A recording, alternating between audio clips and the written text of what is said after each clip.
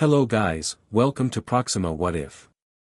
So in this video, we will see, what if Harry discovered Dumbledore's manipulations at Gringotts and emancipated himself at age 10. If you enjoy these kinds of stories, don't forget to show us some love by hitting the like button and subscribing to the channel.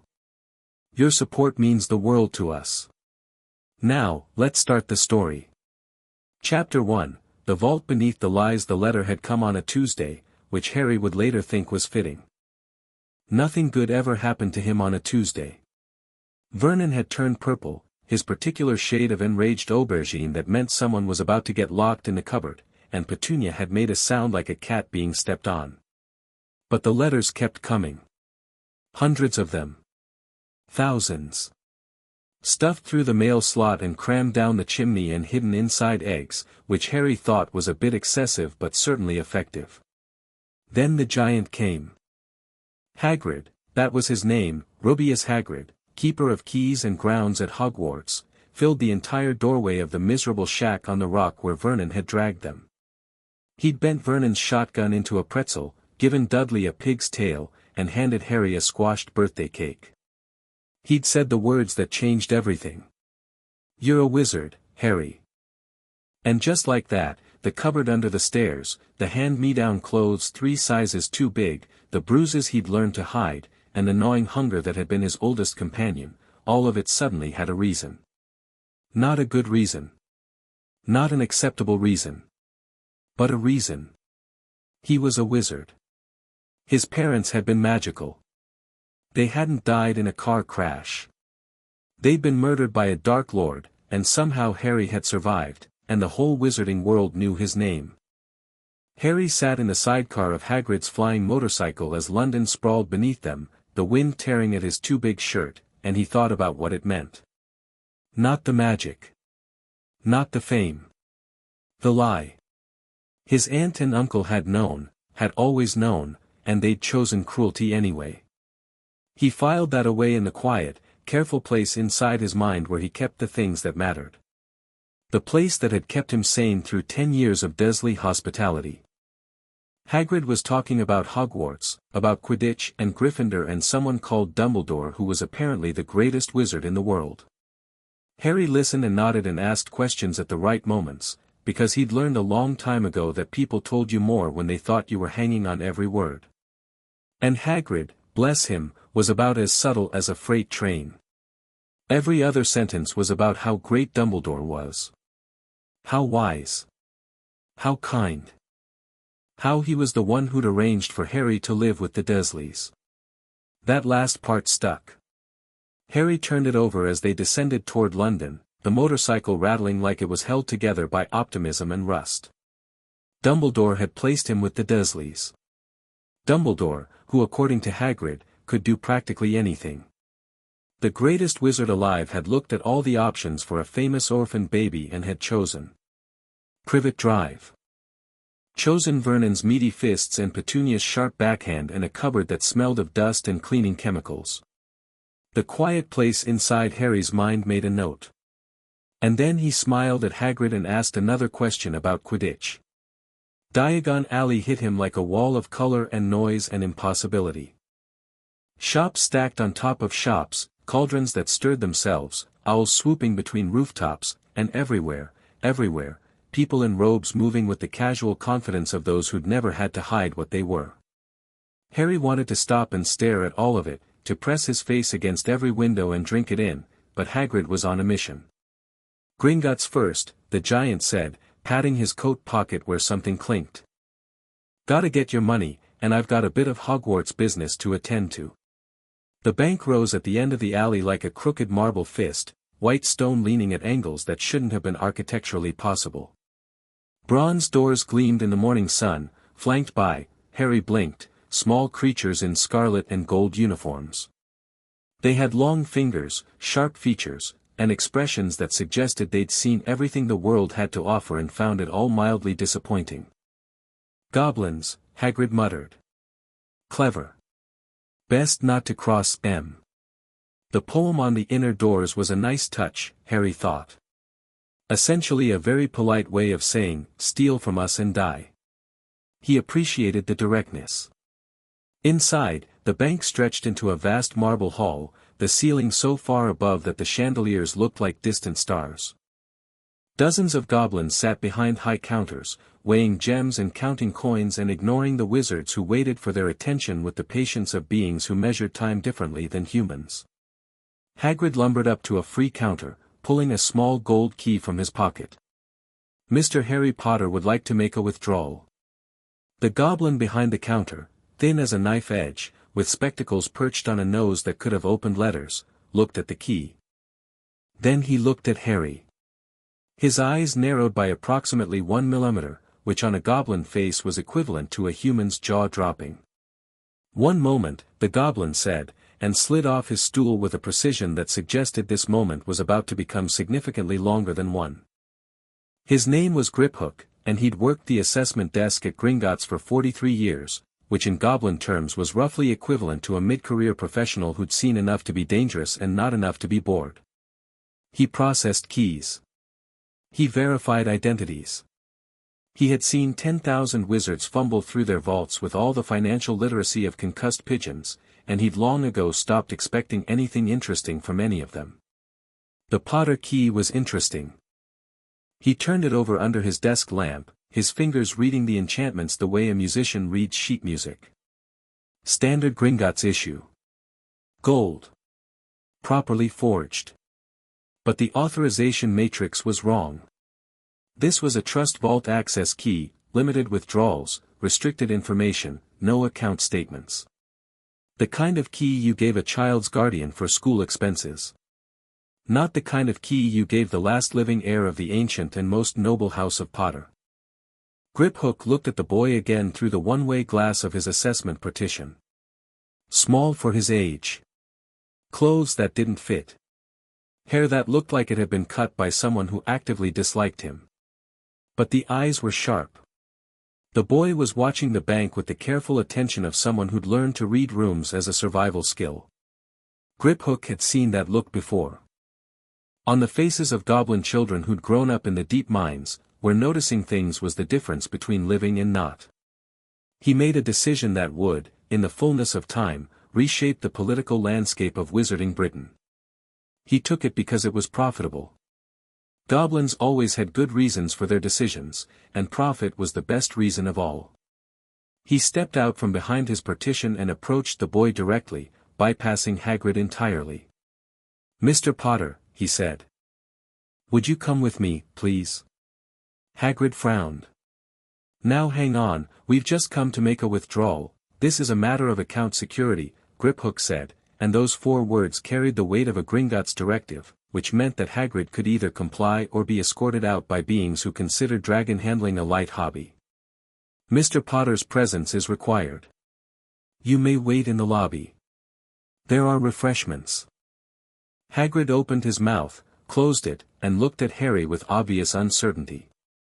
"You all right with that, Harry?" Harry looked at the goblin. The goblin looked back.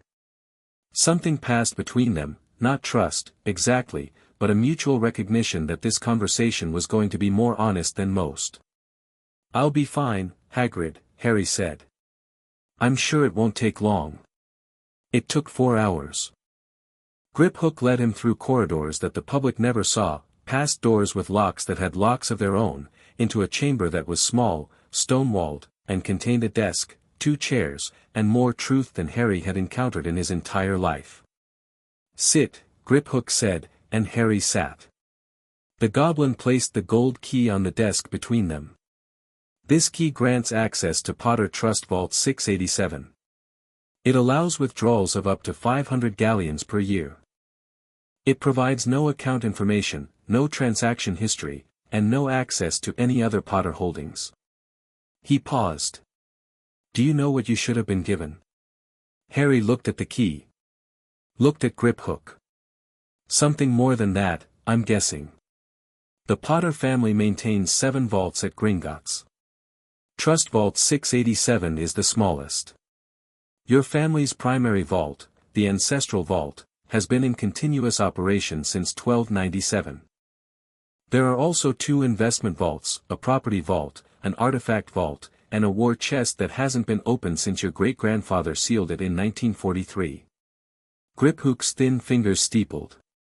The total value across all holdings, including properties, investments, and liquid assets, is approximately 47 million galleons. The number meant nothing to Harry. He didn't know what a galleon could buy, had no frame of reference for wealth of any kind. But he understood the expression on Griphook's face, which was the look of someone who was about to deliver very bad news and wanted the good news established first. "And the key Hagrid gave me only opens the smallest one," Harry said. "Correct. Who decided that?" Griphook opened a ledger that he'd carried under his arm. The pages were thick, cream-colored, and covered in a script so small and precise it looked like it had been written by spiders. "Your magical guardian. Assigned 7 days after your parents' death." The assignment was filed with the Ministry of Magic and countersigned by the Chief Warlock of the Wizengamot. He looked up. Both positions were held by the same individual. "Dumbledore," Harry said. It wasn't a question. Griphook inclined his head. "Tell me everything." Griphook told him everything. It came out in pieces, each one landing like a stone in still water, the ripples spreading and overlapping until the whole surface was churning. Harry sat very still and listened, and the quiet place inside his mind worked harder than it had ever worked in its life. The will. James and Lily Potter had filed a will with both Gringotts and the Ministry. It was explicit, detailed, and legally binding. In the event of their deaths, Harry was to go to Sirius Black, his godfather. If Sirius was unable to take him, custody passed to Alice and Frank Longbottom. After that, the will listed 6 more options: Minerva McGonagall, Remus Lupin, Amelia Bones, even the Tonks family. The Dursleys were not mentioned. In fact, the will contained a specific clause: under no circumstances is Harry to be placed with Petunia Dursley née Evans. "We love Petunia, but her household is not safe for a magical child." The will had been sealed by order of the Chief Warlock 3 days after their deaths. It had never been read. It had never been executed. Harry's fingers tightened on the arms of his chair. His face didn't change. The withdrawals. Dumbledore, as magical guardian, had access to the trust vault. Over 10 years, he had withdrawn a total of 31,000 galleons.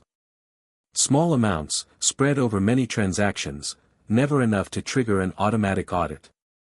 The stated purposes were ward maintenance, guardian stipend, and educational preparation. None of this money had reached the Dursleys, who had never received a canute from the wizarding world. None of it had been spent on Harry, who had never owned a piece of clothing that hadn't belonged to Dudley first. Harry breathed in. Breathed out. Where did it go?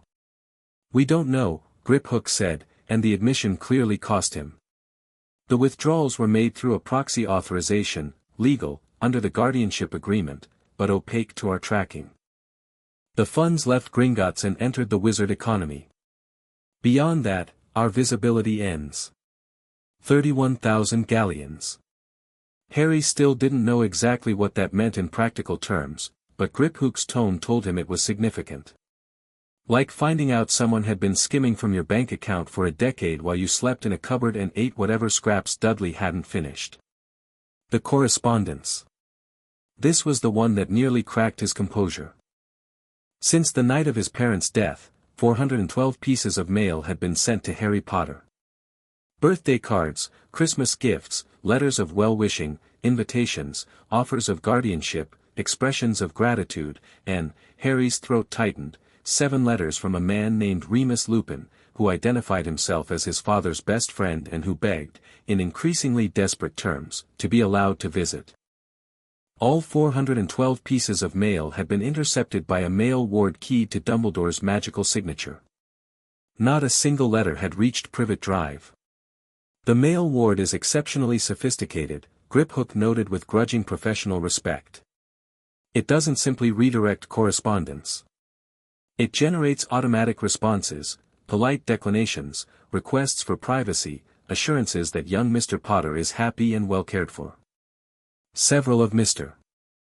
Lupin's letters received responses ostensibly from your aunt, thanking him for his concern and asking him not to visit. My aunt, Harry said flatly, would sooner eat glass than write a polite letter to a wizard. Indeed. Harry sat with it. All of it. The will that would have given him a family. The money that should have given him a childhood. The letters that would have told him he wasn't alone. All of it taken. All of it hidden. All of it done by the man the wizarding world trusted more than any other. He was 10 years old, and he understood, in the bone-deep way that abused children understand things that adults spend years in therapy trying to articulate, that Albus Dumbledore had looked at his suffering and decided it was useful. That was the moment when something fundamental shifted inside Harry Potter. Not rage, exactly, though rage was there, banked and burning in the deep core of him. Not grief, though grief pressed against the back of his eyes with a pressure that threatened to crack him open. What shifted was simpler and more dangerous than either. He decided he was done being someone else's story. Griphook watched the boy process information that would have broken most adults. He'd seen grown wizards weep over account discrepancies of a few hundred galleons. He'd seen lords of ancient houses fly into rages that required security intervention over perceived slights to their financial dignity. This boy, this small, thin, badly dressed boy, absorbed the systematic dismantling of his inheritance, his family's wishes, and his own childhood with the contained stillness of a deep lake accepting stones. The goblin was impressed. He was also, in a way that he would never admit to another living being, somewhat unsettled. I'd like to see your director, Harry said. His voice was steady. If that's possible. Griphook raised an eyebrow. Wizards didn't ask to see the director of Gringotts. Wizards dealt with their account managers and were grateful for the privilege. The director of Gringotts was Ragnarok, son of Ragnar, a goblin who had fought in 3 wars, negotiated 17 treaties, and who had exactly 0 patience for any creature that wasted his time, regardless of species. I'll see if he's available, Griphook said, and left the room. He was back in 3 minutes. He'll see you now. Ragnarok's office was at the very heart of Gringotts, accessible only by a series of corridors that seemed to rearrange themselves between visits. The door was iron, unadorned, and radiated the kind of quiet menace that suggested it had opinions about unauthorized entry. The goblin behind the desk was old. Not elderly human old, ancient in the way that mountains were ancient, as though time had been wearing him down for centuries and he'd decided he simply wasn't going to erode. His eyes were black, sharp, and missed absolutely nothing. Harry Potter, Ragnarok said. Not a greeting. An assessment. Director Ragnarok. Harry inclined his head, not a bow, not a nod, but the precise degree of respect that acknowledged authority without conceding submission. He'd learned it from watching Vernon negotiate with his boss at Grunnings. The gesture meant, I see you. You see me. We're doing business. Thank you for seeing me. Griphook tells me your accounts have been mismanaged. That's one word for it. Something that might have been amusement flickered across Ragnarok's face. It disappeared so quickly that Harry wasn't sure he hadn't imagined it. Sit, Lord Potter. The title was deliberate, and they both knew it. Tell me what you want. Harry sat. He'd had 3 minutes in the corridor to think, and 3 minutes was enough. I want to know my options. All of them. Ragnarok studied him for a long moment. Then he opened a drawer, withdrew a sheet of parchment and a knife that looked older than the building, and set them both on the desk. Let's start with what you are, the goblin said. Put 3 drops of blood on this parchment. The knife was sharp enough that Harry barely felt the cut. 3 drops of blood, bright red, startlingly vivid against the cream parchment, and then the wound closed on its own, a warm tingle of magic that felt like a candle flame brushing his skin. The blood moved. It spread across the parchment like ink through water, forming lines and letters and patterns with the precise, unhurried confidence of something that had done this a million times before. Harry watched words appear that rewrote his understanding of himself. Harry James Potter. Born July 31, 1980. Son of James Fremont Potter and Lily Potter née Evans. Heir to the ancient and most noble house of Potter, by blood, confirmed. Heir to the ancient and most noble house of Peveril, by blood, confirmed, dormant line. Potential heir to the noble house of Black, by godfather designation, pending confirmation. Magical core, active. Classification, significantly above average. Note, core shows signs of active suppression. External binding detected. Source, non-consensual. Applied approximately October 31, 1981. Harry read that line twice. My magic is being suppressed? Ragnarok's expression didn't change, but his fingers stilled on the desk. The inheritance test detects magical bindings. Yours appears to have been placed the night your parents died. It is not a standard educational limiter, those are placed with consent and are temporary. This is a suppression ward tied to your blood. Removing it would require a full ritual cleansing by our cursebreakers. Can it be removed? Yes. For a fee. Take it from my vault. The big one. Ragnarok made a sound that, in a less dignified being, might have been a chuckle. You don't yet have access to the big one, Mr. Potter. That requires either your majority at 17, or, and here his eyes sharpened with the gleam of a predator who'd spotted its preferred prey, legal emancipation. There it was. The door Harry had been looking for without knowing he was looking. Tell me about emancipation. Ragnarok told him. Goblin style, which meant precisely and without sentiment. Wizarding emancipation was an old law, dating back to the 1400s, when it wasn't uncommon for young heirs to lose their entire families in magical conflicts and need immediate access to their estates. The requirements were straightforward. The petitioner had to be the last living member of a noble or ancient and most noble house, had to demonstrate awareness of their responsibilities, and had to provide evidence that their current guardianship was inadequate or harmful. Harmful, Harry repeated. The standard is not high, Ragnarok said. Sealed will, unauthorized withdrawals, and intercepted mail would satisfy any goblin arbitrator. The fact that you've been living in conditions that, according to your physical presentation, fall well below acceptable standards for a ward of a noble house adds considerable weight. Harry touched the collar of Dudley's old shirt. You can tell that just by looking at me. Mr. Potter, I have overseen the accounts of wizarding families for 200 years. I know what a well-cared-for child looks like. I also know what a neglected one looks like. Ragnarok's voice held no pity. Goblins didn't do pity.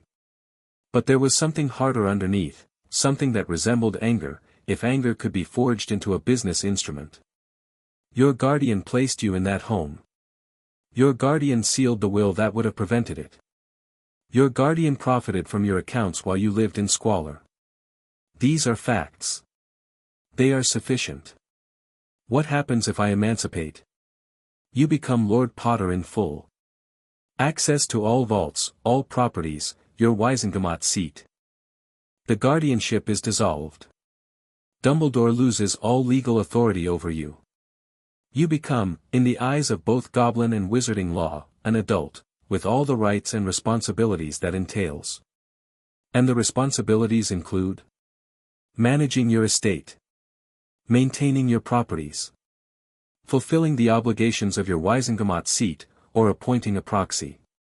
Conducting yourself in accordance with the dignity of your house. Ragnarok paused. You will also be expected to complete your magical education. Hogwarts or otherwise. Harry considered this. He was 10 years old. Yesterday he'd been sleeping in a cupboard. Today he was being offered control of a small fortune and a political seat in a government he hadn't known existed 12 hours ago.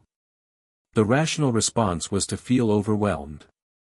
To ask for time. To request guidance from some trusted adult who could help him navigate a world he didn't understand. But Harry didn't have a trusted adult. That was rather the point. What do I need to sign? Ragnarok produced the documents with the efficiency of someone who'd had them prepared before Harry walked through the door. Harry noticed this and added it to his quiet catalogue of things that mattered. "You had these ready," he said. "I had them prepared when Griphook informed me of the situation with your key. The Potter accounts have been a matter of internal concern at Gringotts for some years. Your magical guardian's activities were noted. But you didn't do anything."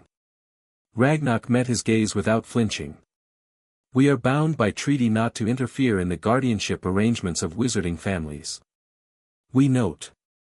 We record. We do not act without the account holder's consent." He tapped the documents. "You are the account holder, Mr. Potter. This is your consent." Harry respected that. It was cold, it was mercenary, and it was honest. After a lifetime of deadly cruelty dressed up as normalcy, and he was beginning to understand, Dumbledore's manipulation dressed up as kindness, honest mercenary behavior was refreshing. The documents were written in both English and gobbledygook, side by side on the page. Harry read the English carefully. Every word. Every clause. Griphook, standing by the door, shifted his weight once, a tiny movement of impatience that he immediately stilled when Ragnarok glanced at him. "This clause here," Harry said, pointing. "It says Gringotts will serve as executor of the Emancipation until it's filed with the Ministry. What does that mean practically?" Ragnarok's eyes gleamed.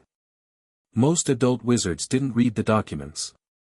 "It means we enforce the Emancipation magically and legally from the moment you sign. The Ministry filing is a formality, a notification, not a request for permission. By the time the Ministry processes the paperwork, your emancipation will already be an established magical fact. So even if someone at the Ministry wanted to block it, they would be attempting to undo a magically binding contract executed under Goblin law, within Goblin territory, by the rightful heir of an ancient and most noble house. They would fail. And they would pay penalties for the attempt." Harry almost smiled. "Almost. I like how you do business. We know." The blood quill was waiting. Not the kind that carved words into flesh, that was a dark artifact, and Griphook looked personally offended when Harry asked about it. This was a ritual quill, white bone with a silver nib, which required a single drop of blood to activate and then wrote in ink that was magically bound to the signer's identity. Unforgeable. Undeniable. Harry pricked his finger, let the blood touch the nib, and signed his name. Harry James Potter. The magic hit him like a wave of warm water. It started in his chest and radiated outward, filling his limbs, tingling in his fingers, buzzing behind his eyes. The parchment glowed gold, then silver, then a deep, rich crimson, the color of the Potter family crest, though Harry didn't know that yet. Something ancient and vast acknowledged him, like a great sleeping beast opening one eye and deciding he was worthy. The glow faded. The parchment settled. And sitting on the desk, where nothing had been a moment before, was a ring. It was gold, heavy, and old in a way that made the bank itself feel modern. The crest was a griffin rampant over crossed wands, with a banner beneath that read a single word, Fortis. Strong. "The Potter Lordship ring," Ragnarok said. "It will resize to fit you. It serves as your identification, your seal, and your key to all Potter properties and vaults. It cannot be removed by anyone but you, and it cannot be duplicated." Harry picked it up. It was warm, almost alive, humming with a magic that felt, and this was strange, this was the strangest thing in a day full of strange things, familiar. Like a song he'd heard before he could remember hearing anything. He put it on. It shrank to fit his thin finger, and the hum settled into a steady, quiet pulse that he felt in his bones. "Lord Potter," Ragnarok said. And this time, it wasn't an assessment. It was a recognition. They read the will next. Not the summary Griphook had provided, but the full document, every word his parents had written, retrieved from the vault where it had been sealed for nearly 10 years. Ragnarok left him alone for this. Even goblins understood some things were private. The parchment was yellowed but perfectly preserved, protected by charms that would keep it legible for centuries. Two handwritings, James's bold and slightly messy, Lily's neat and precise, trading off as they'd written it together. Harry could almost see them, sitting at a kitchen table, a baby version of himself probably drooling on someone's shoulder, writing down their wishes for a future they weren't sure they'd see. It started formally. Legal language about assets and distributions. The 7 vaults. The properties: Potter Manor in Cornwall, a cottage in Godric's Hollow, a flat in London, a vineyard in France that Lily had apparently won in a poker game. She cheated, James had written in the margin, and I've never been prouder. Then it got personal. To our son, Harry, if you're reading this, we're sorry. Not for dying. If we died protecting you, then we died right. We're sorry for everything you'll have to face without us. We're sorry we can't be there to teach you to fly, to take you to your first Quidditch match, to embarrass you in front of your friends. We're sorry we can't hold you and tell you that everything will be all right. But here's what we need you to know, and we need you to know it like you know your own name: you are loved. You were wanted. You were the best thing that ever happened to two people who thought they'd already found the best thing in each other. Whatever the world tells you about who you are or what you're supposed to be, you are our Harry, and that is enough.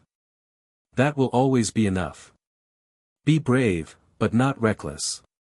Be kind, but not weak. Trust your instincts. You've got your mother's mind and your father's heart, and between the two, you'll figure it out. And if Padfoot is reading this over your shoulder, tell him to stop crying and go buy you a broomstick. You're a Potter. It's practically genetic. All our love, forever and always. Mum and Dad. Harry read it 3 times. He read it until the words blurred and his chest ached and the quiet place inside his mind overflowed, just for a moment, because some things were too big to contain even for a boy who'd learned to hold everything inside. He let himself cry. Quietly. Briefly. In a stone room deep inside a goblin bank, with no one to see or judge or use it against him, Harry Potter grieved for the parents he'd never known and the childhood he'd never had. Then he wiped his face with the sleeve of Dudley's old shirt, folded the wool carefully, and put it inside his jacket against his heart. And he got to work. Ragnarok returned to find Harry dry-eyed and sitting very straight. "I need several things," Harry said, and the goblin sat down and listened, because the boy in front of him was no longer a boy. He was a client. "First, the magical suppression on my core, I want it removed. Today, if possible. It can be arranged. The ritual takes approximately 1 hour. The cost, whatever it costs." Harry's voice was flat, certain. "Second, I want a full audit of every transaction made on my accounts in the last 10 years. Every Canute. I want to know where the money went. Our forensic accounting division will handle it. Results within 2 weeks. Third, the mail ward. I want it dismantled.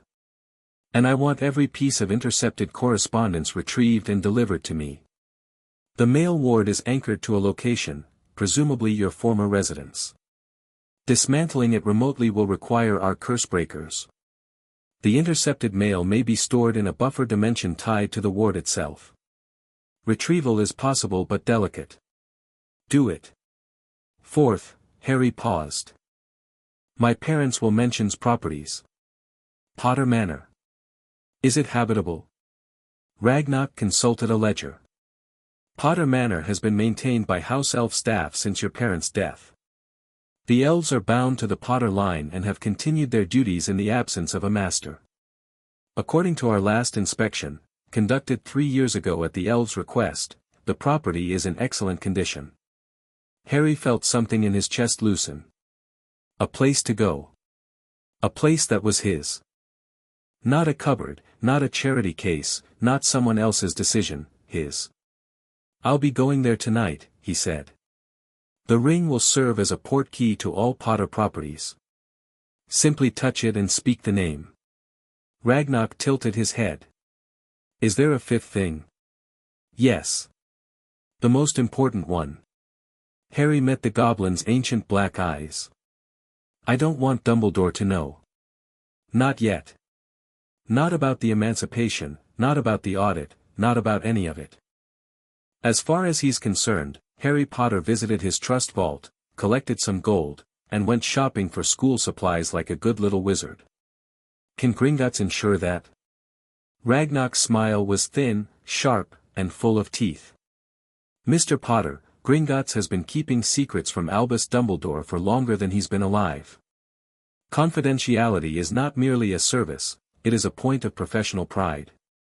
Then we have an agreement. We have an agreement.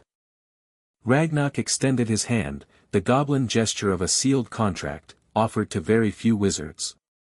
May your gold flow and your enemies bleed, Lord Potter. Harry shook it. The goblin's grip was like iron wrapped in leather. May your vaults overflow and your ledgers balance, Director Ragnar. Both of Ragnar's eyebrows rose. Who taught you the traditional response? Nobody. It seemed like the right thing to say. This time, Ragnar definitely smiled. The ritual chamber was deep beneath the bank, in corridors that had been carved from living rock long before London was a city. The walls were covered in runes that pulsed with a slow, organic light, like the heartbeat of the earth itself. The air tasted of metal and old magic. 3 goblin cursebreakers met him there. They were different from the bankers, broader, scarred, with the practical intensity of people who wrestled dangerous magic for a living and hadn't died yet. Their leader, a female goblin named Bloodfang, looked Harry up and down with the critical eye of a surgeon assessing a patient. The binding is layered, she said without preamble. I can feel it from here. Whoever placed it knew what they were doing. This isn't a simple suppression, it's a graduated limiter. It would have grown stronger as you aged, keeping your power just below what it should naturally be. Subtle enough that no one would notice unless they were specifically looking. Can you remove it? I said whoever placed it knew what they were doing. I didn't say they were better than me. Bloodfang's grin was fierce. Lie down on the stone. This is going to hurt. She wasn't wrong. The cleansing felt like being unmade and rebuilt from the inside out. The runes on the walls blazed white, then blue, then a deep, burning gold, and Harry gripped the edges of the stone slab and bit through his lip to keep from screaming. It wasn't pain exactly, it was pressure, like something vast had been compressed into a space too small for it and was now expanding, pushing against every boundary, filling every corner of his being. He felt the binding, he could feel it now, could feel where it had been, a web of magic wrapped around his core like wire around a growing tree, cutting into him in places, stunting him in others. Bloodfang's team worked with precision, cutting the wires one by one, and every time one snapped, Harry felt another surge of something enormous pouring into him. His magic. His full, unsuppressed magic. It tasted like lightning and rain and the color green, which he knew didn't make sense but which was nonetheless true. The last binding broke with an audible crack. The runes flared so bright that the cursebreakers shielded their eyes, and Harry gasped, not in pain but in the sudden, overwhelming sensation of being complete. Like he'd been breathing through a straw his entire life and someone had just removed it. The chamber settled. The runes dimmed to their slow pulse. Bloodfang was staring at him with an expression he couldn't read. What? Harry managed, his voice rough. Your core classification just jumped 2 levels, she said. From significantly above average to. She consulted a crystal orb that had been monitoring the ritual. Exceptional. She looked at him again. I've been doing this for 60 years, Lord Potter. I've never seen a suppression that aggressive on a child. Whoever bound you wanted to make very, very sure you didn't become what you were meant to be. Harry sat up. The room swam briefly, then steadied. He felt different. Not stronger exactly, or yes, stronger, but also more himself, as though a film had been peeled away from his senses and he was seeing the world as it actually was for the first time. How much did it cost? He asked. Bloodfang's fierce grin returned. 1,200 galleons. Worth every canute, if you ask me. Harry agreed. They let him rest for 20 minutes in an anteroom adjacent to the ritual chamber. Someone brought water, cold, clear, tasting faintly of minerals and magic, and Harry drank 3 glasses while the world slowly stopped vibrating around the edges of his vision. His body felt different. Not just more powerful, though there was that. It was like he'd been wearing gloves his entire life and someone had just pulled them off. He could feel things he hadn't known were there, the pulse of magic in the stone walls, the faint hum of the wards above him, even the distant heartbeat of something vast and old deep below the bank that he suspected was better left unasked about. Blood Fong checked his vitals with a crystal that she pressed against his forehead, his chest, and his wrists. Stable. Your body is adapting well. You may experience surges over the next few weeks as your core settles into its natural capacity. Don't suppress them, let the magic flow. If you try to bottle it up, you'll crack every window within 50 yards. Noted, Harry said.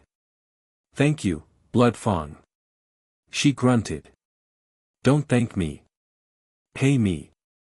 You already have. But there was something almost warm in her voice as she left, and Harry thought that goblins, for all their reputation, weren't so different from humans in one key respect: they respected competence, and they remembered when someone treated them like people instead of servants. Griphook was waiting outside the anteroom. Director Ragnarok suggests you visit the ancestral vault before you leave. He believes it will be educational. The cart ride to Vault 1 was considerably longer and deeper than the one to Vault 687. They descended through levels that grew darker and colder, past underground lakes that glowed with bioluminescent fungi and caverns that echoed with the distant roar of dragons, actual dragons, Griphook confirmed with the casual indifference of someone who worked near apex predators every day and had stopped being impressed sometime in the previous century. The ancestral vaults are in the deepest level, Griphook explained as the cart screamed around a corner that Harry was fairly sure violated several laws of physics. The Potter Vault is one of the oldest. Only the Peveril Vault is deeper, and that one has been sealed since the 14th century. Peveril, Harry said. The name had appeared on his inheritance test. That line runs through my family. Through your father's side. A very old connection. The Peveril brothers are significant in magical history. I'll leave you to discover why on your own. The library at Potter Manor should have the relevant texts. The vault door was not gold or bronze but a dull grey metal that Harry didn't recognize. It had no keyhole, no handle, no visible mechanism of any kind. Griphook pressed his palm against it and spoke a phrase in gobbledygook, and the metal rippled like water.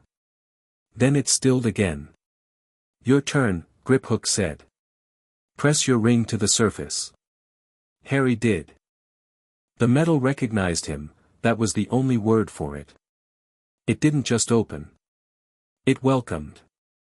The ripple became a wave, the wave became a door-shaped gap, and beyond it was a space so large that the far walls were lost in shadow. He stepped inside. The torches along the walls ignited one by one, racing away from him in both directions, and the vault revealed itself in stages, each new pool of light uncovering another section of what amounted to a small museum of Potter family history. Gold, yes. Mountains of it, in bins and chests and loose cascades across the floor in one corner where something had apparently spilled centuries ago and nobody had bothered to clean it up. But the gold was almost an afterthought compared to everything else. Suits of armor stood in silent rows, each one different, each bearing the Potter crest. Weapons filled racks along one wall, swords and staves and things Harry had no names for, some of them radiating magic so strong it made his teeth ache. Bookshelves stretched from floor to ceiling, packed with volumes that ranged from new-looking leather to crumbling scrolls that were probably older than the English language. There were portraits, too. Dozens of them, stacked in frames against the walls, their occupants dozing in painted landscapes.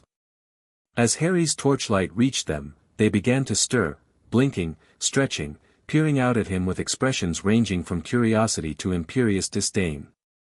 Who's that? A wizard in Elizabethan robes demanded, adjusting a painted ruff. Is that, Jasper, wake up, the boy's here. What boy?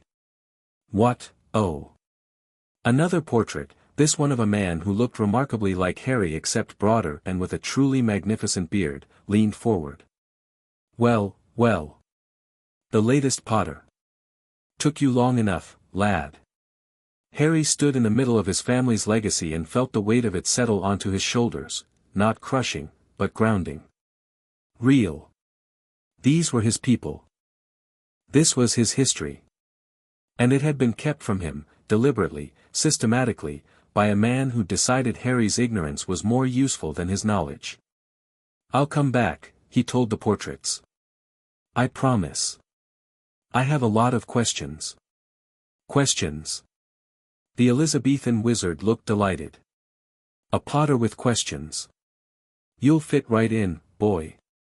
Your father asked questions too. Drove everyone mad. Best Potter since Charles, that one. You knew my father? Knew him? He spent half his summers down here, going through the archives like a man possessed. Him and that friend of his, the black boy, the one who laughed too loud. And the quiet one with the scars. The portrait's expression softened in a way that oil paint shouldn't have been capable of. James talked about you, in those last months. Before they went into hiding. He brought you down here once, when you were just a baby. Held you up and said, "This is Harry. He's going to be better than all of us." Harry's chest constricted. He turned away before the portrait could see his face, though he suspected painted eyes saw more than real ones. "I'll be back," he said again, and this time it sounded like an oath. He didn't stay long. There would be time later to explore, to learn, to talk to the portraits and read the books and understand what it meant to be a Potter. Right now, he had a role to play, the role of an oblivious, grateful, easily managed orphan boy who didn't know what had been done to him. It was, Harry reflected as the vault sealed behind him, the most important performance of his life. He found Hagrid in the lobby, fast asleep on a bench that groaned under his weight, surrounded by the crumbled remains of what appeared to be an entire plate of complimentary biscuits. Harry stood over him for a moment, studying the giant's broad, kind, oblivious face, and felt a complicated twist of affection and pity. Hagrid was a good man. A genuinely, thoroughly decent man who would walk through fire for the people he loved. He was also, Harry understood now, Dumbledore's creature, loyal to a fault, incapable of questioning, deployed to collect Harry like a package because Dumbledore trusted that Hagrid would deliver him exactly where he was supposed to go without asking inconvenient questions. Harry wouldn't hold it against him. Hagrid hadn't known. Probably couldn't have conceived of what Harry had just learned, because Hagrid's worldview had no room for a Dumbledore who wasn't perfect. Hagrid. Harry shook his shoulder. Wake up. Sorry it took so long, security checks. Hagrid snorted awake, nearly rolling off the bench. Blimey, Harry. Was starting to worry. Everything all right? Fine. They just needed to verify my identity. Apparently it's standard for accounts that haven't been accessed in a while. The lie came easily, and Harry felt a small, cold regret at how natural it was. But he'd been lying to survive since he could talk. At least now he was lying for his own benefit instead of someone else's. Right, right. Well, let's get your gold and get on with it. Lots to buy. They rode the cart down to Vault 687, the Trust Vault, the smallest one, the one that Dumbledore had decided was all Harry needed to know about. Even so, the pile of gold inside made Harry's eyebrows rise. If this was the smallest vault, he couldn't imagine the ancestral one. He filled a pouch with galleons. Hagrid puffed up with importance as they stopped at another vault. High security, he said, Hogwarts business, very hush-hush, and retrieved a small, grubby package that he stuffed into his coat with exaggerated secrecy. Harry noted the vault number. He noted everything now. Back in Diagon Alley, Harry let Hagrid lead him through the shopping. The wand was first, Ollivander's, a narrow dusty shop that smelled of wood shavings and old magic. The wand maker himself was a pale-eyed, silver-haired man who moved like a cat and remembered every wand he'd ever sold with the obsessive precision of a collector. "Ah, Mr. Potter. I wondered when I'd be seeing you." Ollivander's pale eyes drifted to Harry's forehead, to the scar, and then away. "It seems only yesterday your mother and father were in here buying their first wands.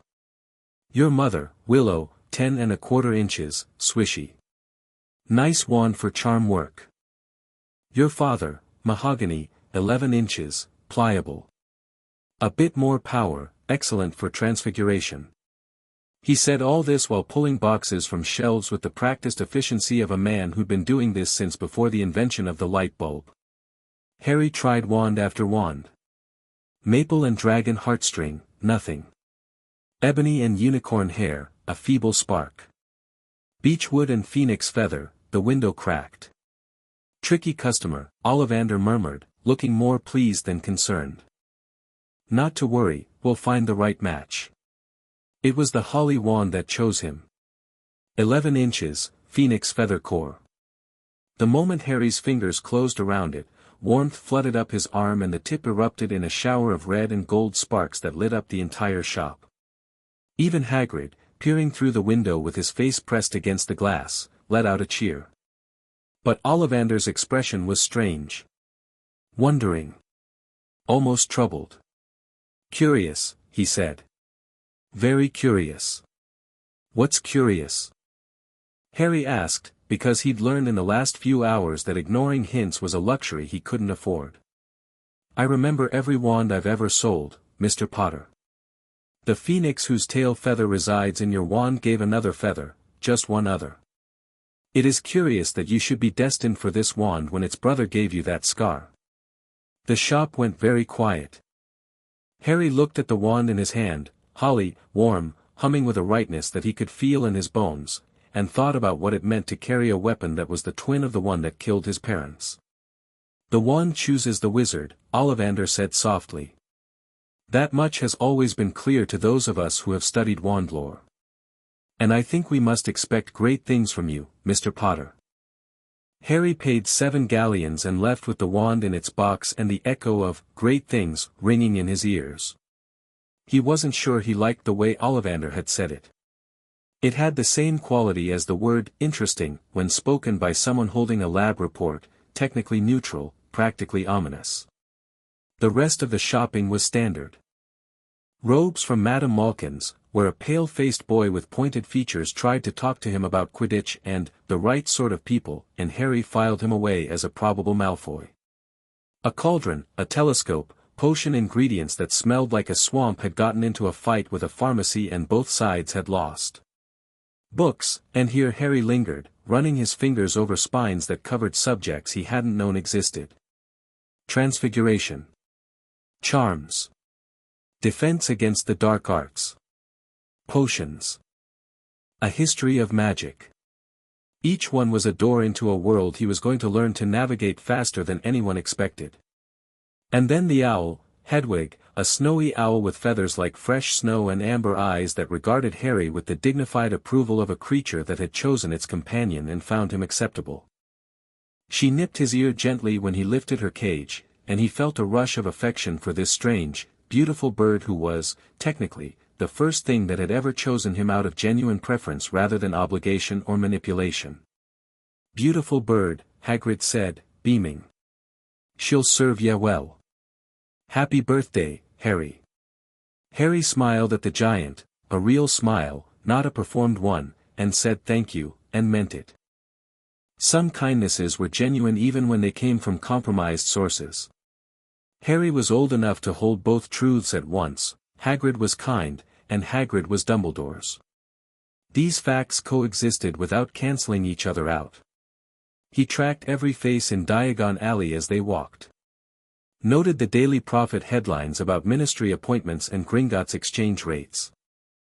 Watched the social choreography of the shopping crowds, who deferred to whom, which families walked with the confidence of old money, which shops had the longest lines and which had the most interesting clientele. He catalogued the way people reacted to the name Potter when Hagrid mentioned it, which was roughly every 30 seconds. There was awe. Gratitude. Reverence. And underneath all of it, a hunger, a need to believe in the story of the boy who lived, the child who had defeated darkness and symbolized hope. They didn't see Harry. They saw a character in a story they'd been telling themselves for a decade. Harry smiled and shook hands and thanked people for their kindness, and behind his eyes, the quiet place catalogued everything.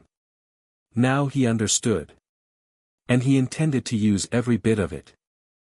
Hagrid brought him back to Privet Drive as the sun was setting, the sky streaked with orange and pink above the identical rooftops of Little Whinging. The giant was sniffling, actually crying, as he said goodbye, which made Harry feel guilty and fond and angry in equal measure. "You'll love Hogwarts, Harry," Hagrid said, blowing his nose into a tablecloth-sized handkerchief. "Best years of your life, mark my words. And if ye ever need anything at all, you just send old Hagrid an owl." "I will," Harry said, and meant it. "Thank you, Hagrid. For the cake, and the birthday, and for telling me the truth. Most of the truth. The parts Hagrid knew. I won't forget it." Hagrid beamed, climbed onto his motorcycle, and roared away into the evening sky, leaving Harry standing on the pavement outside number 4 with a trunk full of magical school supplies, an owl on his shoulder, and the Potter Lordship ring warm against his finger, hidden under a glamour that made it invisible to anyone who wasn't looking for it. Harry watched the motorcycle disappear. Then he turned and looked at the house. The lights were on. Through the window, he could see Vernon in his armchair, Dudley sprawled on the sofa with his face in a bag of crisps, Petunia bustling in the kitchen. The picture of ordinary, everyday, suffocating normalcy. The cage he'd lived in for 10 years. He didn't go inside. He didn't say goodbye. He didn't collect the few pitiful possessions he'd left behind, Dudley's broken toys, the single threadbare blanket, the tin soldiers with the chipped paint that he'd rescued from the bin when he was 6. None of it was his. None of it had ever been his. He'd been a tenant in that house, paying rent and labor and paying for the privilege of existing in a space where he wasn't wanted. Harry walked to the end of Privet Drive. The streetlights were flickering on, casting pools of amber light on the pavement. A dog barked somewhere. A car passed. The world was ordinary and oblivious and had no idea that anything had changed. He touched the ring on his finger. Felt the warmth of it, the steady pulse of old magic recognizing its master. "Potter Manor," he said quietly. The world twisted. Colors blurred, sound compressed, and for a heartbeat he was nowhere, suspended between one place and another, between one life and another, between the boy who'd slept in a cupboard and the lord who owned an estate. Then his feet hit solid ground, and he was standing on a gravel path that curved through gardens gone wild with late summer bloom. Before him rose a house, no, a manor, of grey stone and tall windows, ivy-covered and ancient, glowing with a warmth that had nothing to do with the lights inside, though those were lit too, the house elves having sensed his approach, and everything to do with the magic that saturated every stone. The front doors, oak, carved with the Potter griffin, easily 12 feet tall, swung open on their own. A house elf appeared in the doorway. She was small, even for her kind, with enormous green eyes that were currently filled with tears and a pillowcase dress that was spotlessly clean and pressed. "Master Harry," she whispered. "Mipsy has been waiting. Mipsy has been keeping the house ready. Mipsy knew Master Harry would come home." Harry knelt down so he was eye level with her. The elf flinched. She expected criticism, or a command, or the casual disregard that most wizards showed her kind. She didn't expect what she got. "Hello, Mipsy," Harry said. "I'm sorry it took me so long." Mipsy burst into tears and threw herself at his knees, wailing something about the young master's kindness and the noble Potter tradition of decent employers, and Harry stood there in the doorway of his ancestral home with a sobbing house elf attached to his shins and an owl hooting disapprovingly on his shoulder, and he felt, for the first time in his memory, like he was somewhere he belonged. He stepped inside. The entrance hall was grand without being cold, warm stone, a sweeping staircase, portraits that stirred and murmured as he passed, and everywhere the subtle hum of ancient wards that settled around him like a blanket. This house knew him. His blood was in its foundations, his family's magic woven into every stone, and it welcomed him with a warmth that was almost physical. Mipsy, having recovered enough to release his knees, was already bustling ahead of him, snapping her fingers to light candelabras and open curtains. Master Harry must be hungry. Mipsy will make dinner. Mipsy has kept the kitchen stocked, fresh food every day, just in case, because Mipsy knew, Mipsy always knew, Mipsy. The elf stopped. Turned. Looked at him with those enormous green eyes. How many of you are there? House elves, I mean. Here at the manor. 3, Master Harry. Mipsy, an old creature who tends the grounds, he is very old, sir, very slow, but he is loyal, and young Pip who minds the library. She wrung her hands. We is being a small staff, sir, for a house this size, but we has been doing our best. You've done brilliantly, Harry said, looking around at the spotless hall, the gleaming banisters, the windows that sparkled even in the dim evening light. You kept this place alive for 10 years without a master. That's not just doing your best, Mipsy. That's devotion. The elf's eyes filled again. Master James was kind like this too, she whispered. And Mistress Lily. They always said please and thank you. Other families' elves thought Mipsy was making it up. Harry's jaw tightened. Another thing to add to the ledger of what had been stolen from him, not just parents, but a legacy of decency. The Potters, it seemed, had been genuinely good people. Not perfect, not saints, but good. And Dumbledore had buried all of it under the weight of his greater good. Dinner was roast chicken and potatoes and fresh bread and a salad that was more food than Harry had ever seen on a plate intended for him alone. He sat at the kitchen table, not the formal dining room, which Mipsy offered 3 times before accepting his preference, and ate until his stomach ached in a way that had nothing to do with hunger and everything to do with the unfamiliar sensation of being full. Hedwig perched on the back of the chair beside him, occasionally accepting a piece of chicken with the regal condescension of a queen tolerating a servant's offering. Mipsy hovered nearby, refilling his glass and adjusting the napkin and generally vibrating with the barely contained joy of an elf who finally had someone to care for. After dinner, Harry explored. Not extensively, there would be weeks for that before Hogwarts started on September 1st. But enough to get the shape of the place. The manor had 22 rooms, including a library that made Harry's breath catch, floor-to-ceiling shelves covering 3 walls, with a rolling ladder and a fireplace and leather armchairs that looked like they'd been designed specifically for long afternoons of reading. There was a potions laboratory in the basement, a dueling hall on the 2nd floor, and a study that Mipsy said had been his father's, still arranged exactly as James had left it, right down to the half-finished letter on the desk and the Gryffindor scarf thrown over the back of the chair. Harry stood in the doorway of his father's study for a long time. He didn't go in. Not yet. That room deserved more than a cursory evening visit. It deserved time, and attention, and the emotional readiness to face whatever he'd find inside. Instead, he went to the master bedroom, which felt absurd for a 10-year-old, but Mipsy insisted, and sat on the edge of a bed that was larger than his cupboard had been by a factor of roughly 12. The sheets were clean. The pillows were soft. The room smelled of lavender and old wood and the indefinable scent of home.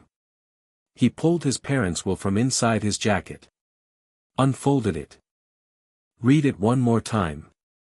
Be brave, but not reckless. Be kind, but not weak. I'll try, Harry said to the empty room, to the parents who couldn't hear him, to the future he couldn't see. I'll try. He thought about Dumbledore. About the will. About the money and the mail and the magical binding on his core. He thought about Hogwarts and the wizarding world and the war that everyone said was over but which Harry suspected, with the instinct of a boy who'd spent his life reading the currents beneath the surface, was merely sleeping. He thought about the small grubby package Hagrid had retrieved from the high-security vault. About the prophecy Ragnarok had mentioned obliquely, something about a file at the Department of Mysteries, connected to the Potter accounts through an old requisition order that shouldn't have existed. There were so many threads. So many questions. And Harry had 6 weeks before term started to find as many answers as he could. And in an office at Hogwarts, hundreds of miles away, a silver instrument on Albus Dumbledore's desk, one of many that monitored Harry Potter's location, his health, his magical signature, and a dozen other metrics that no guardian should have needed for a child he claimed was safe and happy, gave a single, sharp whistle and went dark. Dumbledore looked up from his paperwork. His eyes moved to the instrument, one of a collection that crowded a small table near his desk, all of them whirring and spinning and puffing small clouds of smoke at regular intervals. This one was still. Silent. Dead. He rose from his chair, crossed to the table, and examined the device. It was the ward monitor, the one tied to the blood protection on Privet Drive.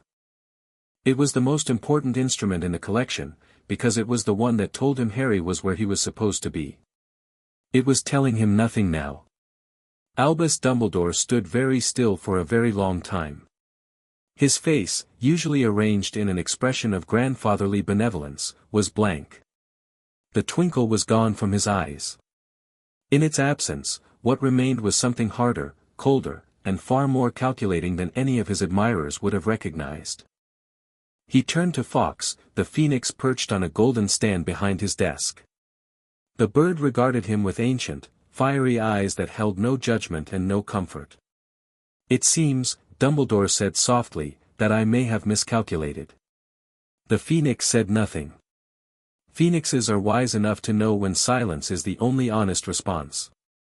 Dumbledore returned to his desk. He did not panic.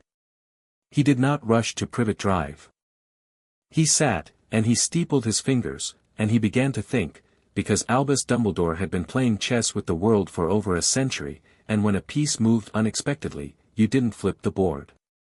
You adjusted the game. Far away, in a manner that hummed with protective magic and the fierce, loyal devotion of a house elf who'd been waiting 10 years for her master to come home, Harry Potter sat at his bedroom window, watching the stars come out over Cornwall. The Potter ring pulsed on his finger. Hedwig hooted softly from her perch. Somewhere in the manor, Mipsy was humming while she cleaned a kitchen that was already spotless, because she finally had a reason to hum. Harry didn't know what came next. He didn't know the shape of the war that was coming, or the enemies who were already moving, or the price that freedom would demand. But he knew 3 things with absolute certainty: he was done being a pawn. He was done being a weapon.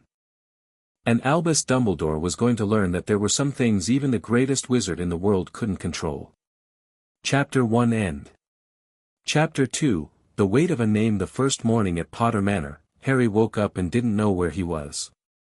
That wasn't unusual. He'd spent 10 years waking in a cupboard, oriented by the smell of cleaning supplies and the sliver of light under the door and the sound of Dudley thundering down the stairs like a small earthquake with a sugar addiction. His body knew that space, the dimensions of it, the limits of it, the way he had to curl to fit. This bed was enormous. The ceiling was far away. The air smelled like lavender and old wood and something else, something he couldn't name, but that made his chest ache with a feeling that wasn't quite sadness and wasn't quite joy. Sunlight poured through tall windows, painting golden rectangles on a stone floor that had been polished to a mirror shine. He lay still for a full minute, letting it sink in. Then he said, to no one in particular, "This is real." "Of course it is real, Master Harry." Mipsy appeared at the foot of the bed with a crack that made him jump. She was carrying a tray that was, conservatively, large enough to feed 4 people. "Mipsy has made breakfast. Eggs and bacon and toast and sausages and porridge and fresh orange juice and also pancakes," because Mipsy was not sure what Master Harry likes and did not want to get it wrong, and, Mipsy. The elf froze, tray wobbling. "This is perfect. Thank you." Harry sat up and looked at the spread. His stomach, conditioned by years of Dursley rationing, did something between a growl and a sob. "But tomorrow, maybe half this much. I'm not used to a lot of food." Mipsy's enormous green eyes filled with a dangerous amount of moisture. Her lip trembled. Harry could see the exact moment when she processed the implications of that statement, a child of the noble house of Potter, not used to food, and the grief that flashed across her small face was so raw that Harry had to look away. "Mipsy will adjust," she whispered. "Mipsy will make sure Master Harry is never hungry again." He ate until he was full, which still wasn't very much by normal standards, and then he got dressed. His trunk held only the school robes and supplies from Diagon Alley. He had nothing else, no casual clothes, no shoes that fit properly, nothing that hadn't belonged to Dudley first. He put on the least ridiculous of Dudley's old shirts, rolled the sleeves up 4 times, and made a mental note. Step 1 of being Lord Potter: stop looking like a charity case. He found Mipsy in the kitchen, washing dishes by hand despite being able to do it with a snap of her fingers, because she said it helped her think. "Mipsy, I need to go to Diagon Alley today. Is there a way to get there from here without flying?" "The manor has a flu connection, Master Harry. The fireplace in the main sitting room is connected to the network. Master Harry simply needs to say the destination clearly and throw the powder." "Flu powder?" "In the pot on the mantelpiece, sir. Mistress Lily always kept it stocked." She said. Mipsy's voice hitched.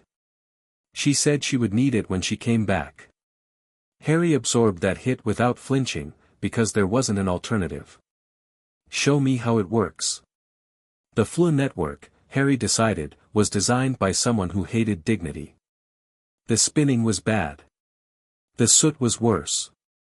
The way it spat him out at the other end like a cat coughing up a hairball was, frankly, a design flaw that should have been addressed centuries ago.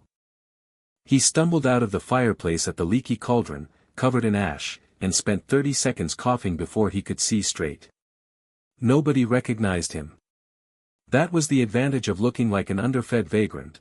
The boy who lived was supposed to be a hero, not a kid in clothes that could have doubled as a tent. Harry cleaned himself off with a charm he'd read about in his mother's journal the night before, a simple scouring charm that didn't require a wand, just intent and a bit of focused will, and stepped into Diagon Alley. The morning crowd was thin. Shopkeepers were opening their doors, arranging displays, sweeping cobblestones. Harry moved through the alley with purpose, his first stop the one place that could solve his most immediate problem. Twilfit and Tattings was not Madame Malkin's. Where Malkin's was cheerful, practical, and middle class, Twilfit and Tattings was the kind of establishment where the air itself seemed to judge you. The shop front was understated, dark wood, a single set of robes in the window, a discreet sign in silver lettering. It was the kind of shop where you didn't ask the prices because if you had to ask, you couldn't afford it. Harry walked in. A tall, thin wizard with silver hair and half-moon glasses, not Dumbledore's kind, smaller and more fashionable, looked up from behind a counter and performed a rapid assessment that started at Harry's shoes and ended at his hair. "May I help you, young man?" The tone was polite in the way that suggested help would consist of directions to a cheaper establishment. Harry placed his hand on the counter, palm down. The Potter lordship ring shimmered into visibility. The shop went very quiet. Lord Potter. The wizard's entire demeanor transformed. Not into servility, this was a man who dressed the most powerful families in Britain, and he served no one, but into professional attention. "I apologize. We weren't expecting you." "No one is," Harry said. "I need a full wardrobe. Casual, formal, and everything in between. I need it to fit properly, look appropriate for my station, and be ready within 2 hours. Can you do that?" The wizard, his name was Marcus Twilfit, 3rd generation, allowed himself a thin, professional smile.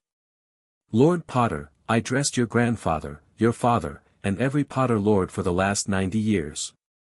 I can absolutely do that." 2 hours later, Harry walked out of Twilfit and Tattings wearing a tailored dark green shirt, black trousers that actually fit, dragonhide boots that were somehow both sturdy and elegant, and an understated black cloak with the Potter crest embroidered in silver on the interior collar, visible only when the cloak moved. The rest of his new wardrobe, 2 trunks worth, was being delivered to Potter Manor. He looked, for the first time in his life, like someone who belonged somewhere. The change was immediate and dramatic. Where an hour ago he'd been invisible, now people noticed him. Not because of the scar, his hair covered that, but because of the way he carried himself. The clothes helped, but it was more than that. Something had shifted in his posture, his stride, the way his eyes moved.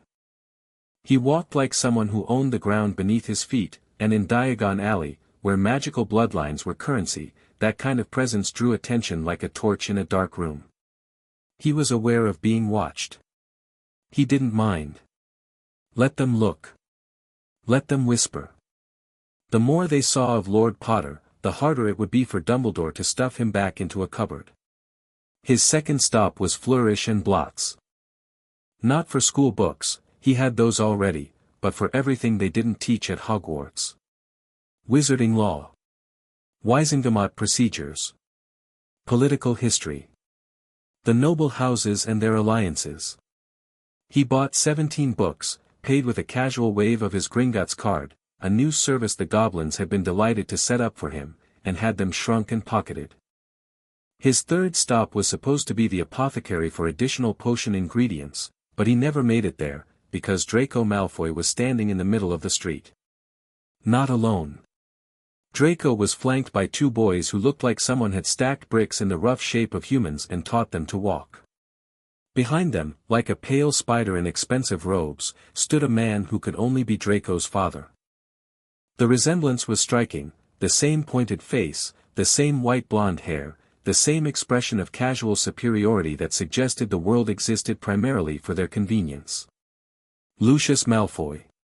Harry had read about him in the first of his 17 new books during the 20 minutes he'd spent in the Leaky Cauldron's back room. Former Death Eater, claimed to be under the Imperious Curse, acquitted by the Wizengamot in a trial that lasted exactly one afternoon and cost, by some estimates, a substantial number of galleons distributed to the right pockets. Currently a member of the Hogwarts Board of Governors and one of the most politically powerful wizards in Britain.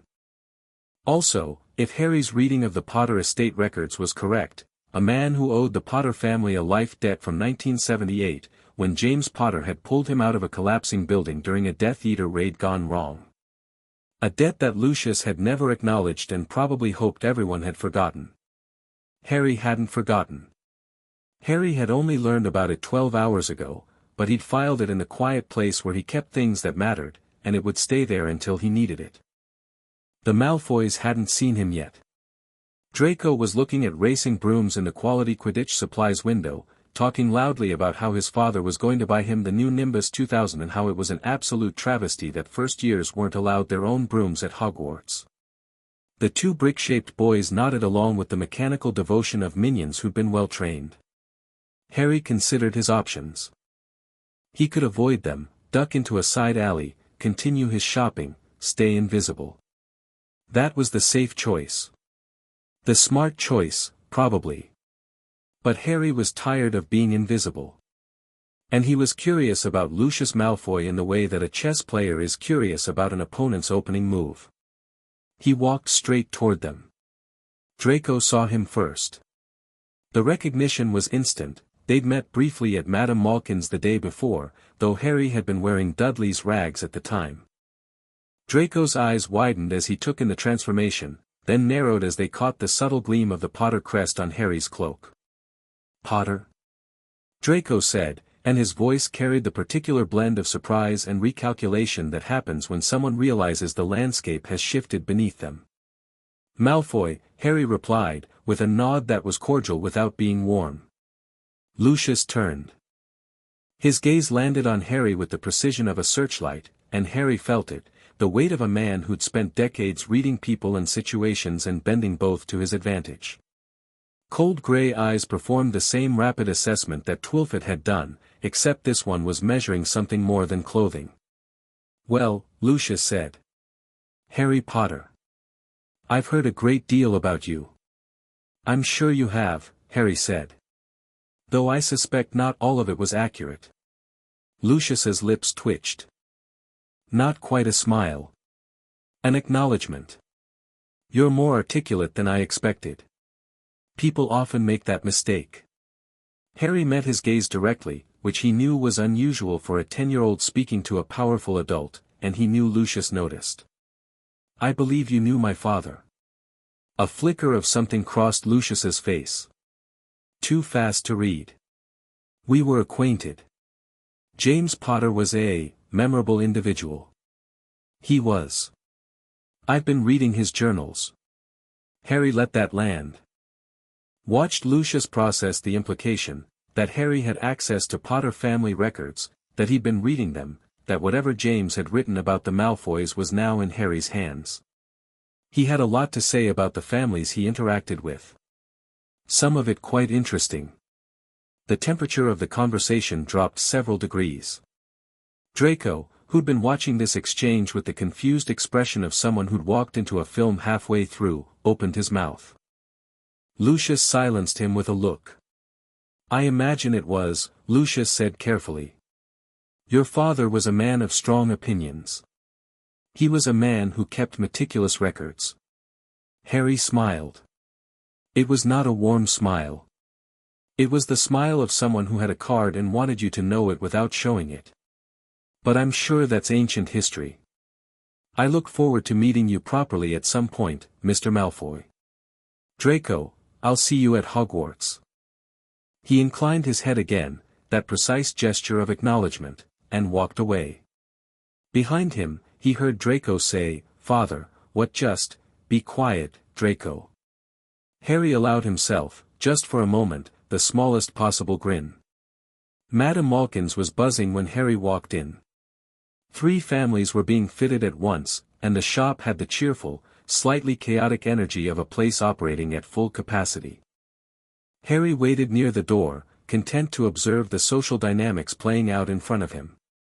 A woman with a severe bun and an expression that suggested she ate displeasure for breakfast was supervising the fitting of a boy about Harry's age, round-faced, nervous, with the hunched posture of someone who spent a lot of time trying to be smaller.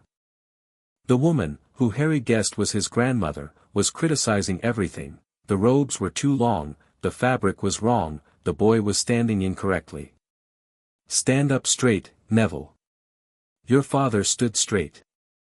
The boy, Neville, flinched at the mention of his father and tried to stand straighter, which only made him look more miserable. Harry watched. The quiet place inside his mind was working, cross-referencing names with the information he'd absorbed in the last 24 hours. Neville. Grandmother.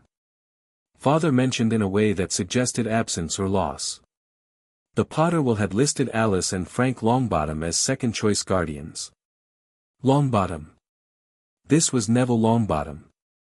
Harry waited until the grandmother swept toward the counter to argue about pricing, leaving Neville alone on the fitting platform with pins stuck in his robes and an expression of practiced endurance that Harry recognized intimately. It was the face you wore when you'd been told you were a disappointment so many times that you'd started to believe it. Harry stepped up onto the adjacent platform. "Hi." Neville jumped. Actually jumped, like a rabbit that had heard a fox. "Oh. Hello. I'm Harry. Neville. Neville Longbottom." His handshake was limp, his eye contact uncertain. "Are you starting Hogwarts too?" September 1st. Harry glanced toward the grandmother, who was now engaged in a spirited disagreement with Madame Malkin about thread count. "She's, thorough." Neville's laugh was startled out of him, a genuine, surprised sound that he immediately tried to smother.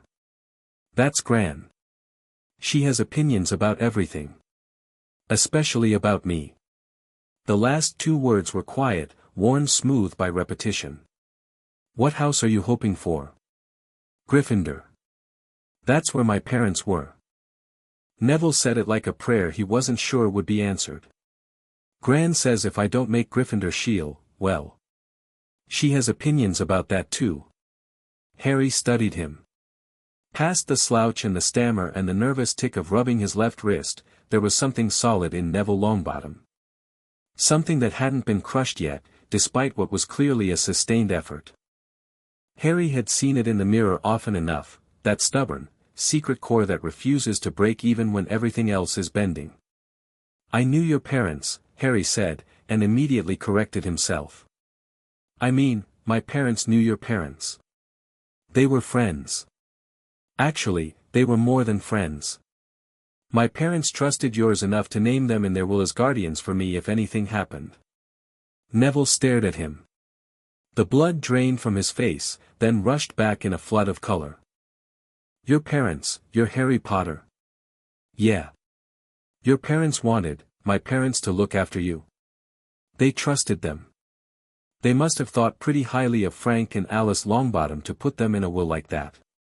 Neville's eyes were bright. Not with tears, with something fiercer, something that had been starving for years and had just been thrown a scrap of sustenance. Nobody, Harry realized, had ever told this boy that his parents had been valued. Feared, maybe. Pitied, certainly, given what Harry had read about their fate. But valued? Trusted? By the Potters? That was new. And it mattered. I didn't know that, Neville said softly. Nobody ever told me about. I mean, people talk about what happened to them. The attack and everything. But nobody talks about who they were before. I'd like to hear about them, Harry said. If you'd be willing to tell me. And I can tell you about mine. It seems like they'd want us to know each other. Neville's handshake, the second time, was firmer. Neville. The grandmother was back, her voice cutting through the shop like a blade. Stop dawdling. We have 3 more shops to visit. Neville winced but straightened, and this time, the straightening looked less like obedience and more like resolve. I have to go. But I'll see you on the train. Save me a seat. Neville smiled. It transformed his face, and for a moment Harry could see the man he might become if someone gave him room to grow. I will, Neville said, and scrambled down from the platform, trailing pins and loose thread. His grandmother swept past Harry without a glance.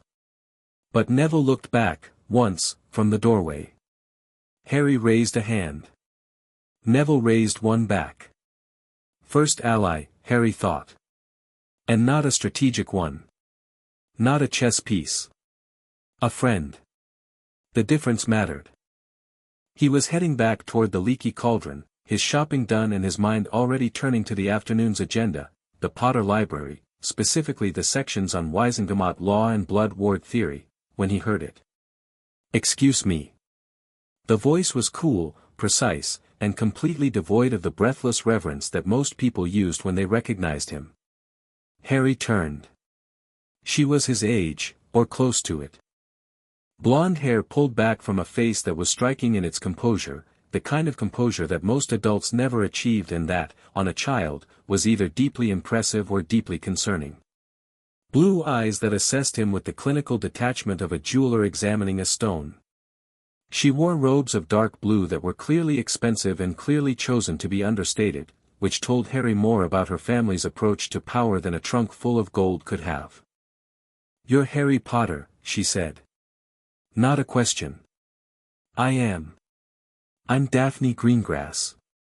She said the name like a card being played, not aggressively, but with the clear expectation that he'd know the significance. When his expression didn't change, he did know, but he wasn't going to show it, something that might have been approval flickered in her eyes. House of Greengrass, Harry said. Ancient and noble. Neutral in the last war. Traditionally aligned with neither the Progressive Bloc nor the Traditionalist faction on the Wizengamot. Your father holds the family seat and has voted independently on every major piece of legislation for the last 15 years.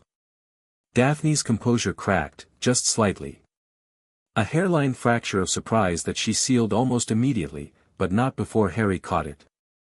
You've done your homework, she said. I've had an educational 24 hours. Evidently. She studied him again, recalibrating. Harry could almost see the gears turning, the initial assessment being revised, categories being reassigned, threat levels being updated. It was, he realized, exactly what he'd been doing to everyone he'd met today. Meeting someone who operated on the same frequency was interesting. My father asked me to introduce myself if I saw you, Daphne said. The Greengrass family and the Potters have a history of cordial relations. He wanted you to know that House Greengrass remembers its friends. That's a very diplomatic way of saying he wants to know which way I'm going to jump. The ghost of a smile. It's a very perceptive interpretation. Tell your father I appreciate the gesture. And tell him that Lord Potter intends to honor the traditional alliances of his house, but that he'll be making his own assessments before committing to any political position. Daphne tilted her head. You sound like you've been doing this for years. I've been navigating hostile territory since I could walk. The territories just changed. She considered that.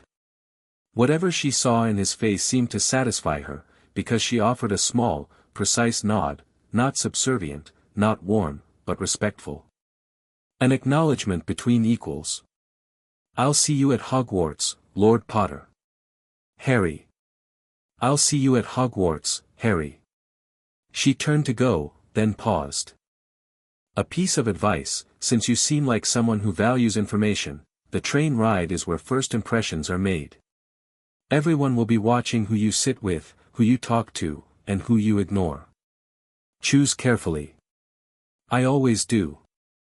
She walked away, and Harry watched her go, and thought, that one is dangerous. Not dangerous like Lucius, who was a predator in silk. Dangerous like a blade that hadn't decided yet whose hand it wanted to be in. He filed Daphne Greengrass in the quiet place under a new category, worth watching. The weeks before September 1st were the most productive of Harry's life. He fell into a routine that would have impressed a military academy and horrified a child psychologist. Wake at 6. Physical training in the manor grounds, running, stretching, the basic bodyweight exercises he'd seen in a Muggle fitness book he'd found in Lily's study, sandwiched between a tome on ancient runes and a dog-eared copy of Pride and Prejudice. His mother had been eclectic. Breakfast with Mipsy, who gradually reduced the portions to human-sized while simultaneously making each meal more nutritious, because the elf had apparently conducted independent research into childhood malnutrition and was executing a recovery protocol with the tactical precision of a field medic. Then study. Hours and hours of study. The Potter Library was extraordinary.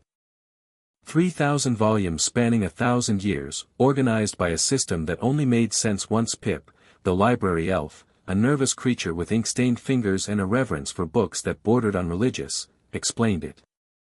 Harry worked through it methodically, starting with the foundations. Wizarding law first. He needed to understand the rules before he could play the game.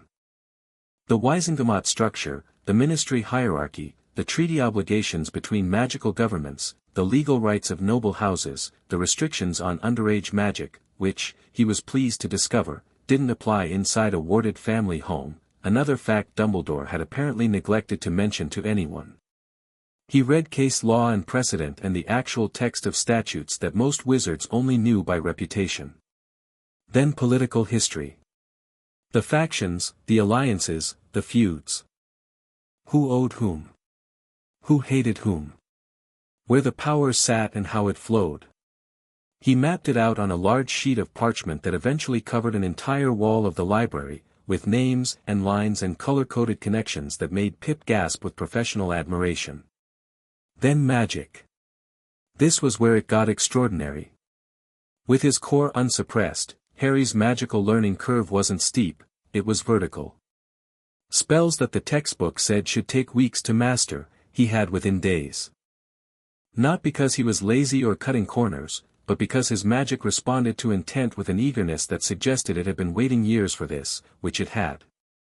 The suppression hadn't just limited his power, it had limited his connection to magic itself. Now that connection was open, and magic flowed through him like water through a broken dam.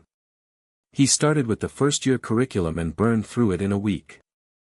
Not perfectly, his potion-making was still clumsy, and transfiguration required a precision that he was still developing, but competently. Functionally. Well enough that he wouldn't be starting Hogwarts as a blank slate. Then he went beyond the curriculum. His father's journals were invaluable here. James Potter had been, by all accounts, a magical prodigy, brilliant at transfiguration, creative with charms, and absolutely lethal in a duel. His journals contain detailed notes on spells, techniques, and magical theory that went far beyond what Hogwarts taught. There were also notes on the Marauder's map, which Harry filed away as a fascinating piece of enchantment work, on the Animagus transformation, which he filed away as a long-term project, and on something called the Fidelius charm, which had been the magic protecting his parents' home in Godric's Hollow. The entry about the Fidelius was the hardest to read. October 24, 1981. Dumbledore suggested we switch secret keepers. Sirius agreed, said it was too obvious, that everyone would expect him. Peter will do it instead. Lily isn't sure. I'm not sure either. But Dumbledore says it's the best move, and Dumbledore is usually right. I hope he's right about this. 1 week later, James and Lily Potter were dead, betrayed by Peter Pettigrew to Voldemort. Harry set the journal down very carefully. His hands were steady. His breathing was even. Inside the quiet place, something that had been taking shape for weeks finally crystallized. Dumbledore had suggested the switch. Dumbledore, who always had a reason for everything, who played chess with people's lives, who had sealed a will and stolen money and bound a child's magic, Dumbledore had looked at the situation and said, "Change your secret keeper." Maybe it was innocent. Maybe Dumbledore had genuinely believed Peter was the safer choice. Maybe the old man's judgment had simply failed for once, a rare but human mistake. Or maybe he'd known. Maybe he'd suspected Peter, or known about the betrayal, or, and this was the thought that Harry couldn't quite look at directly, because if he looked at it too long it would burn, maybe he'd arranged for the Potters to die because their deaths served the greater good. The prophecy. The one Ragnarok had hinted at.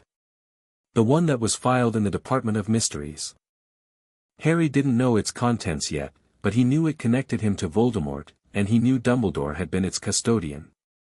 If the prophecy required certain conditions to be fulfilled, if it required Harry to be forged in a specific fire, then the Potters' deaths weren't just a tragedy. They were a prerequisite. Harry put the journal away. He went to the dueling hall. He practiced shield charms until his wand arm ached and the practice dummies were reduced to sawdust. Then he practiced some more. The intercepted mail arrived on the 3rd week of August, delivered by a Gringotts courier, a stern-faced goblin in formal armor who handed over a trunk-sized chest with a receipt and disappeared without a word. 412 pieces of correspondence, spanning 10 years. Harry sat in the library with the chest open in front of him and read them all. The early ones were the hardest. Letters from strangers, mostly, thank you notes from people who'd lost family in the war, who credited baby Harry with ending their nightmare. Birthday cards from witches and wizards he'd never met, addressed to the boy who lived, with varying degrees of reverence. A few gifts, a stuffed dragon that still moved when you squeezed it, a set of self-coloring quills, a children's broom that hovered 6 inches off the ground. Then the letters from people who weren't strangers. Minerva McGonagall had written twice, formal but warm, expressing concern about Harry's placement and requesting permission to visit. Both requests had been declined in Petunia's forged handwriting. Amelia Bones, head of the Department of Magical Law Enforcement, had written once, a careful, measured letter requesting a welfare check on the Potter heir. The response she'd received had reassured her that Harry was happy and thriving. And Remus Lupin.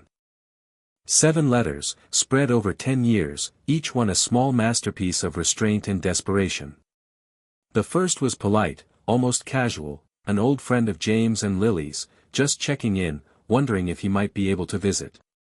The last was raw, nearly incoherent, begging for any information about Harry's well-being and questioning why his letters went unanswered.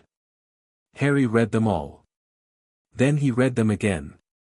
Then he found a quill and parchment and sat for a very long time, staring at the blank page, trying to find the right words for a man who'd spent 10 years talking to a ghost. He settled on honesty. Dear Mr. Lupin, my name is Harry Potter. I'm writing to you for the first time, though I've just read all 7 of the letters you sent me over the last 10 years. I want you to know that I never received them. They were intercepted by a mail ward placed by my magical guardian, and the responses you received were forgeries. I didn't know about you until very recently. I didn't know about any of it, the magical world, my parents' friends, any of the people who tried to reach me. I was told my parents died in a car crash. I was told nobody wanted me. Both of those things were lies. I'm living at Potter Manor now. I've claimed my inheritance and emancipated myself. I have a lot of questions, and from what my father wrote about you, I think you might be one of the few people I can trust to answer them honestly.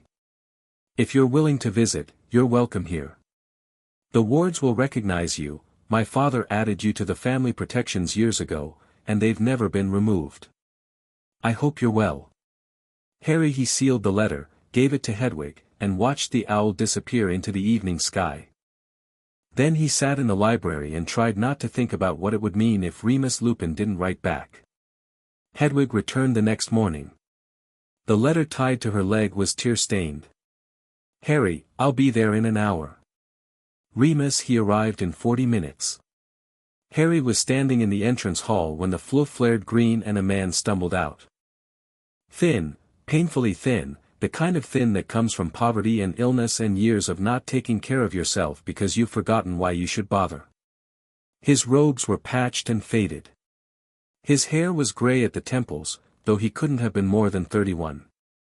His face was lined with scars, old ones, faded to silver, crossing his cheeks and jaw in patterns that didn't look like accidents.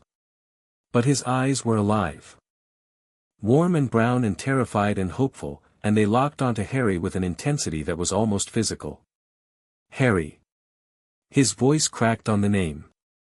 You look, God, you look just like my father. I know. Harry stepped forward. Hello, Mr. Lupin. Remus Lupin stared at him. Then his face crumpled, and he dropped to his knees on the stone floor of Potter Manor, and he covered his face with his scarred hands, and he wept. Harry stood there and let him cry. He didn't touch him, he barely knew this man, and touch was something Harry gave carefully, sparingly, to people who'd earned it. But he didn't leave. He stood close enough that Remus could feel his presence, and he waited, because sometimes the most important thing you can do for someone is be there while they fall apart. It took several minutes. When Remus finally looked up, his eyes were red, his face was blotchy, and the expression on it was a complicated mixture of grief and joy and rage. They told me you were happy, he said, his voice raw. The letters, they said you were adjusting well, that your aunt was taking good care of you. I wanted to visit, but they kept saying it wasn't a good time, that you needed stability, that too many magical visitors would confuse you. His hands clenched. Dumbledore told me you were safe. He looked me in the eye and told me you were safe and loved and that the best thing I could do for you was stay away. I lived in a cupboard under the stairs, Harry said quietly. For 10 years. I wore my cousin's old clothes. I cooked their meals and cleaned their house and got hit when I didn't do it fast enough. I didn't know my own name until I started school because they only called me boy or freak. Remus's face went white. Then red. Then a shade of gray that Harry had never seen on a living person. I'm going to kill him, Remus whispered. I'm going to walk into his office and, no. Harry's voice was sharp enough to cut. Remus blinked. Not yet. Not like that. Dumbledore isn't someone you beat with anger, he's someone you beat with patience. I have a plan. It's a long plan, and it starts with information, not violence. Remus stared at him. Slowly, the murderous light in his eyes dimmed, not extinguished, but banked. Controlled. You're 10 years old, Harry. I know. You shouldn't have to have a plan. You should be worried about Quidditch tryouts and making friends, not whatever this is. You're right. I should. But that option was taken from me a long time ago, and the man who took it is still in a position of power, and if I don't handle this carefully, he'll find a way to put me right back where I was. Harry met Remus's gaze. I need allies. Real ones. People who knew my parents, who understand what Dumbledore is, and who are willing to play a long game. Will you help me? Remus looked at him for a long time. Harry could see the war playing out behind his eyes, the instinct to protect, to take over, to be the adult in the room battling against the growing realization that this child, this painfully young child, was more clear-eyed about the situation than any adult in his life had been. Your mother used to do this, Remus said finally. Back you into a corner with logic until you had no choice but to agree with her. James would bluster and charm and talk his way through things, but Lily would look at you with exactly that expression and lay out the facts until you realized you'd already lost the argument. He let out a shaky breath. Yes. I'll help you. Whatever you need. I need you to tell me everything. About my parents. About Dumbledore. About the war, the Order of the Phoenix, the prophecy, Sirius Black, Peter Pettigrew, and why a baby in a crib was the only one who survived a killing curse. Harry paused. Also, I'd very much like you to have some breakfast, because you look like you haven't eaten properly in months. Remus laughed. It was wet, broken, and probably the first real laugh he'd had in years. Definitely Lily's son. They talked for 11 hours. Mipsy kept the tea flowing and the food appearing, and Remus, tentatively at first, then with growing confidence, told Harry about the world he'd been stolen from. About James, who'd been brave and arrogant and fiercely loyal. About Lily, who'd been brilliant and fierce and had once hexed a 7th year into the hospital wing for bullying a 1st year. About Sirius Black, and here Remus's voice went strange, tight, careful. They say he betrayed them, Remus said. The official story is that Sirius was the secret keeper, that he led Voldemort to Godric's Hollow, and then killed Peter Pettigrew and 12 Muggles when Peter confronted him. You don't believe it? Remus was quiet for a long time. Sirius was many things. He was reckless, impulsive, sometimes cruel in the way that people who've been raised by monsters can be cruel without meaning to. But he loved James. He loved James more than he loved himself, more than he loved anything. The idea that he betrayed James to Voldemort. He shook his head. It never made sense. But he was found at the scene. He was laughing. They took him to Azkaban without a trial. Without a trial, Harry repeated. Bartemius Crouch was heading the DMLE at the time. War powers. Emergency measures. A lot of people went to Azkaban without trials in those days. And Dumbledore was chief warlock. He could have demanded one. The silence that followed was heavy with implication. Remus stared into his teacup as though the answer might be written in the leaves. He could have, Remus said finally. He didn't. Harry added that to the ledger. Another piece of the pattern. Another stone in the wall that Dumbledore had built around him, each one placed with care, each one serving a purpose that only the architect could see. I'm going to find out the truth, Harry said. About Sirius, about the prophecy, about all of it. But I need to do it carefully. Dumbledore doesn't know I've emancipated yet. As far as he knows, I'm a clueless kid who visited his trust vault and went shopping. I want to keep it that way for as long as possible. Remus nodded slowly. You want him off balance. I want him uninformed. There's a difference. Off balance means he knows something's wrong and he's scrambling. Uninformed means he doesn't know the game has changed.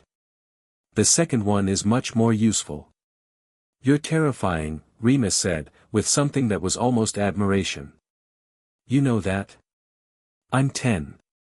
I'm supposed to be terrifying. It's called a growth spurt. That surprised another laugh out of Remus, a real one, this time, warm and startled and tinged with the ghost of James Potter's sense of humor. He'd be so proud of you, Remus said quietly. Both of them would be. Harry didn't trust himself to respond to that, so he poured more tea instead. August 31st. The night before the Hogwarts Express. Harry stood in his father's study. He'd finally gone in, 3 weeks of circling, 3 weeks of working up to it, and tonight he pushed open the door and stepped into the room where James Potter had spent his last free summer. It was exactly as Mipsy had said. The half-finished letter on the desk was dated October 27, 1981. 4 days before the end.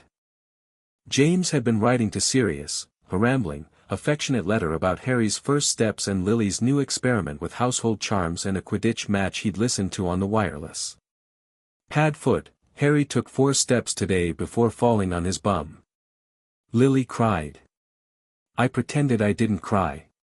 We're both liars. Come visit soon. He misses his godfather. I miss my brother. Prongs. The letter had never been sent. Harry folded it carefully and placed it back on the desk.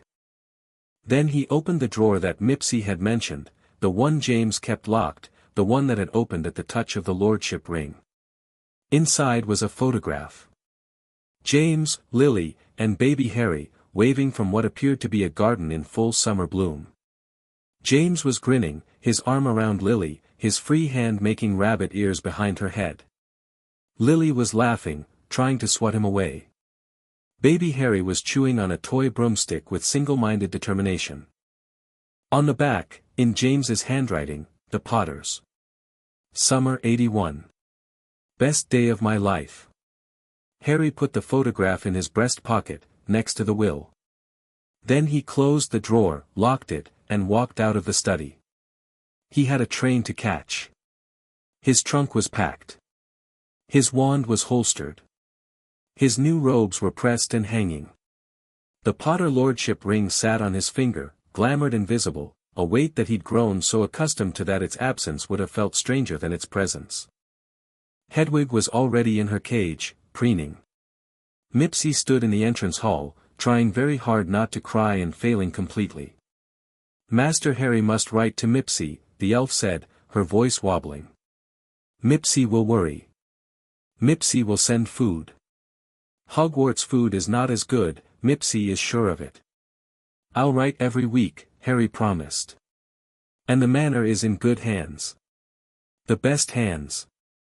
Mipsy's wail could probably be heard in the next county. Harry stepped into the flue, said King's Cross Station, and disappeared in a whirl of green flame. Platform 9 3/4 was chaos. Beautiful, colorful, magical chaos. Families everywhere, hugging, crying, shouting last-minute instructions, chasing escaped pets, loading trunks onto a scarlet steam engine that gleamed like a jewel against the grey London platform. The Hogwarts Express. It was real.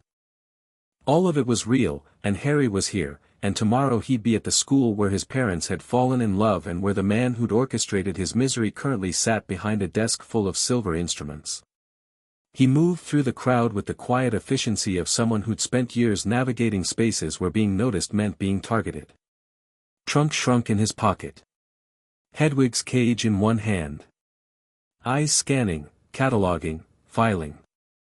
He spotted the Weasleys before he heard them, which was saying something, because a family of redheads that large could probably be heard from orbit.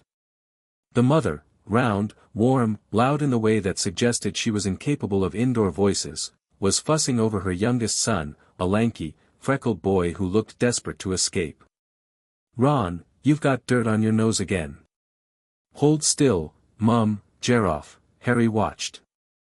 Remus had told him about the Weasleys, a good family, he'd said, genuinely good, but poor, and deeply loyal to Dumbledore. Arthur Weasley worked at the Ministry. Molly Weasley was a formidable witch who'd fought in the war. Their children were, by all accounts, decent people. But Remus had also mentioned, carefully, that Dumbledore had a habit of using families like the Weasleys, sending them in specific directions, leveraging their goodness for his own purposes, all while making it look like their own idea. Harry didn't approach them. Not out of dislike, but out of caution. If Dumbledore had any plans for Harry's first day at Hogwarts, the Weasleys were exactly the kind of warm, welcoming family he'd use as a delivery mechanism. Instead, Harry boarded the train, found an empty compartment near the middle, stowed his things, and waited. Neville appeared within minutes. His round face was flushed with the exertion of hauling a trunk that was nearly as big as he was, and he was clutching a toad that seemed to be actively attempting escape. Harry. The smile was enormous, genuine, and slightly panicked. Trevor keeps trying to make a break for it. I don't know why Gran got me a toad, nobody has toads anymore, here. Harry took the toad, examined it, and recalled a sticking charm from his mother's journal, a gentle one, designed for keeping objects on shelves during earthquakes. He modified it slightly and applied it to Trevor, who looked confused but stopped struggling. He'll stay put for a few hours. He can still move, but he won't be able to get more than arm's length from you. Neville stared at the toad, then at Harry. You can do wandless magic. A little. I've been practicing. Harry shrugged like it was nothing, because drawing attention to it would raise questions he didn't want to answer yet. Sit down. Tell me about your summer. They were deep in conversation. Neville, it turned out, was passionate about herbology in a way that made his whole face light up and his stammer disappear, when the compartment door slid open. A girl with bushy brown hair and an expression of intense determination stood in the doorway. Has anyone seen a toad? A boy named Neville has lost one. Neville held up Trevor. Found him. Thanks, though. The girl looked briefly disappointed. She'd clearly been enjoying the search, but recovered quickly. Oh. Good. I'm Hermione Granger. I've already changed into my robes. We can't be far from Hogwarts, can we? I've read all the course books, of course. I hope it's enough. Nobody in my family is magical, so it was quite a shock when I got my letter, but I've been practicing a few simple spells and they've all worked. She said all of this in approximately 8 seconds. Harry was impressed. I'm Harry. This is Neville. Sit down if you want. Hermione sat. The conversation that followed was rapid, wide-ranging, and revealed several things. Hermione Granger was brilliant, insecure, desperate to prove she belonged, and completely incapable of letting a silence go unfilled. She was also, Harry suspected, lonely, the kind of smart that makes other children uncomfortable, the kind of eager that gets mistaken for showing off. He recognized the coping mechanism. Hers was knowledge, accumulate enough of it and maybe, nobody could tell you that you didn't belong. His had been invisibility. Same fear, different armor. What house do you want? Hermione asked. I've read Hogwarts, a history, and Gryffindor sounds the best, but Ravenclaw would be wonderful too. Gryffindor for me, Neville said, with more conviction than Harry had heard from him before. We'll see, Harry said, and smiled. The compartment door opened again. The red-headed Weasley boy, Ron, stood in the doorway, scanning the compartment with the practiced eye of someone looking for a specific target. Anyone sitting there? He asked, pointing at the seat next to Harry. Everywhere else is full. Harry doubted that. The train had dozens of compartments, and several had been visibly empty when he'd walked past. But he kept his expression neutral. Go ahead. Ron sat down.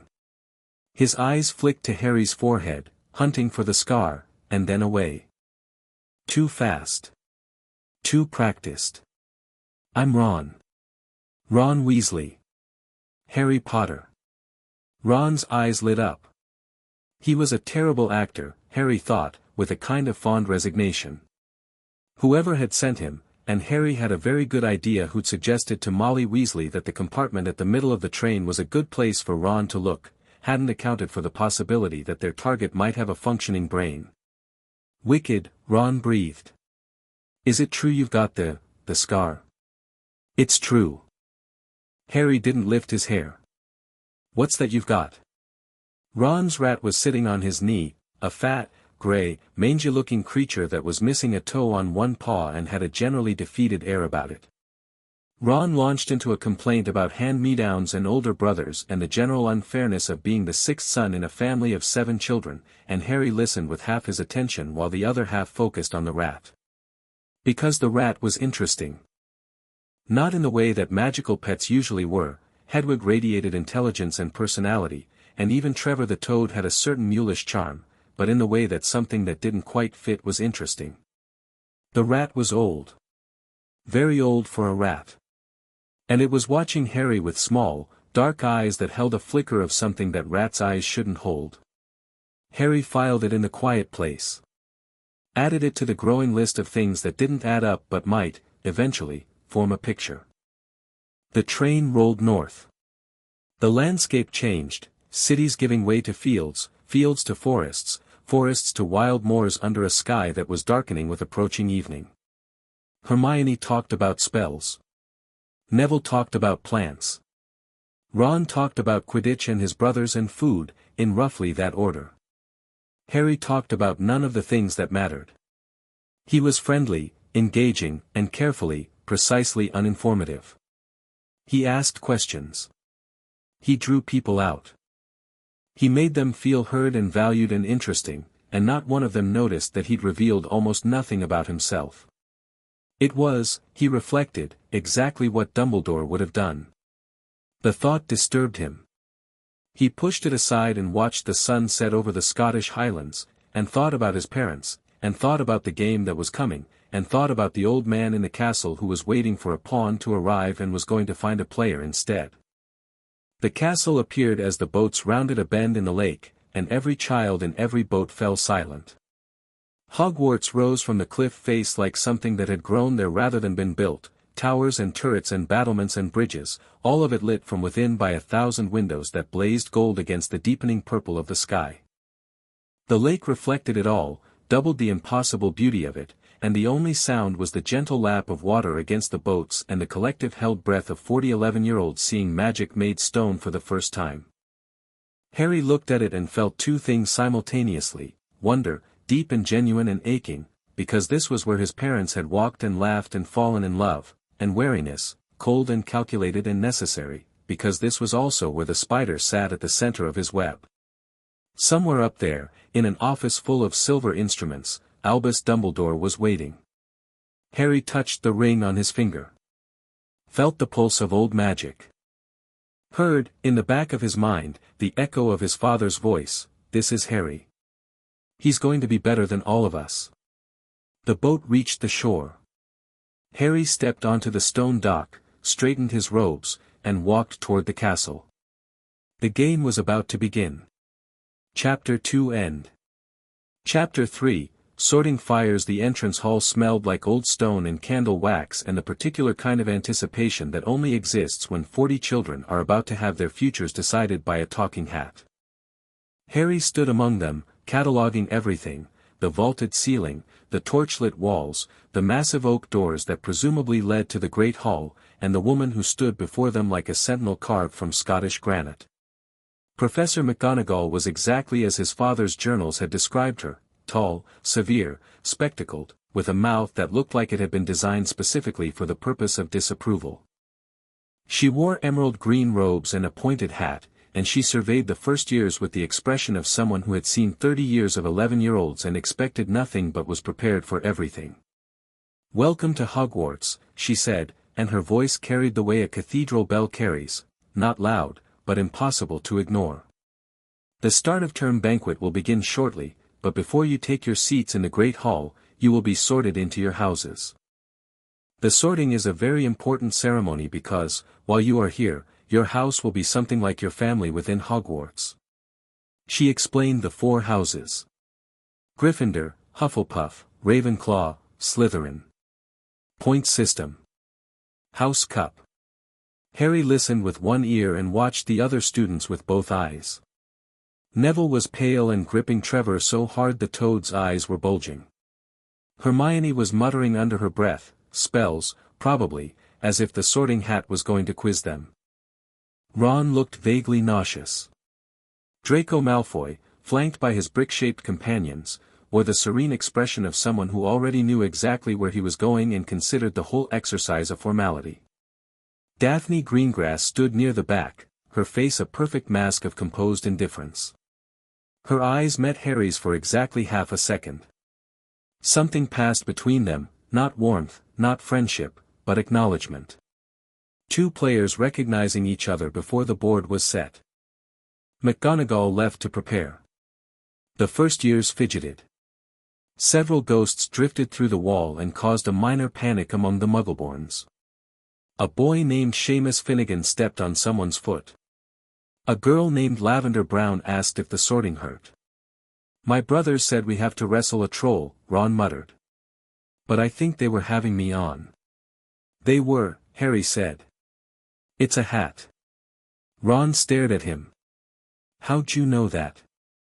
I read.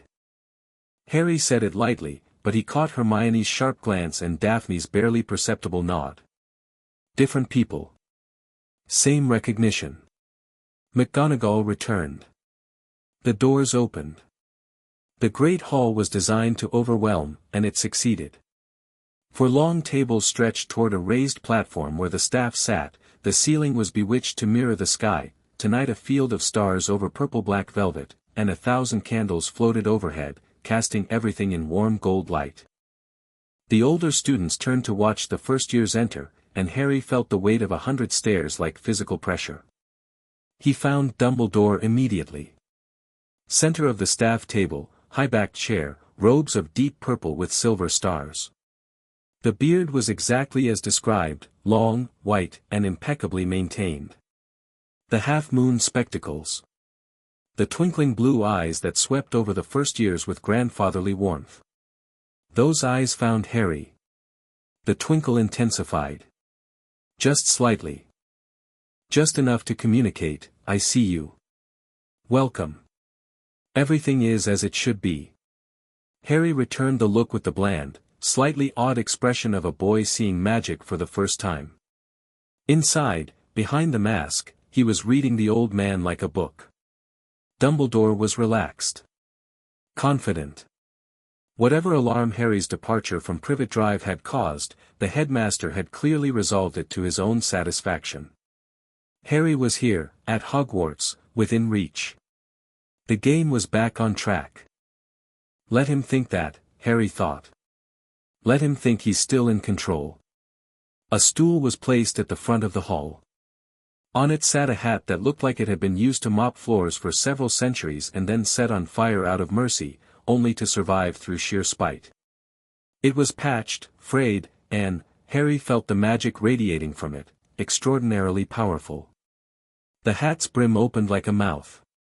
It sang. Harry didn't listen to the song.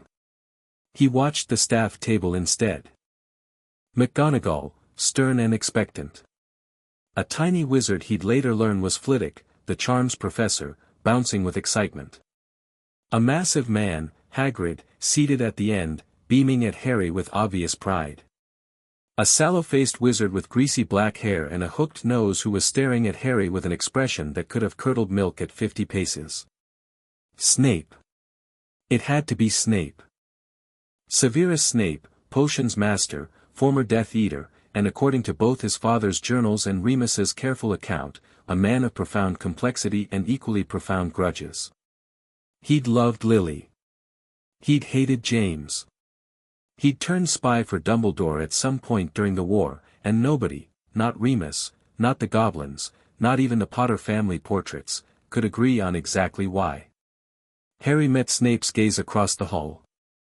The hatred in those black eyes was immediate, visceral, and entirely directed at a dead man who happened to share Harry's face. Harry didn't flinch. He held the gaze for 3 seconds, long enough to acknowledge, not long enough to challenge, and then looked away. He'd deal with Snape later. The man was a piece on the board, not the board itself. And then there was the last teacher. Sitting at the far end of the table, wearing a purple turban that was slightly too large for his head, fidgeting with his goblet, and radiating nervous energy like a small, anxious generator. Professor Quirrell. Defense against the dark arts. Harry looked at him, and the scar on his forehead twitched. Not pain. Not yet. Just a twitch, like a sleeping nerve remembering a dream. Harry touched his forehead, frowned, and filed it away. Another piece that didn't fit. Another thing that was wrong. The sorting began. Abbott, Hannah. McGonagall called, and a pink-faced girl with blonde pigtails stumbled to the stool, sat down, and had the hat placed on her head. A moment of silence. Then the hat shouted, "Hufflepuff," and the table on the right erupted in cheers. It proceeded alphabetically. Harry watched each sorting with interest, not for the results but for the process, how long the hat took, what expressions crossed the students' faces, whether there was hesitation or certainty. Some sortings were instant. Draco Malfoy barely had the hat touch his head before it screamed, "Slytherin," and he strutted to his table like a prince claiming his throne. Others took longer. Hermione sat under the hat for nearly 4 minutes, her face cycling through expressions that suggested an intense internal debate, before the hat declared, "Gryffindor," and she practically ran to the table, flushed with relief. Neville's sorting was painful to watch. The hat sat on his head for over 5 minutes. Neville's face went through terror, then confusion, then something that looked like argument, and finally settled on a kind of desperate resolve. When the hat finally shouted, "Gryffindor," Neville's relief was so palpable that Harry felt it from across the room. He stumbled to the Gryffindor table still wearing the hat and had to jog back to return it, which got a laugh from the hall and turned his face the color of a fire engine. Daphne's sorting was 2 seconds. The hat touched her head, paused, and said, "Slytherin," with what Harry thought was a note of respect. Then McGonagall called his name, and the hall went electric. "Potter, Harry." The whispers started before he'd taken a step. "Potter? Did she say Potter? The Harry Potter?" "Look at the scar." Harry walked to the stool with measured steps. Not rushed, not hesitant. The walk of someone who knew he was being watched and had decided to give them something worth watching. He sat. McGonagall lowered the hat over his eyes, and the great hall disappeared. "Well, well, well," said a small voice in his ear. "Harry Potter. I've been looking forward to this." Harry had expected the voice. He hadn't expected it to sound amused. "You know who I am," Harry said, internally. "Not a question. I know everything about everyone who sits on this stool. I see your mind, Mr. Potter. All of it." The hat paused. My. You've had quite a month. I've had quite a life." "Indeed you have. Abused, neglected, manipulated, and yet here you sit, composed and calculating and carrying more secrets than half the staff combined." The hat's voice shifted, becoming thoughtful. "Where to put you? That's the question, isn't it? You're going to suggest Slytherin. I don't need to suggest it. Your mind is screaming it. The ambition. The cunning. The willingness to manipulate, to deceive, to play the long game. You read 17 books on political strategy in 3 weeks. You've already identified the power dynamics of the hall and you haven't been sorted yet. Slytherin would make you great, Harry Potter. I know. But I don't want to be great. I want to be free. And Slytherin is where Dumbledore would expect a boy like me to fight to avoid, or where Voldemort would expect a boy like me to belong. Either way, it turns me into a symbol instead of a person." The hat was quiet for a moment. When it spoke again, the amusement was gone. In its place was something older, something that had been watching children make this choice for 1,000 years. "Go on. Gryffindor is where my parents were. It's where everyone expects me to go. If I go there," Dumbledore relaxes, he sees James Potter's son following the script. The school sees the boy who lived in the House of Heroes, and they stop looking closely. Nobody questions a Potter in Gryffindor. Harry paused. "But I won't be a typical Gryffindor. I'll study like a Ravenclaw, politic like a Slytherin, and work like a Hufflepuff. The hat sorts you into a house, but it doesn't limit what you become. You want Gryffindor as a mask. I want Gryffindor as a foundation. There's a difference. I am brave. I walked into Gringotts and demanded my rights from beings who could have eaten me for breakfast. I read my parents' will alone in a stone room and didn't break. Bravery isn't the absence of cunning, It's the willingness to act when the cunning says the odds are against you. Silence. Long, stretching silence. Harry could feel the hat rifling through his memories, his thoughts, his deepest motivations. It was invasive in a way that should have been uncomfortable, but the hat was old enough and wise enough to do it gently. "You remind me of someone," the hat said finally. "My father?" "No. Your father was brilliant but straightforward, Gryffindor through and through, never a moment's doubt. You remind me of Tom Riddle." Harry's blood went cold. "Don't misunderstand me," the hat said quickly.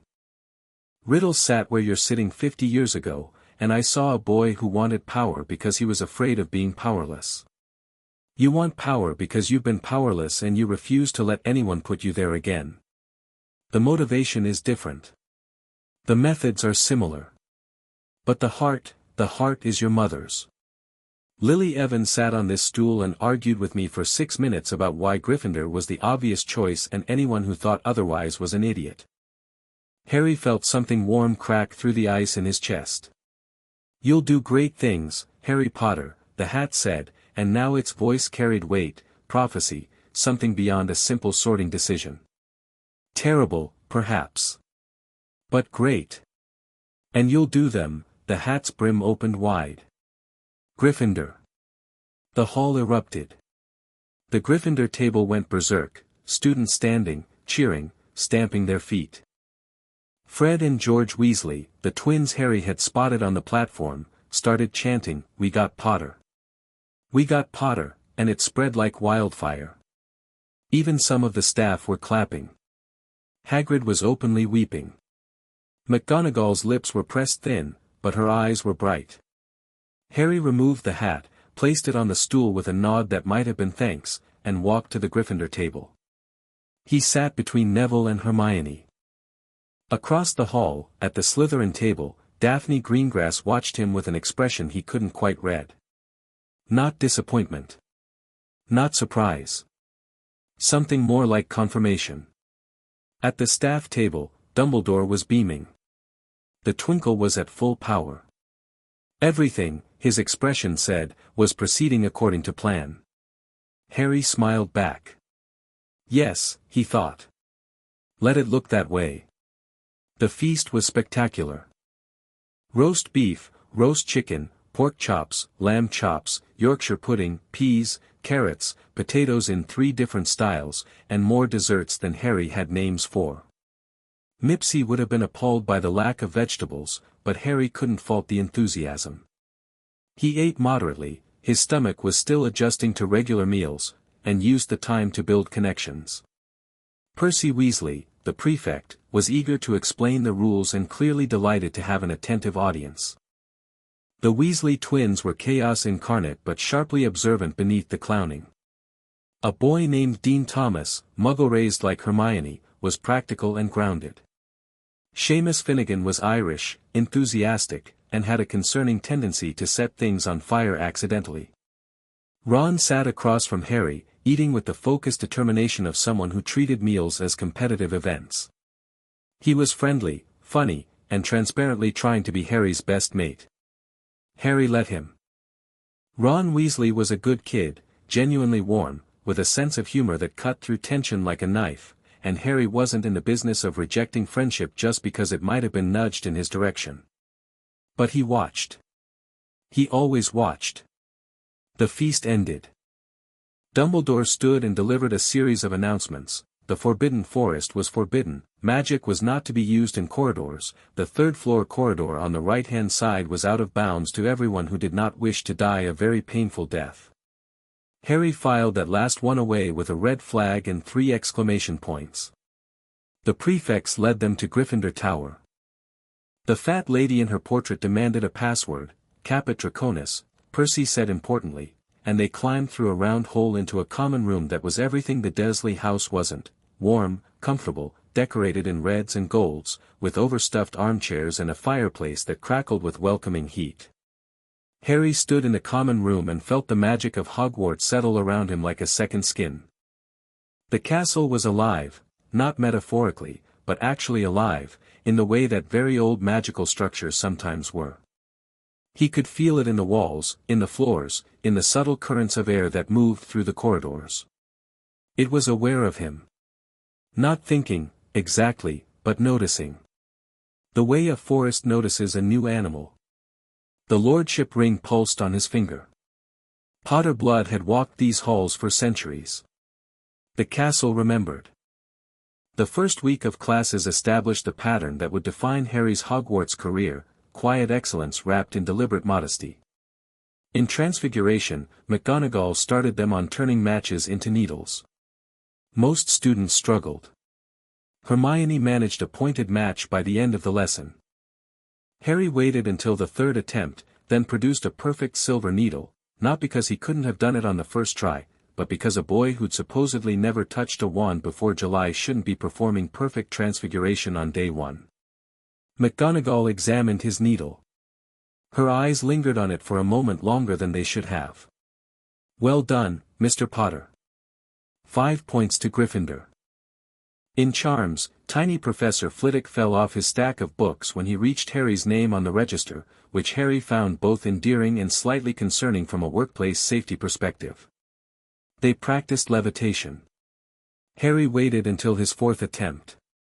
In herbology, he let Neville take the lead, because Neville in a greenhouse was a different person entirely, confident, knowledgeable, gentle with the plants in a way that spoke of genuine love and understanding. Harry asked questions and took notes and watched his friend come alive for the first time since they'd met. "You're good at this," Harry told him after class, and meant it. Neville flushed. "Gran says herbology isn't a real subject." "Your Gran is wrong." Harry said it flatly, without judgment but without room for argument.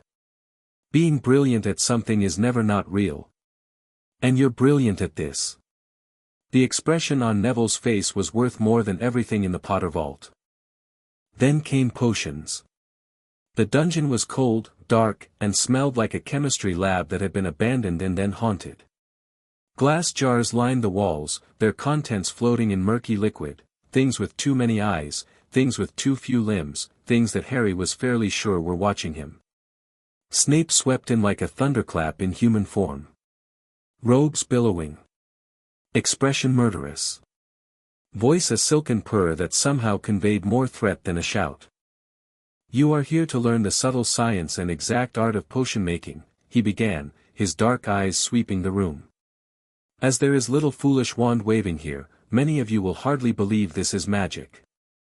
I don't expect you will really understand the beauty of the softly simmering cauldron with its shimmering fumes, the delicate power of liquids that creep through human veins, bewitching the mind, ensnaring the senses. I can teach you how to bottle fame, brew glory, even put a stopper in death, if you aren't as big a bunch of dunderheads as I usually have to teach." He let the silence stretch. Then his eyes locked onto Harry. Potter. The name was a weapon. Our new celebrity. Snape swept toward him, robes flaring. He moved like a man who'd spent years practicing dramatic entrances and had elevated it to an art form. "Tell me, Potter, what would I get if I added powdered root of asphodel to an infusion of wormwood?" The room was silent. Every eye was on Harry.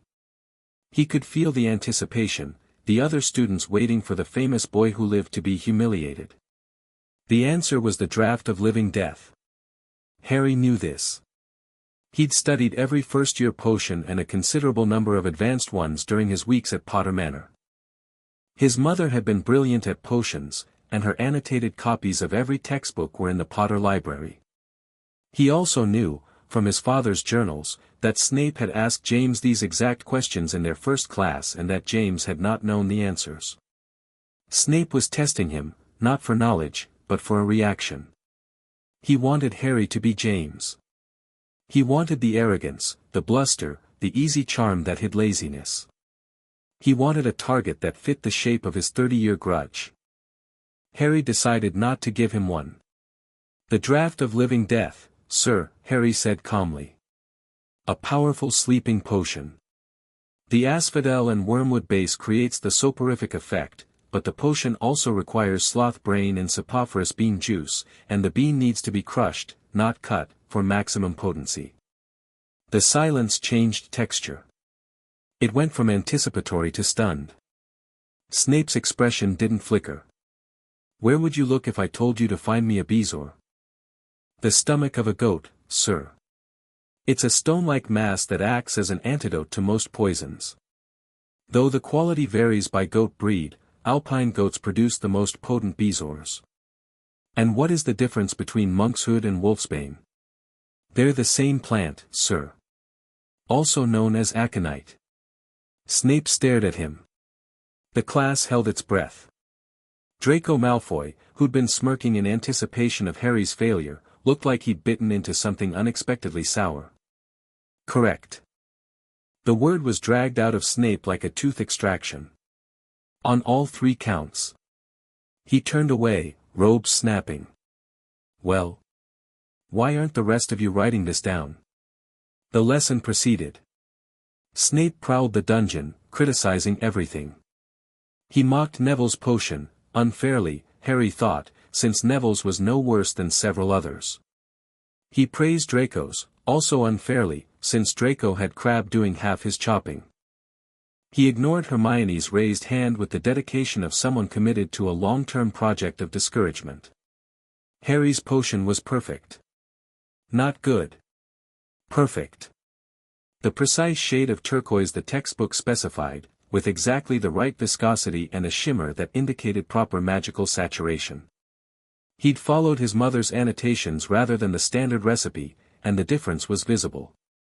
Snape stopped at his cauldron. He looked into it. His jaw tightened. "Adequate," he said, and moved on. After class, Hermione caught up with Harry in the corridor. "How did you know all that?" she demanded. "Those questions aren't in the first-year textbook." "I read ahead." "I read ahead too." "Those answers weren't in any of the books on the Hogwarts list." Harry smiled. "Then I suppose I read different books." Hermione's eyes narrowed. She was too smart to be fobbed off with vague answers, and Harry respected that. But she was also smart enough to recognize when pushing would get her nowhere, and after a moment's internal battle, she let it go. For now. The third-floor corridor became a low-grade obsession within the first week. Not for the students, most of them accepted Dumbledore's warning with the blind obedience of sheep who'd been told there was a wolf, but for Harry, who had learned that Dumbledore's warnings were never just warnings. They were invitations disguised as prohibitions, breadcrumbs laid for a specific bird. He didn't go near it. Not yet. But he gathered information. Hagrid let slip the name Nicholas Flamel during one of Harry's visits to his hut. Harry had gone to see Hagrid partly out of genuine affection, the giant was impossible not to like, and partly because Hagrid was, to put it diplomatically, the worst secret keeper in the history of secret keeping. A few cups of tea, a few warm questions, and Hagrid was leaking information like a colander. "Shouldn't have told ya that," Hagrid muttered, looking stricken. "Forget I said it." "Said what?" Harry asked innocently, and Hagrid relaxed so visibly that Harry almost felt guilty. Nicholas Flamel. The name went into the quiet place. Harry would research it later, in the library, when he had time. He was also watching Quirrell. The defense against the dark arts professor was, on the surface, exactly what he appeared to be, a nervous, stuttering, garlic-smelling wreck of a wizard who seemed to be afraid of his own subject. His classes were a joke, theoretical, disorganized, and delivered in a trembling voice that made it sound like the textbook itself was threatening him. But Harry had noticed things that didn't fit. The stammer was inconsistent. It disappeared entirely during moments of genuine surprise, when a student dropped a book, when a door slammed, when something unexpected happened. For half a second, Quirrell's voice would be clear and confident and entirely wrong for the character he was playing, and then the stammer would snap back into place like a mask being adjusted. The turban was wrong. Not aesthetically, though it was that too, but magically. Harry could feel the wards on it from across the room. Whatever was under that turban, it was shielded by magic that was far beyond a nervous professor's capability. And then there was the scar. Harry's scar hurt in Quirrell's presence. Not all the time. Not badly. But there was a low, persistent ache that intensified when Quirrell faced him directly and flared into genuine pain when the man turned his back, specifically, when the back of his turban was pointed at Harry. Something was in that turban. Something that resonated with the fragment of dark magic in Harry's scar. Something that smelled like death and felt like cold water and whispered at the very edge of hearing in a voice that Harry almost recognized. He told no one. Not Neville, not Hermione, not even Remus, who wrote twice a week and who would have charged to Hogwarts with wand drawn if Harry had so much as hinted at danger. This was information he needed to understand before he shared it, because sharing it prematurely would mean Dumbledore finding out, and if Dumbledore found out, he'd control the response. He'd manage the situation. He'd make sure Harry was exactly where the old man wanted him when whatever was coming finally arrived. Instead, Harry studied. He read everything the Potter Library had sent him on cursed objects, possession, dark magic residue, and soul magic. He found references to something called a Horcrux, brief, euphemistic, clearly scrubbed from most wizarding texts, and filed it away under things that are being deliberately hidden. The pattern was forming. He could feel it, like the outline of a puzzle emerging from scattered pieces. The scar, the turban, the third-floor corridor, the Philosopher's Stone, because that's what Flamel's connection meant. Harry had figured that out within 2 hours of Hagrid's slip, and underneath it all, Dumbledore's invisible hand, arranging the pieces, setting the stage. A test. That's what it was. A test, wrapped in a mystery, wrapped in a trap. And the subject was Harry Potter. 3 weeks into term, Harry received his first invitation to the headmaster's office. The note arrived at breakfast, delivered by a school owl with the precision of someone who'd done this before. Cream parchment, green ink, an elegant script that managed to be both warm and authoritative. Harry, I wonder if you might join me for tea this evening after dinner.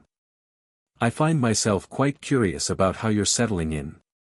My office is behind the gargoyle on the 2nd floor. The current password is, Fizzing Wisby. Yours, Albus Dumbledore. Harry read it twice, then pocketed it. Neville, sitting beside him, glanced over. Everything okay? Fine. Dumbledore wants to see me tonight. Harry kept his voice casual, but he was already planning. This was the confrontation, not the final one, not even a major one, but the opening exchange. The moment when he'd sit across from the most dangerous wizard in Britain and play the part that kept him alive. What do you think he wants? Neville asked. To get the measure of me. Harry took a bite of toast. Same thing everyone wants. The gargoyle leapt aside at the password. The spiral staircase carried Harry up to a door that opened before he could knock. Dumbledore's office was a masterwork of calculated warmth. Every element, the portraits of sleeping headmasters, the whirring silver instruments, the shelves of leather-bound books, the phoenix on its golden perch, was designed to say, "You are safe here. This is a place of wisdom. Trust me." Harry trusted none of it. Dumbledore sat behind his desk, wearing robes of midnight blue scattered with silver moons. His smile was grandfatherly. His eyes twinkled. Harry, my boy. Thank you for coming. Lemon drop? No, thank you, sir. Pity. They're quite good. Please, sit. Harry sat. Fawkes, the phoenix, watched him from across the room with eyes that burned like twin candles. Harry met the bird's gaze and felt nothing. No malice, no judgment, but no comfort either. The phoenix was ancient and alien and made its own assessments. I wanted to see how you were settling in, Dumbledore said, leaning back with the relaxed posture of a man having a casual conversation. Your professors speak well of you. Professor McGonagall in particular seems impressed. She's an excellent teacher. She is indeed. And your fellow students? Making friends, I hope. Neville Longbottom and Hermione Granger. We study together. Wonderful. Two fine young people. Dumbledore's eyes crinkled. I notice you've also been spending some time in the library. Madam Pants tells me you've been quite the dedicated reader. Harry noted the surveillance. Filed it. There's a lot to learn, sir. I'm Muggle-raised. I'm playing catch-up. And doing admirably, from all reports. Dumbledore's gaze sharpened, just slightly, the twinkle becoming a searchlight. I understand the transition must have been difficult. Discovering the magical world, learning about your parents' legacy, adjusting to a new life. It's been a lot, Harry agreed, projecting the careful vulnerability of a child who wanted to be brave but was secretly overwhelmed. But everyone's been very welcoming. Good, good. Dumbledore folded his hands. Harry, I wanted to assure you that my door is always open. If you ever need guidance, if you ever feel confused or frightened or uncertain, about anything at all, you need only ask. Thank you, sir. That means a lot. It was a masterful exchange. Two people saying absolutely nothing while communicating volumes. Dumbledore was offering himself as a mentor, the wise grandfather, the guiding hand, the man who always knew best. Harry was accepting the offer while giving away exactly nothing. But then Dumbledore changed tack. I wonder, the headmaster said, his tone shifting to something lighter, more casual, if you've had a chance to reflect on your parents at all. Being here, in the school where they spent their youth. I think about them every day, Harry said, and this, at least, was true. They would be so proud of you, Harry. So very proud. Dumbledore's expression was soft, tender, achingly sincere. Your mother, in particular, she was one of the brightest students I've ever taught. And your father. James had a heart as big as this castle. Harry waited. There was more coming. Dumbledore didn't make emotional statements without purpose. I knew them well, you know. I am, very fond of the memory of your parents. And I want you to know that everything I've done, every decision I've made regarding your well-being, has been guided by one principle, keeping you safe. There it was. The preemptive defense. Dumbledore was establishing the narrative, I did it to protect you, before Harry could challenge it. Which meant the old man suspected, or at least considered the possibility, that Harry might someday learn the truth. I appreciate that, Professor, Harry said warmly. I know the Dursleys weren't ideal, but I'm sure you had your reasons for placing me there. Dumbledore's eyes flickered. A micro-expression, surprise, quickly concealed. He'd expected either ignorance or resentment. Harry's calm acceptance was outside the predicted range. The blood wards, Dumbledore said carefully. Your mother's sacrifice created a protection tied to her bloodline. As long as you could call the home of her blood your home, you were shielded from those who wished you harm. That makes sense, Harry said. Blood magic is powerful. Another flicker. A 10-year-old raised by Muggles shouldn't know about blood magic. It is, Dumbledore agreed, recovering smoothly. And while I know your years at Privet Drive were not comfortable, the protection was necessary. Voldemort may be gone, but his followers are not, and some of them would stop at nothing to harm you. I understand, sir. Harry let his expression shift to something more serious. Can I ask you something? Of course. The third-floor corridor. You said it was out of bounds. But you said it in front of the entire school, including the first years. If you really didn't want anyone going there, wouldn't it have been easier to just lock it and not mention it at all? The office went very quiet. Fawkes ruffled his feathers. The silver instruments whirred. Dumbledore looked at Harry for a long moment. The twinkle was still there, but behind it, something else was moving, a rapid recalculation, an adjustment of priors, the chess player realizing his opponent had noticed the board. An astute observation, Dumbledore said finally. You have your mother's mind. You didn't answer my question. The smallest pause. There are things in this castle, Harry, that serve purposes beyond the obvious. Sometimes the best protection is not a locked door, but an understood boundary. And sometimes a warning is a test, Harry said quietly, to see who's brave enough, or reckless enough, to cross it. The silence stretched. Dumbledore's expression was unreadable. Harry held his gaze, steady, calm, and entirely unafraid, and waited. "You are a remarkable young man," Dumbledore said at last, and for the first time in the conversation, Harry thought he might actually mean it. "I have a feeling you're going to keep us all on our toes." "I'll do my best, sir." Harry left the office with his mask intact and his heart hammering. He'd shown too much. Not enough to blow his cover, but enough to make Dumbledore curious, and a curious Dumbledore was a dangerous Dumbledore. But it was also necessary.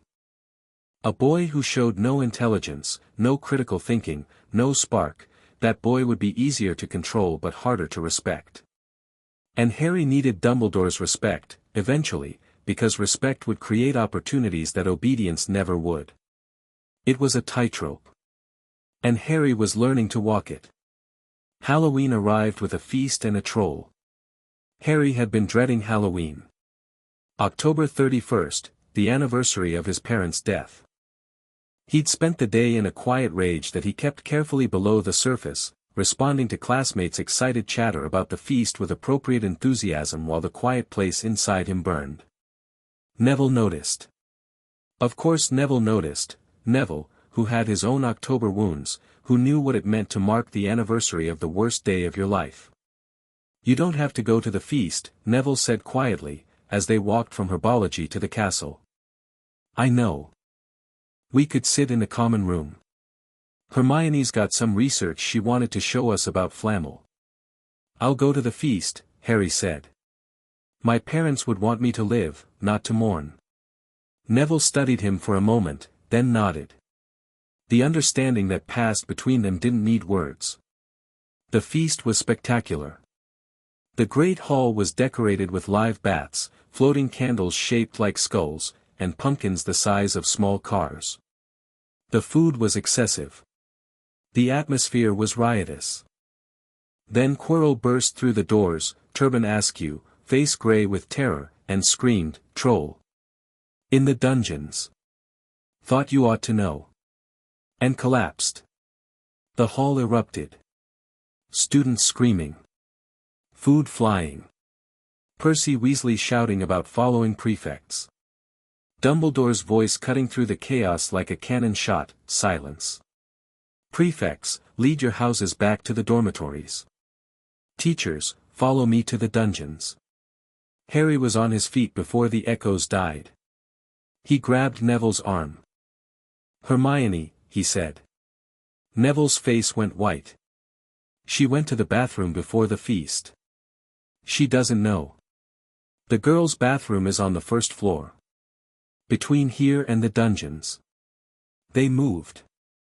Not with the panicked stumble of children running from danger, but with the controlled urgency of people moving toward it. Harry's wand was in his hand before they'd left the great hall. Neville's was out a second later, his grip shaking but his jaw set. "You don't have to come," Harry said. "Yes I do," Neville said, and his voice didn't shake at all. They found the troll in the first-floor corridor. 12 feet tall. Gray, lumpy skin like poorly mixed concrete. A club the size of a tree trunk. And the smell was indescribable, a wall of stench that hit them like a physical blow. The troll was heading for the girls' bathroom. They could hear Hermione's scream from inside. Harry assessed the situation in 3 seconds. The troll was big, slow, and stupid, pure muscle, no magic, no strategy. The corridor was narrow enough to limit its movement. The ceiling had support beams. "Neville," Harry said, his voice cold and clear. "I need you to get to the bathroom door and get Hermione out. I'll keep it busy." "Harry, you can't fight I'm not going to fight it. I'm going to outsmart it. Go." Neville went. He pressed himself against the wall and slid past the troll while Harry did something that was either very brave or very stupid. He threw a chunk of broken stone at the troll's head. The stone bounced off the troll's skull with a hollow thonk. The creature turned, slowly, like a battleship changing course. Small, piggy eyes focused on Harry. "Over here," Harry said. "Come on, you overgrown lump." The troll roared and charged. Harry was already moving. He dropped low, rolled under the club's first swing, the stone floor cracking where it hit, and came up running. The troll was slow to turn. Harry used the 3 seconds to get behind it and fire the strongest levitation charm he could manage at the club. Wingardium Leviosa. The club didn't float. It was too heavy for a standard first-year charm. But it jerked, enough to throw off the troll's next swing, sending the club crashing into the wall instead of Harry's head. Stone fragments exploded outward. Harry shielded his face and kept moving. Think. The troll was between him and the bathroom. Neville was inside, getting Hermione. He needed the troll to stay focused on him, away from the door, and he needed it incapacitated before it got lucky. The ceiling beams. Harry pointed his wand at the support beam directly above the troll's head and used a severing charm, not first-year material, but his mother's journals had been thorough, and his unsuppressed core provided the power. Diffindo. The beam cracked. The troll looked up. A section of ceiling the size of a dining table collapsed directly onto its head. The troll staggered. Swayed. Its eyes crossed. Then, with the slow, majestic grace of a falling redwood, it toppled forward and hit the ground with an impact that Harry felt through his shoes. The corridor went silent except for settling dust and the distant sound of Hermione hyperventilating. Harry stood over the unconscious troll, breathing hard, his wand still raised, and had approximately 2 seconds of peace before the teachers arrived. McGonagall came first, followed by Snape, followed by Quirrell, who took one look at the troll and sat down heavily against the wall. McGonagall's face cycled through shock, fury, and, grudgingly, almost against her will, admiration. "What on earth happened here?" she demanded. "The troll was heading for the girls' bathroom," Harry said, lowering his wand. Hermione Granger was inside. She didn't know about the warning. "We came to get her out." "We?"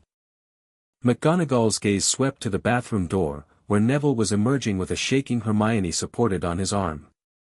"Neville got Hermione out while I kept the troll occupied." "You kept a mountain troll occupied?" McGonagall's voice was dangerously flat. "You. A first year." "I dropped a beam on its head, Professor. It wasn't complicated." Snape was staring at the unconscious troll, then at the severed ceiling beam, then at Harry.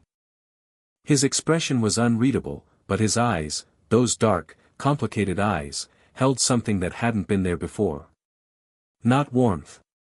Not approval. But something adjacent to respect, buried deep enough that he probably hoped no one would notice. McGonagall looked like she wanted to take 50 points and award 100 simultaneously. 5 points from Gryffindor, she said, for sheer recklessness. Then, after a pause that lasted exactly long enough for Harry to wonder if he was about to be expelled, and 20 points to Gryffindor. Each. For outstanding courage and presence of mind. Neville's mouth fell open.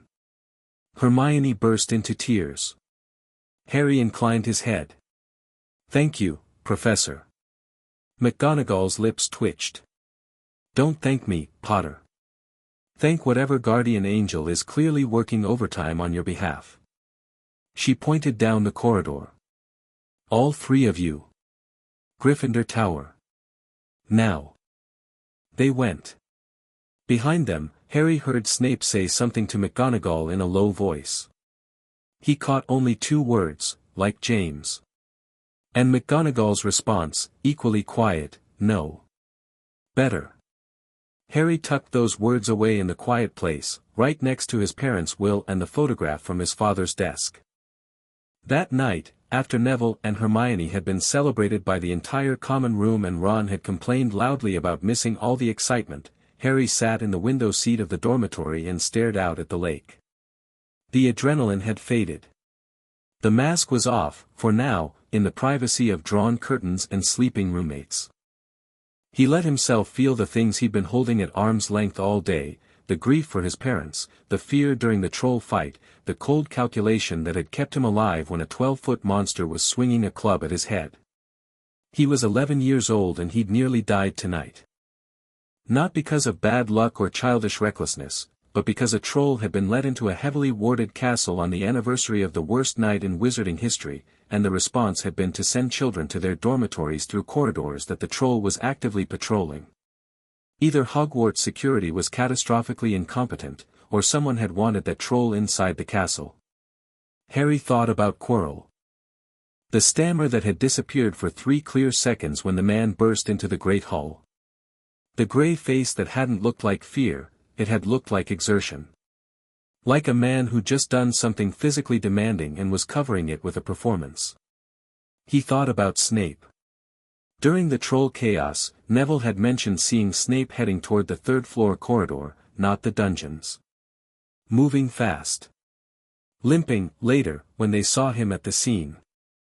He thought about Dumbledore, who'd sent the students away and the teachers to the dungeons, leaving the 3rd-floor corridor unprotected. Or seemingly unprotected. With Dumbledore, nothing was ever what it seemed. 3 men.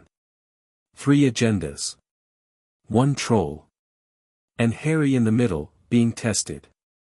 He pressed his forehead against the cool glass of the window and watched the moon rise over the forbidden forest, and he thought, I'm running out of time. Whatever's on the 3rd floor, whatever Quirrell wants, whatever Dumbledore is orchestrating, it's accelerating. I need to be ready. He went to bed. He dreamed of a dark corridor, a locked door, and something behind it that was calling his name in a voice that sounded like his mother's but wasn't. In the morning, he wrote 2 letters. One to Remus. One to Ragnarok. Both said the same thing, I need to talk to you. Soon. Something is wrong at Hogwarts, and I think it's wrong on purpose. The responses would come within days. The answers, Harry knew, would change everything. But tonight, he closed his eyes and let himself be 11. Just for a few hours. Just until dawn. Then the game would continue. Chapter 3 End. Chapter 4, Blood and Gold. The letter from Ragnarok arrived on a Tuesday, because Tuesdays had apparently decided they were going to be significant days in Harry's life whether he liked it or not. It came not by owl but by goblin courier, a small, fierce-looking creature in Gringotts livery who materialized in the Hogwarts courtyard at dawn, handed Harry a sealed envelope with the solemnity of someone delivering a declaration of war, and vanished before anyone else was awake enough to notice. The seal was Gringotts platinum. Harry cracked it open in the privacy of an empty classroom on the 4th floor, one he discovered during his 2nd week that seemed to have been forgotten by everyone including the castle itself. Lord Potter, your concerns regarding Hogwarts security are noted and will be investigated through our own channels. The forensic audit of your accounts is complete. Results are enclosed under a separate confidentiality seal, break it with your ring. Additionally, a matter has arisen that requires your immediate attention. Lucius Malfoy has filed a motion with the Hogwarts Board of Governors requesting a review of guardianship status for minor lords attending Hogwarts. The motion is scheduled for hearing at the next Emancipated session, November 15th. While your name is not mentioned explicitly, the motion's language is clearly targeted at your emancipation. I recommend you attend the session. Gringotts will provide legal counsel and documentary support. Your emancipation is unassailable under Goblin law, but wizard politics operates on different principles, specifically, the principle that whoever tells the most convincing story wins. Come prepared to tell a convincing story. Ragnarok, Director, Gringotts Bank. Harry read the letter twice. Then he broke the confidentiality seal on the audit report and read that too. 31,412 galleons. That was the total. But the audit hadn't just tracked amounts, it had tracked destinations.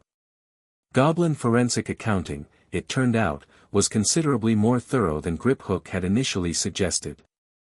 They'd followed the money through proxy accounts, shell organizations, and a labyrinth of financial instruments that would have impressed a Muggle hedge fund.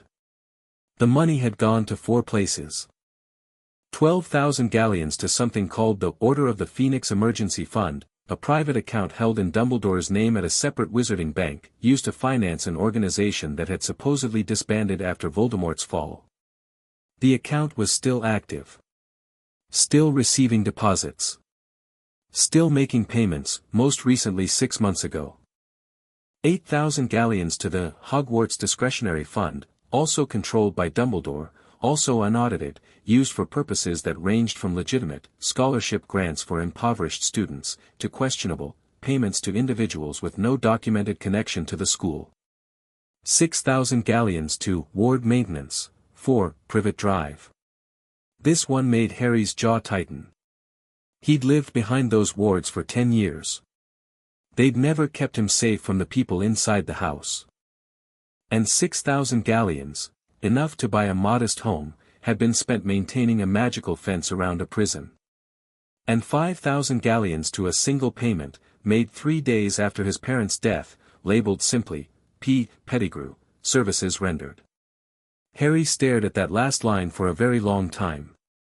Peter Pettigrew. The man who'd betrayed his parents to Voldemort. The man who'd supposedly been killed by Sirius Black. The man who was supposedly dead, blown to pieces in a London street, nothing left but a finger. Dumbledore had paid him. 3 days after James and Lily Potter died, Albus Dumbledore had withdrawn 5,000 galleons from the Potter accounts and paid it to the man who'd sold them to their murderer. The quiet place inside Harry's mind didn't overflow this time. It crystallized. Cold, hard, and diamond clear. He folded the audit report, sealed it with his ring, and placed it inside the enchanted pouch he wore around his neck, a Gringotts security item that could only be opened by Potter blood. Then he went to breakfast and ate scrambled eggs and toast and smiled at Neville's joke about Professor Sprout's new batch of fanged geraniums, and nobody, not one single person in the Great Hall, had any idea that the boy at the Gryffindor table had just discovered proof that the most trusted man in Wizarding Britain had financially rewarded a traitor with his victim's own money. The Wizengamot session was 2 weeks away. Harry had work to do. Remus arrived at Hogwarts on a Saturday, ostensibly for an alumni visit that McGonagall had approved with mild surprise and no suspicion. He met Harry in the Room of Requirement, another of Harry's discoveries, found during a late-night exploration of the 7th floor when the castle had essentially shown it to him, which Harry interpreted as the building taking sides. "This is impossible," Remus said, looking around the room, which had configured itself as a comfortable study with a fireplace, 2 armchairs, and a table covered in documents. "A room that becomes whatever you need it to be. How long have you known about this?" 3 weeks. "The castle likes me." Harry sat down. "Remus, I need to tell you something, and you're going to want to do something violent." "I need you not to." Remus's face went carefully blank. "That's a concerning opening." Harry told him about the audit. All of it. The order fund, the discretionary payments, the ward maintenance. And the Pettigrew payment. Remus didn't speak for a full minute after Harry finished. His hands were gripping the arms of his chair hard enough to whiten the knuckles, and his eyes had gone amber, not brown, amber, the color of the wolf that lived inside him, rising to the surface in response to a rage that was beyond human parameters. 5,000 galleons, Remus said, and his voice was wrong. Too calm. Too level. Like the surface of a lake just before something enormous breaks through from below. Paid from my parents' vault. 3 days after they died. Services rendered. That's what the ledger says. Remus stood up. Walked to the fireplace. Placed both hands on the mantelpiece and leaned forward, his body rigid, his breathing controlled with the deliberate care of someone who was very close to losing control of something much more dangerous than temper. He knew, Remus said. Dumbledore knew Peter was the traitor. He didn't just suspect, he knew, and he paid him, and then he let Sirius take the fall. "I don't have proof of that," Harry said carefully. The payment could mean other things. Services rendered could be what, Harry? Remus turned. His eyes were still amber. What service does a dead man render 3 days after committing the worst betrayal in recent wizarding history? What possible explanation makes that payment innocent? Harry didn't have one. He'd been trying to construct one for 2 days, because the alternative was a truth so monstrous that even his cold, crystallized anger had trouble containing it. The Wizengamot session is November 15th, Harry said, steering the conversation to ground he could control. Malfoy's motion is designed to challenge my emancipation. If he succeeds, guardianship reverts to Dumbledore, and everything I've built gets dismantled. I need to win that session. Remus forced the amber from his eyes.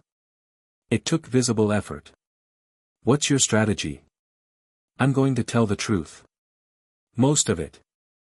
The sealed will, the unauthorized withdrawals, the mail ward, the condition I was living in. I'm going to present the Gringotts evidence, not the Pettigrew payment, not yet, that's too dangerous, and I'm going to ask the Wizengamot a simple question: does this body believe a child should be returned to a guardian who failed him? And Dumbledore? I won't name him. Not directly. The evidence speaks for itself. The Chief Warlock sealed the will, the Chief Warlock authorized the guardianship, the Chief Warlock signed off on the withdrawals. Every member of the Wizengamot can do the arithmetic. I don't need to point the finger. I just need to hold up the numbers. Remus studied him. You're going to stand in front of the most powerful political body in Wizarding Britain, at age 11, and publicly challenge the authority of Albus Dumbledore without ever saying his name. Yes. Lily would be so proud she'd probably hex something. Harry allowed himself a small smile. Will you be there? I'll be in the gallery. If things go sideways, they won't. I've read the Wizengamot Charter 3 times. I know the procedures, the precedents, and the voting blocks. I've identified 14 members who are likely sympathetic, 9 who are Dumbledore's regardless, and 23 who'll go wherever the wind blows. The wind is going to blow my way. You've been planning this for weeks. I've been planning this since I signed the Emancipation Papers. Harry's voice was even, but his eyes burned. Malfoy just accelerated the timeline. Remus sat back down. He looked at Harry, really looked at him, past the composure and the strategy and the cold clarity, and saw what was underneath. The anger. The grief. The desperate, ferocious determination of a child who'd been failed by every institution and every adult who should have protected him, and who'd decided that if no one else was going to fight for him, he'd fight for himself. Your father, Remus said quietly, would have charged in with his wand blazing and his heart on his sleeve and probably gotten himself killed in the first 5 minutes. I know. Your mother would have done exactly what you're doing. Planned, prepared, and dismantled them with facts until there was nowhere left to hide. I know that too. And you're doing both. Remus's voice cracked, just slightly. You've got James's courage and Lily's mind and something else, something that's entirely yours. I don't know where you got it, Harry, but it terrifies me. Good, Harry said. If it terrifies you, it'll terrify them. The 2 weeks before the Wizengamot session were a masterclass in operating on multiple fronts. At Hogwarts, Harry maintained his cover. He attended classes, performed well without performing brilliantly, built his friendships, and continued his quiet surveillance of Quirrell and the third-floor corridor. He spent evenings in the room of requirement, studying Wizengamot procedure with the obsessive focus of a lawyer preparing for the trial of the century, which, in a sense, it was. He also maintained his social network. Hermione was invaluable. She didn't know about the Wizengamot hearing, but her natural research instincts meant she'd already compiled a comprehensive overview of guardianship law, for extra credit, that Harry borrowed shamelessly. Neville provided moral support and, unexpectedly, political intelligence. His grandmother, Augusta Longbottom, held a Wizengamot seat, and Neville knew more about the internal politics of the chamber than he realized. Gran says Malfoy's been lobbying for weeks, Neville mentioned over lunch. Something about minor lords and guardianship. She thinks it's targeted at someone specific but she can't figure out who. Interesting, Harry said, in a tone designed to convey mild curiosity and nothing more. And then there was Daphne. Their encounters had been brief, controlled, and increasing in frequency. The library was neutral ground, neither Gryffindor territory nor Slytherin, a demilitarized zone of books and silence where the house rivalries that governed the rest of the school held less power. Harry studied there most evenings. Daphne, it turned out, did the same. They'd started with proximity, the same section, adjacent tables, books chosen from the same shelves. Then acknowledgement, nods, brief greetings, the minimal social courtesies of two people who recognized each other's presence without committing to interaction. Then conversation. It began, as their relationship would continue, with an argument. "You're reading Thurston's Principles of Magical Governance," Daphne said, appearing at his table one Thursday evening with the silent precision of a cat. "Third edition." "Yes. The third edition is outdated." Thurston revised his position on noble house voting rights in the fourth edition after the Grindelwald reforms. The third edition still reflects the pre-war consensus. Harry looked at her. She looked back, one eyebrow slightly raised, her expression communicating, "I know something you don't, and I'm telling you because I respect you enough to correct you, not because I enjoy it." Harry suspected she did, in fact, enjoy it. But that was fine. He enjoyed being challenged. "I'm reading the third edition deliberately," he said. "The pre-war consensus is what half the Wisengamot still operates under, regardless of Thurston's revision. If you want to predict how the old families will vote, you need to understand the framework they were educated in, not the one that replaced it." Daphne's eyebrow descended. Her expression shifted from corrective to recalculating. She pulled out the chair opposite him and sat down. "That's unusually sophisticated for someone who didn't know the magical world existed 4 months ago. I'm a fast learner." Clearly. She opened her own book, a dense text on contract law that no 11-year-old should have been reading. "You're preparing for something." It wasn't a question. "I'm always preparing for something." "For the Wisengamot session on November 15th. Harry's hand stilled on the page. He looked at her sharply. "How do you know about that?"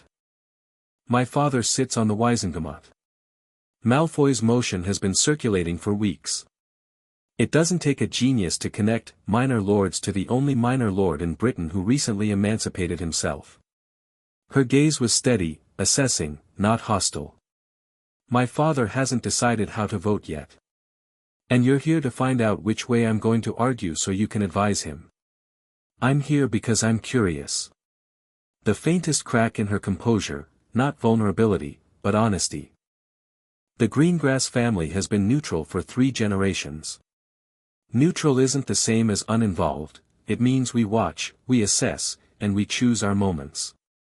My father taught me that the most valuable commodity in politics isn't gold or power.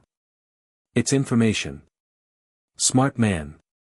Practical man." Daphne closed her book. "I'm not going to spy for you, Potter. And I'm not going to spy on you. But if you're going to stand in front of the Wisengamot at age 11 and challenge Lucius Malfoy's motion, you should know something." "What?" "Malfoy doesn't expect to win.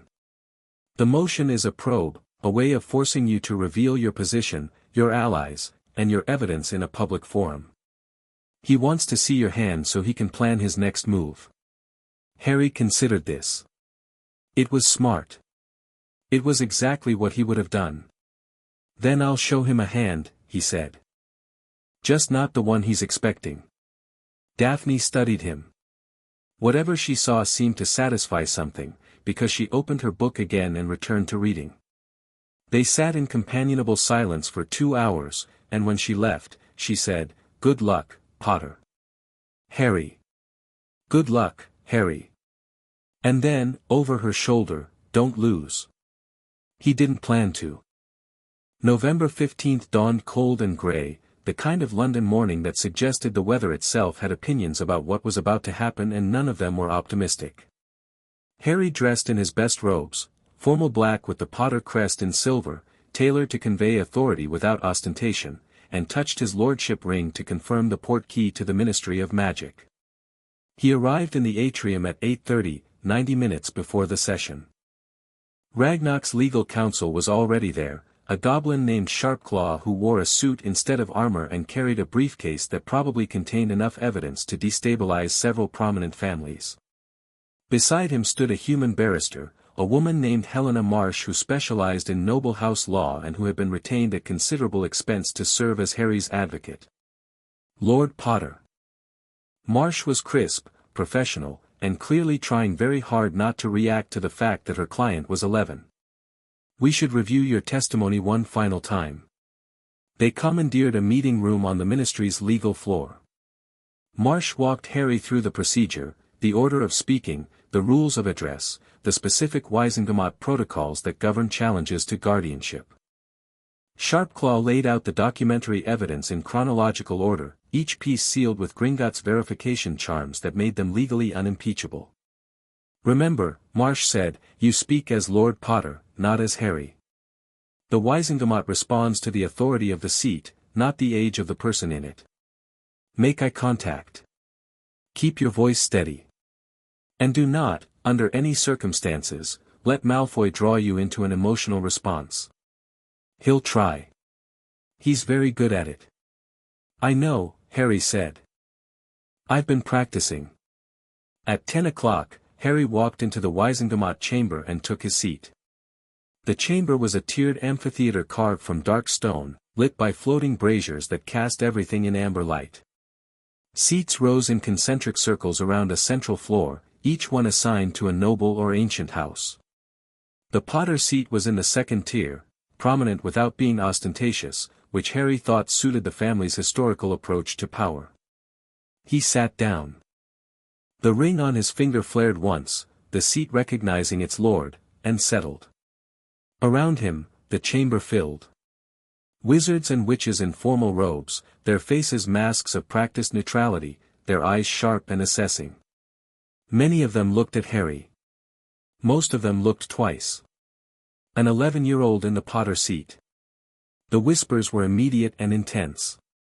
Amelia Bones, head of the DMLE and holder of the Bones seat, caught his eye from across the chamber. Her expression was carefully neutral, but she inclined her head, the slightest possible acknowledgement. Harry returned it. Augusta Longbottom, Neville's grandmother, was 3 seats to his left. She looked at him with undisguised assessment and, after a long moment, gave a nod that was marginally warmer than Bones's. The Longbottoms remembered their friends. Lucius Malfoy entered like a man who owned the room and was generously allowing others to use it. His robes were impeccable. His cane, silver-headed, serpent-shaped, clicked against the stone floor with each step. He took the Malfoy seat in the first tier and surveyed the chamber with the languid confidence of a predator at the top of the food chain. His eyes found Harry.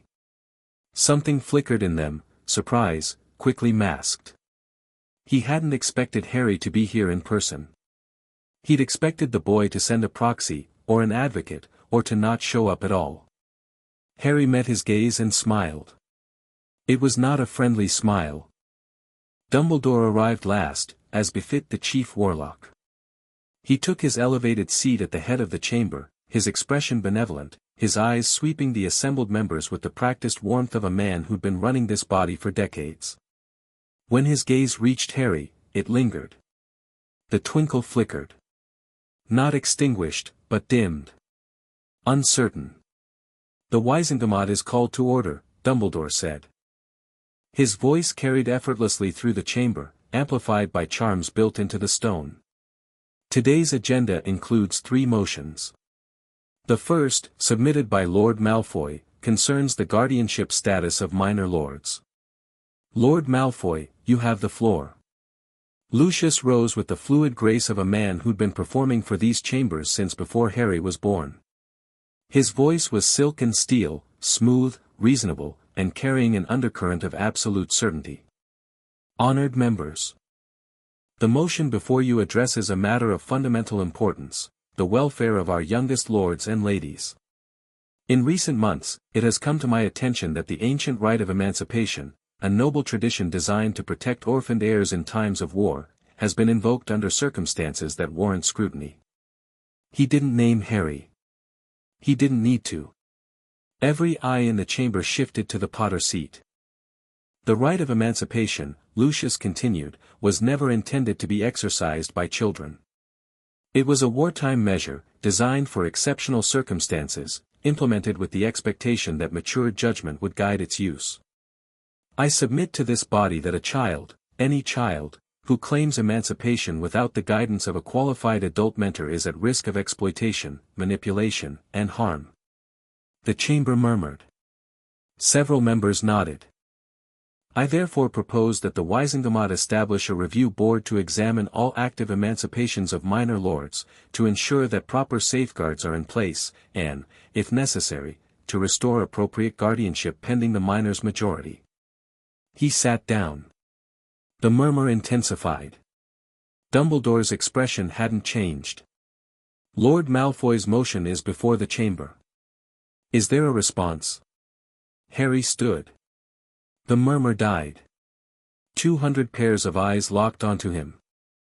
An 11-year-old boy in formal robes, standing in a seat that had held warriors and lawmakers and kings, his face calm and his voice, when he spoke, carrying with the clear precision of someone who'd practiced this moment until it was perfect. Chief Warlock. Honored members. I am Lord Harry James Potter, head of the ancient and most noble house of Potter. I exercise my right to respond to Lord Malfoy's motion, as it directly concerns my person and my house. The chamber went absolutely silent. Lord Malfoy raises a valid concern. Harry let that land.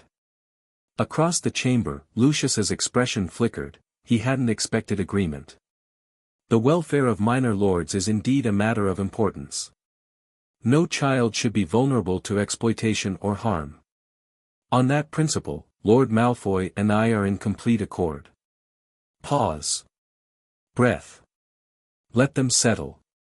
However, I respectfully submit that Lord Malfoy's motion addresses the wrong problem. The risk to minor lords does not come from emancipation. It comes from guardianship.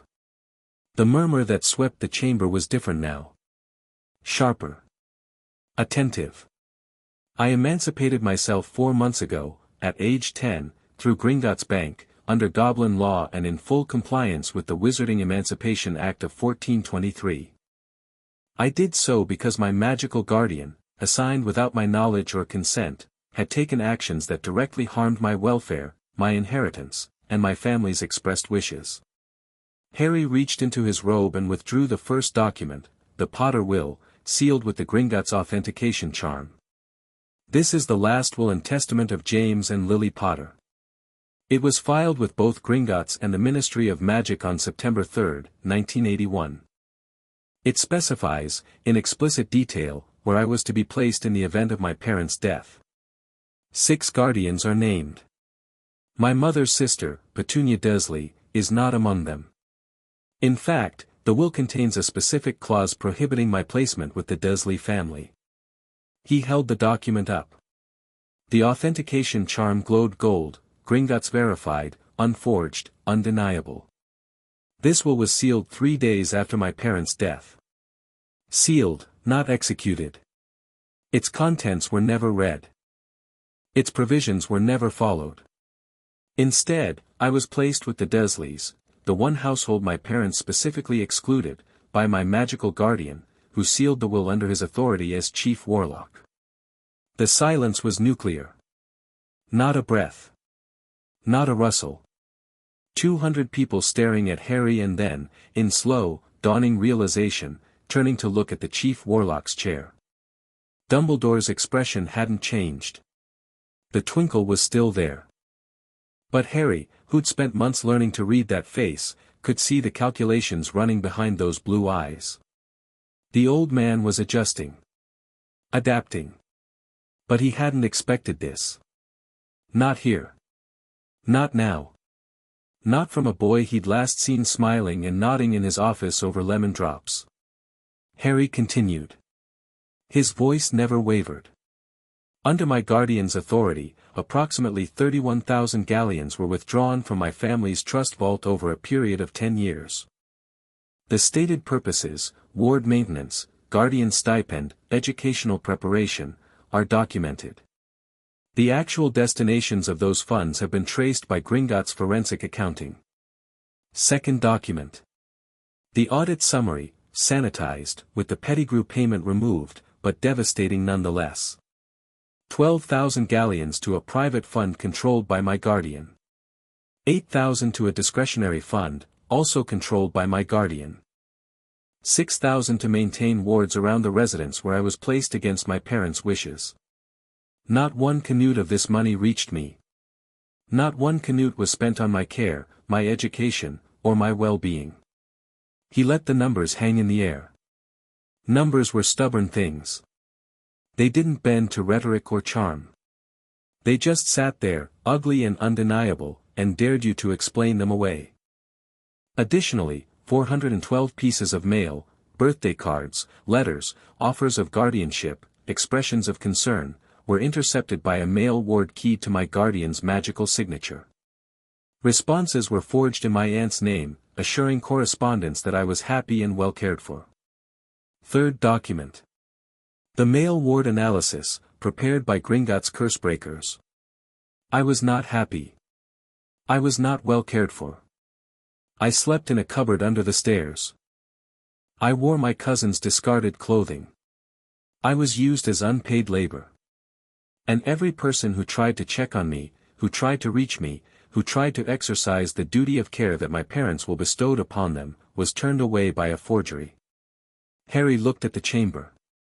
Not at Dumbledore. Not at Malfoy. At the members, the ordinary, undecided, wind-following members who would determine the vote. Lord Malfoy asks this body to review my emancipation. I welcome that review. I have nothing to hide. Every document I've presented is Gringotts verified and available for inspection. But I ask this body to consider, if a child's legal guardian sealed the will that would have protected him, profited from his inheritance while he lived in neglect, and intercepted every attempt by outside parties to verify his welfare, does this body believe that child should be returned to that guardian's control? He sat down. The chamber erupted. Not with applause, the Wisengamot was too formal for that, but with voices. Dozens of them, all at once, the careful neutrality of the chamber shattering into arguments and exclamations and demands. Amelia Bones was on her feet, calling for order. Augusta Longbottom's expression could have stripped paint. Several members were pointing at Dumbledore's chair. Others were pointing at Malfoy. Lucius Malfoy sat in his seat with the expression of a man who'd expected a game of chess and found himself in the middle of a hurricane. His motion, his careful, calculated probe, had been turned inside out. He'd wanted to expose Harry's position. Instead, Harry had exposed something much larger, and the fallout was landing on everyone in the room. Dumbledore raised his hand.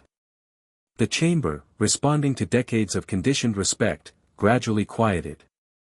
Lord Potter, Dumbledore said, and his voice was steady, measured, and carrying an undercurrent of something that might have been admiration or might have been concern. Your testimony is powerful. And the evidence you've presented warrants serious examination. I'm glad you agree, Chief Warlock, Harry said evenly. Their eyes met. In that moment, the masks dropped, not fully, not visibly, but between them, in the space where intention lived, two people saw each other clearly. The old man who'd built a world around his certainties, and the boy who'd torn through them with nothing but the truth. I propose, Dumbledore said, that Lord Malfoy's motion be tabled pending a full review of the evidence Lord Potter has presented. The Wisengamot's Oversight Committee will examine the documents, and a special session will be convened if warranted. It was a masterful recovery. Tabling the motion gave Dumbledore control of the timeline, the review process, and the narrative. It appeared reasonable, fair, even.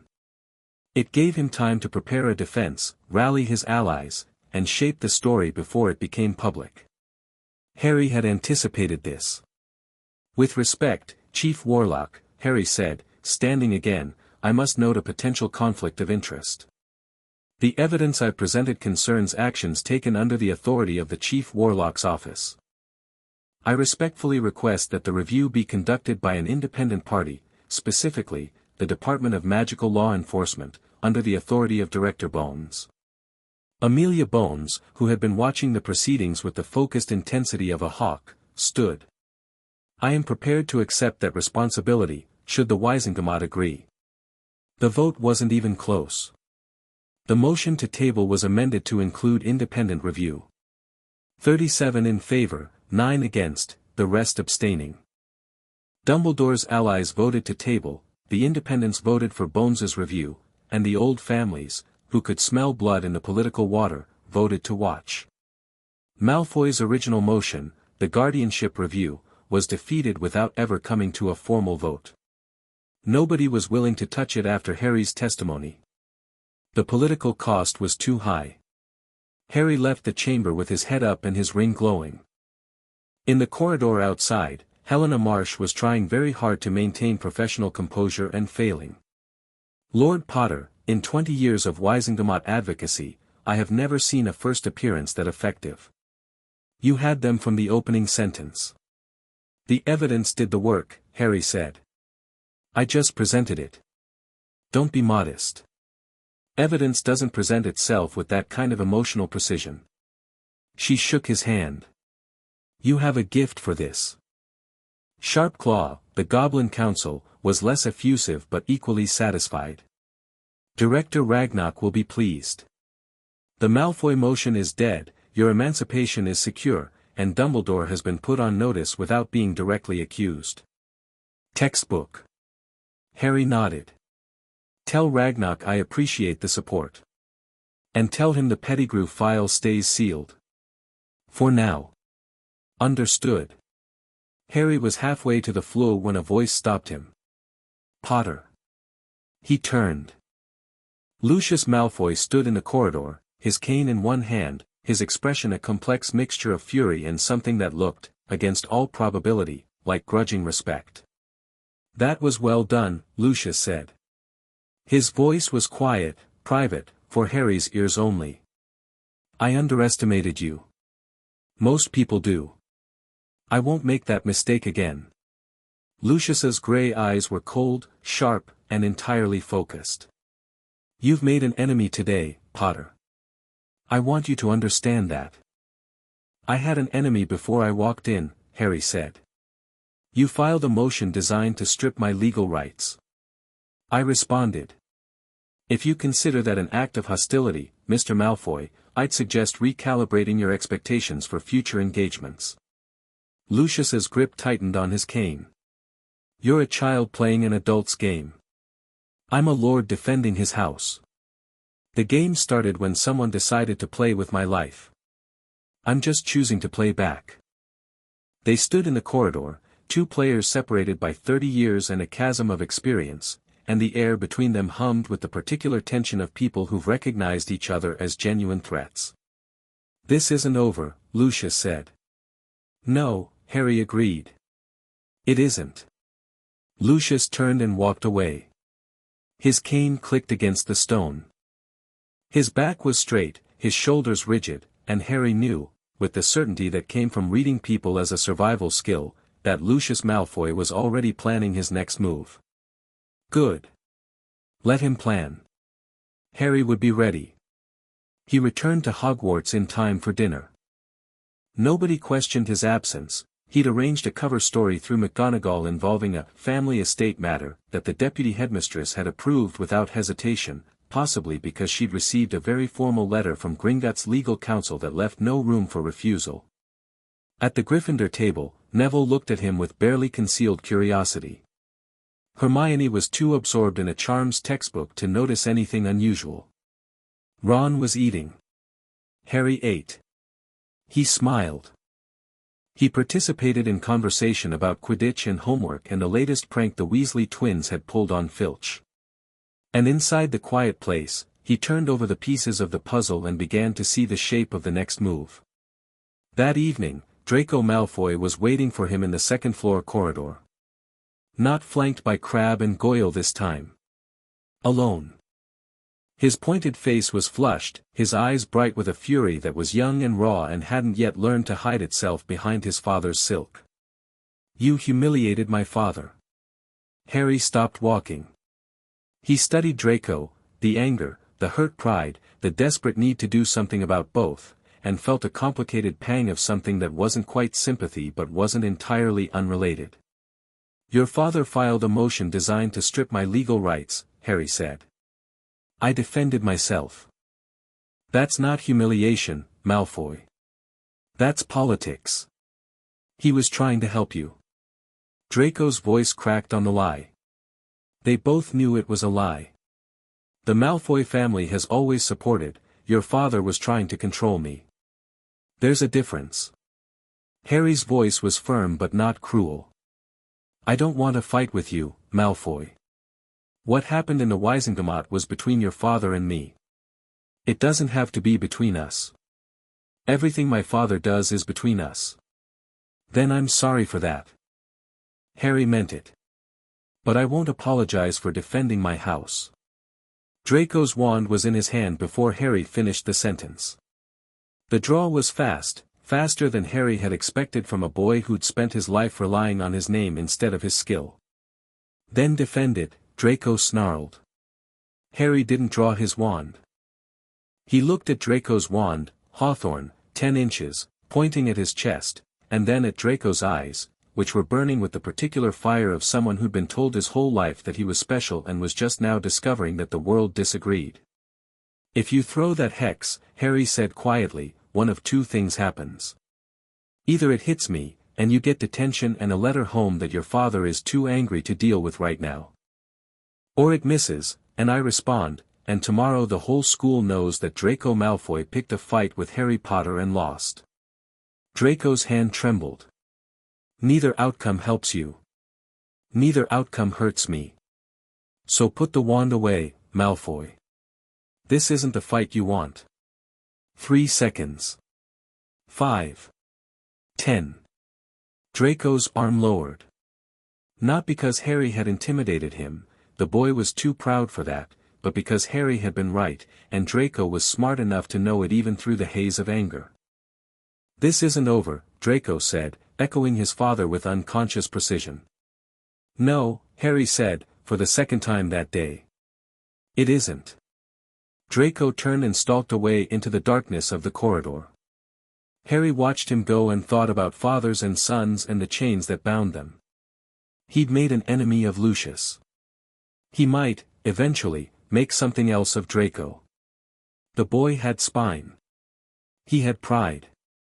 He had, buried under layers of privilege and prejudice, a mind that was capable of genuine thought, if someone challenged him to use it. But that was a project for another day. Tonight, Harry had other things to think about. He climbed to the astronomy tower. The night was clear, the kind of November evening where the cold sharpened everything, the stars, the air, the distant silhouette of the forbidden forest. Harry leaned against the parapet and breathed and let himself feel the full weight of what he'd done today. He'd stood in front of the Wizengamot. He'd challenged Dumbledore's authority in public. He'd made political enemies and political allies. He was 11 years old, and he'd just changed the trajectory of wizarding politics in a single afternoon. It was terrifying. "You're going to catch cold." Harry turned. Daphne Greengrass stood at the top of the stairs, her robes pulled tight against the chill, her expression unreadable in the starlight. "What are you doing up here?" Harry asked. "Same thing you are, probably. Thinking." She crossed to the parapet and stood beside him, looking out at the grounds. "My father sent an owl after the session. He voted to table with the Bones Amendment." "I know. He said you were impressive. I had good evidence." "You had excellent evidence. But evidence doesn't win Wizengamot sessions, presentation does." She looked at him sideways. You presented like a lord 3 times your age. People are talking. Let them talk. They will. The Daily Prophet will have the story by morning. Lucius Malfoy publicly challenged The Boy Who Live's emancipation, and The Boy Who Lived responded by airing the dirtiest laundry in wizarding politics since the Death Eater trials. Daphne paused. You've painted a target on yourself. The target was already there. I just decided to stand in front of it instead of hiding behind it. Daphne was quiet for a moment. The wind moved through her hair, and in the starlight, with her careful composure softened by cold and darkness, she looked less like a politician's daughter and more like what she actually was, an 11-year-old girl carrying a weight that no child should have to carry. My sister is sick, she said. Harry turned. Daphne's gaze was fixed on the horizon, her jaw tight. Astoria. She's 9. There's a blood curse. It's been in the Greengrass family for generations, dormant for centuries, but it activated in her. The healers say she'll live, but her magic will be compromised. She'll never be strong. Harry waited. This wasn't a bid for sympathy. Daphne Greengrass didn't do bids for sympathy. This was something else. My parents have spent years looking for a cure. Every healer in Europe. Every expert in blood magic. Nothing works. The curse is too deeply embedded, it's part of her magical signature now, woven into her core like wire around a growing tree, Harry said quietly.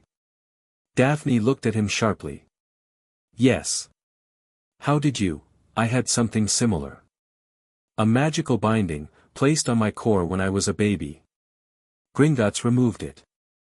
The silence that followed was charged with something Harry couldn't quite name. Hope, maybe. Or the desperate restraint of someone who'd learned not to hope because hope, when it fails, is the cruelest thing in the world. A goblin cursebreaker named Blood Fong did the ritual, Harry said. She's the best at what she does. I can't promise she can help Astoria. Blood curses are different from bindings, and I don't know enough about your family's specific condition. But I can introduce your father to Blood Fong. I can open that door. Daphne's composure broke. Not dramatically. Not with tears or trembling or any of the visible signs of emotional overflow. It broke like a hairline fracture in glass, silent, nearly invisible, but structurally significant. Her breath caught. Her hands tightened on the parapet. Her eyes, when they found his, were raw. Why? She asked. We're not allies. We're not even friends. My family is neutral, we haven't committed to supporting you. Why would you help us? Because your sister is sick and I might know someone who can help. Harry shrugged. That's not politics, Daphne. That's decency. She stared at him. He let her look, let her search for the angle, the manipulation, the hidden cost that her training told her must be there. He waited while she failed to find it. My father will want to talk to you, she said finally. I'll write to him tomorrow. He'll want to know if there are strings attached. Tell him there aren't. He won't believe that. He'll believe it when Blood Fong examines Astoria and Gringotts sends the bill to the Potter Vault. Daphne's eyes widened. You'd pay for the treatment? If there is a treatment, yes. Harry. She stopped. Started again. Her voice, when it came, was stripped of everything, the composure, the politics, the carefully maintained ice, and what was left was a girl who loved her sister. Thank you. Harry nodded. You should get inside. Filch does his rounds at 11. She didn't move for a moment. She looked at him in the starlight, and Harry saw something shift in her expression, a door opening, just a crack, onto something that hadn't been there before. Not gratitude, though that was present.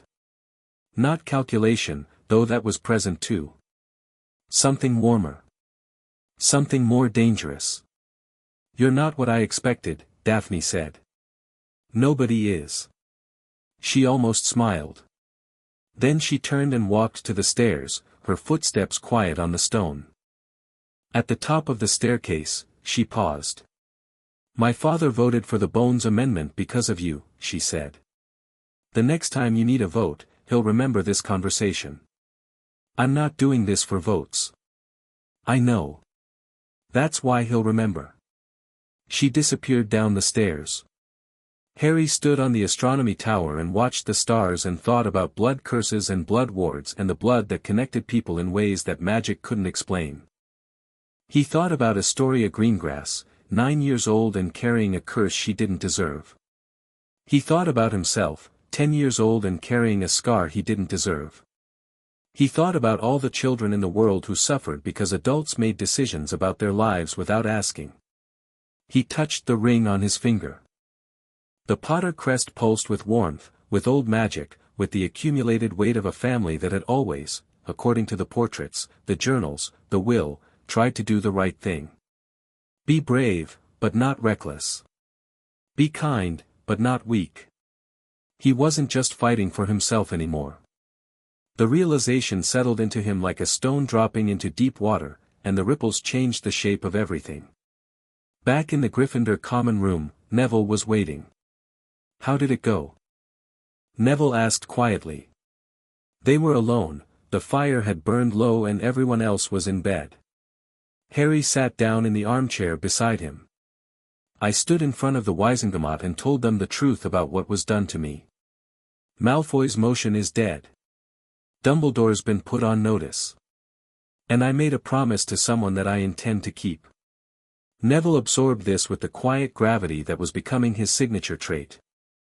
Not the timid gravity of the boy who'd shown up at Madame Malkin's 2 months ago, a steadier, firmer thing, grown in the soil of Harry's belief in him. "You're not alone in this," Neville said. "You know that, right? Whatever comes next, the politics, the Wizengamot, the whatever's behind the third-floor corridor, you've got people." "I know." "Do you actually know, or are you just saying that because it's what I want to hear?" Harry looked at his friend. At the round face that was losing its baby softness, the eyes that were clearer and brighter than they'd been in September, the posture that was straightening day by day as the boy inside grew into the space that had always been waiting for him. "I actually know," Harry said, and meant it. Neville nodded. "Good. Then get some sleep. You look terrible." "Thanks, Neville. That's what friends are for." Harry went to bed. He slept deeply, dreamlessly, and woke the next morning to find the Daily Prophet's headline screaming from the breakfast table, "Boy WHO Live challenges Wizengamot, Lord Potter, 11, reveals guardianship scandal." Beneath it, a photograph of Harry standing in the Wizengamot chamber, his face calm, his voice carrying the truth that no amount of political maneuvering could silence. The game had changed. And Harry Potter was just getting started. Chapter 4 End.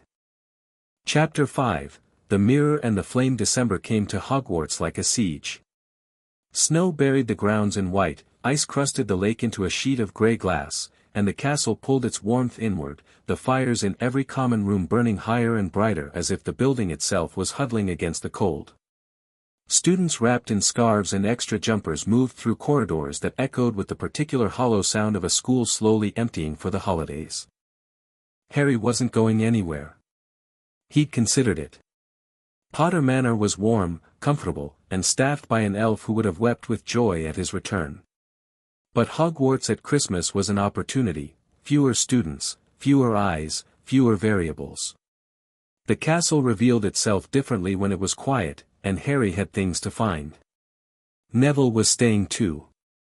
His grandmother had written a letter that was, in Neville's words, mostly about how "I'm not living up to expectations," which meant Augusta Longbottom was using guilt as a motivational tool with the efficiency of a professional.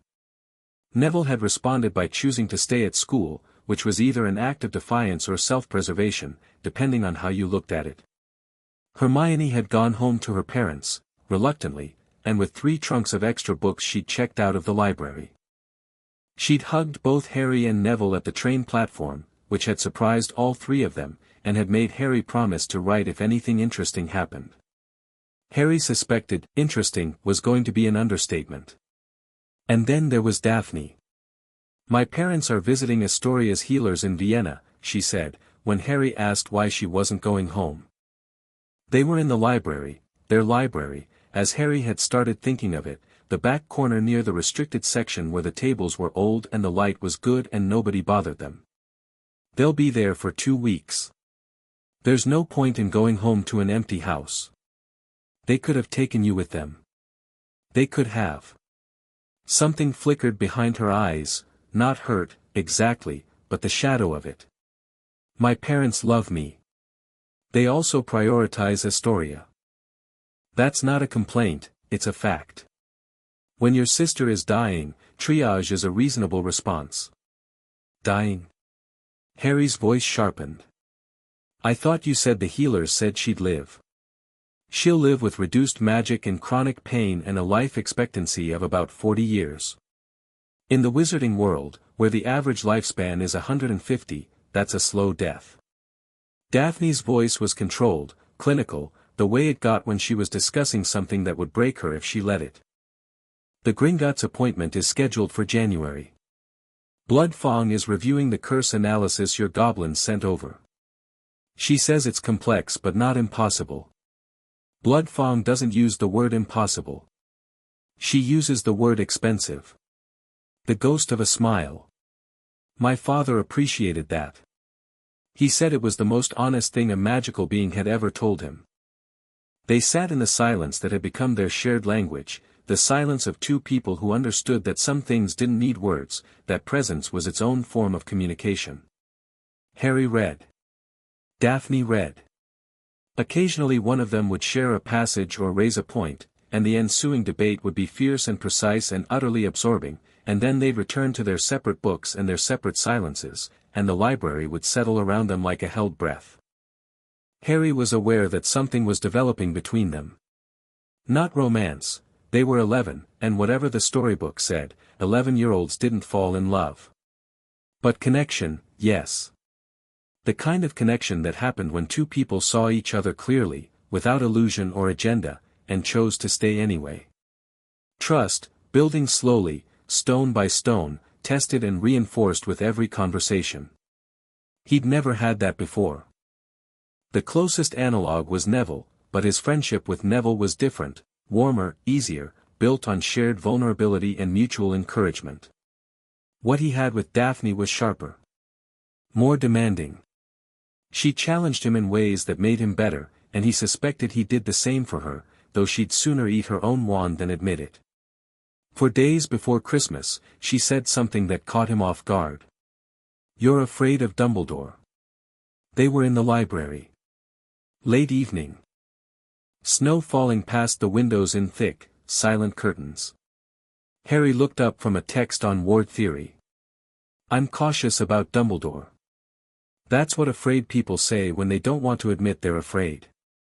Harry set the book down. Fine. Yes. I'm afraid of him. Not physically, I don't think he'd hurt me directly. I'm afraid of how good he is at making you believe he's right. I sat in his office and listened to him explain why everything he did was necessary, and for about 30 seconds, I almost agreed with him. That's terrifying. Daphne studied him. Most people would be afraid of his power. His power is a wand and some impressive magic. His real weapon is his certainty. He's spent 100 years believing he knows best, and he's been right often enough that the belief is reinforced. Fighting someone who's wrong is easy. Fighting someone who's usually right and just happens to be catastrophically wrong about you specifically, that's hard. What makes you sure he's wrong about you? It was a genuine question. Not a challenge, not a test. Daphne Greengrass, for all her ice and composure, was asking because she wanted to know. Harry thought about it. Really thought about it, the way he only did when the question deserved his full attention. Because his plan requires me to be a weapon, Harry said. Not a person. A weapon that can be aimed and fired and discarded when it's served its purpose. I've read enough to understand the shape of it, the prophecy, the protection, the preparation. He's building towards something, and at the end of it, I'm supposed to be the instrument that finishes Voldemort. And you won't be. I'll finish Voldemort if that's what it takes. But I'll do it on my terms, with my choices, for my reasons. Not because an old man spent 20 years engineering me into the right shape. Harry's jaw tightened. The difference between a tool and a person is consent. He never asked. He decided. Daphne was quiet for a long time after that. When she spoke, her voice was softer than Harry had ever heard it. My father decided about Astoria too. Not the curse, that was blood and fate and bad luck. But the response. The endless healers, the experimental treatments, the years of hope and failure. He decided that saving Astoria was the family's priority, and everything else, including me, was secondary. She paused. I understand what it feels like to be someone's collateral damage in a war they're fighting for a good reason. I'm sorry, Harry said. Don't be. It made me who I am. She looked at him directly. You know the worst part? I can't even be angry about it. Because if it were Astoria making the choices and me who was sick, I'd want her to do exactly the same thing. Harry understood that. He understood it in his bones, in the deep place where empathy lived alongside anger, where you could love someone and resent them simultaneously and know that both feelings were valid. We're a pair, he said. We're 11, Daphne replied. We shouldn't have to be a pair of anything. And yet. She almost smiled. It was the closest she'd come to warmth since he'd known her, and it cracked something open in his chest that he hadn't realized was sealed. They went back to their books. But something had shifted between them, a wall reduced by one stone, a distance closed by one step. Small. Significant. The kind of change that only mattered if you were paying attention. Harry was paying attention. Christmas morning. Harry woke to a pile of presents at the foot of his bed, which was a novel experience for someone who'd spent 10 Christmases receiving nothing or, on one memorable occasion, a wire coat hanger from Vernon. He stared at the packages for a full minute before his brain accepted that they were real and intended for him. Hagrid had sent a hand-carved wooden flute that played a haunting, slightly off-key melody when you blew into it. Mrs. Weasley, Ron's mother, who Harry had never met, had sent a hand-knitted jumper in emerald green with an H on the front and a box of homemade fudge. Harry stared at the jumper for a long time, trying to reconcile the genuine warmth of the gesture with his suspicion about the Weasleys' connection to Dumbledore, and eventually concluded that Molly Weasley probably knitted jumpers for everyone and that not everything had to be a conspiracy. Hermione had sent a book, Hogwarts, a history, annotated edition, with a note that said, "You probably already have this, but this version has better footnotes." She was right on both counts. Neville had given him a small potted plant, a rare magical herb called Mimbulus Mimbletonia that was apparently very difficult to grow and very valuable, and Harry recognized the gift for what it was, Neville sharing his passion with someone he trusted. Remus had sent a photograph album. Harry opened it and the breath went out of him. Pages and pages of his parents. James and Lily at Hogwarts, young, laughing, impossibly alive.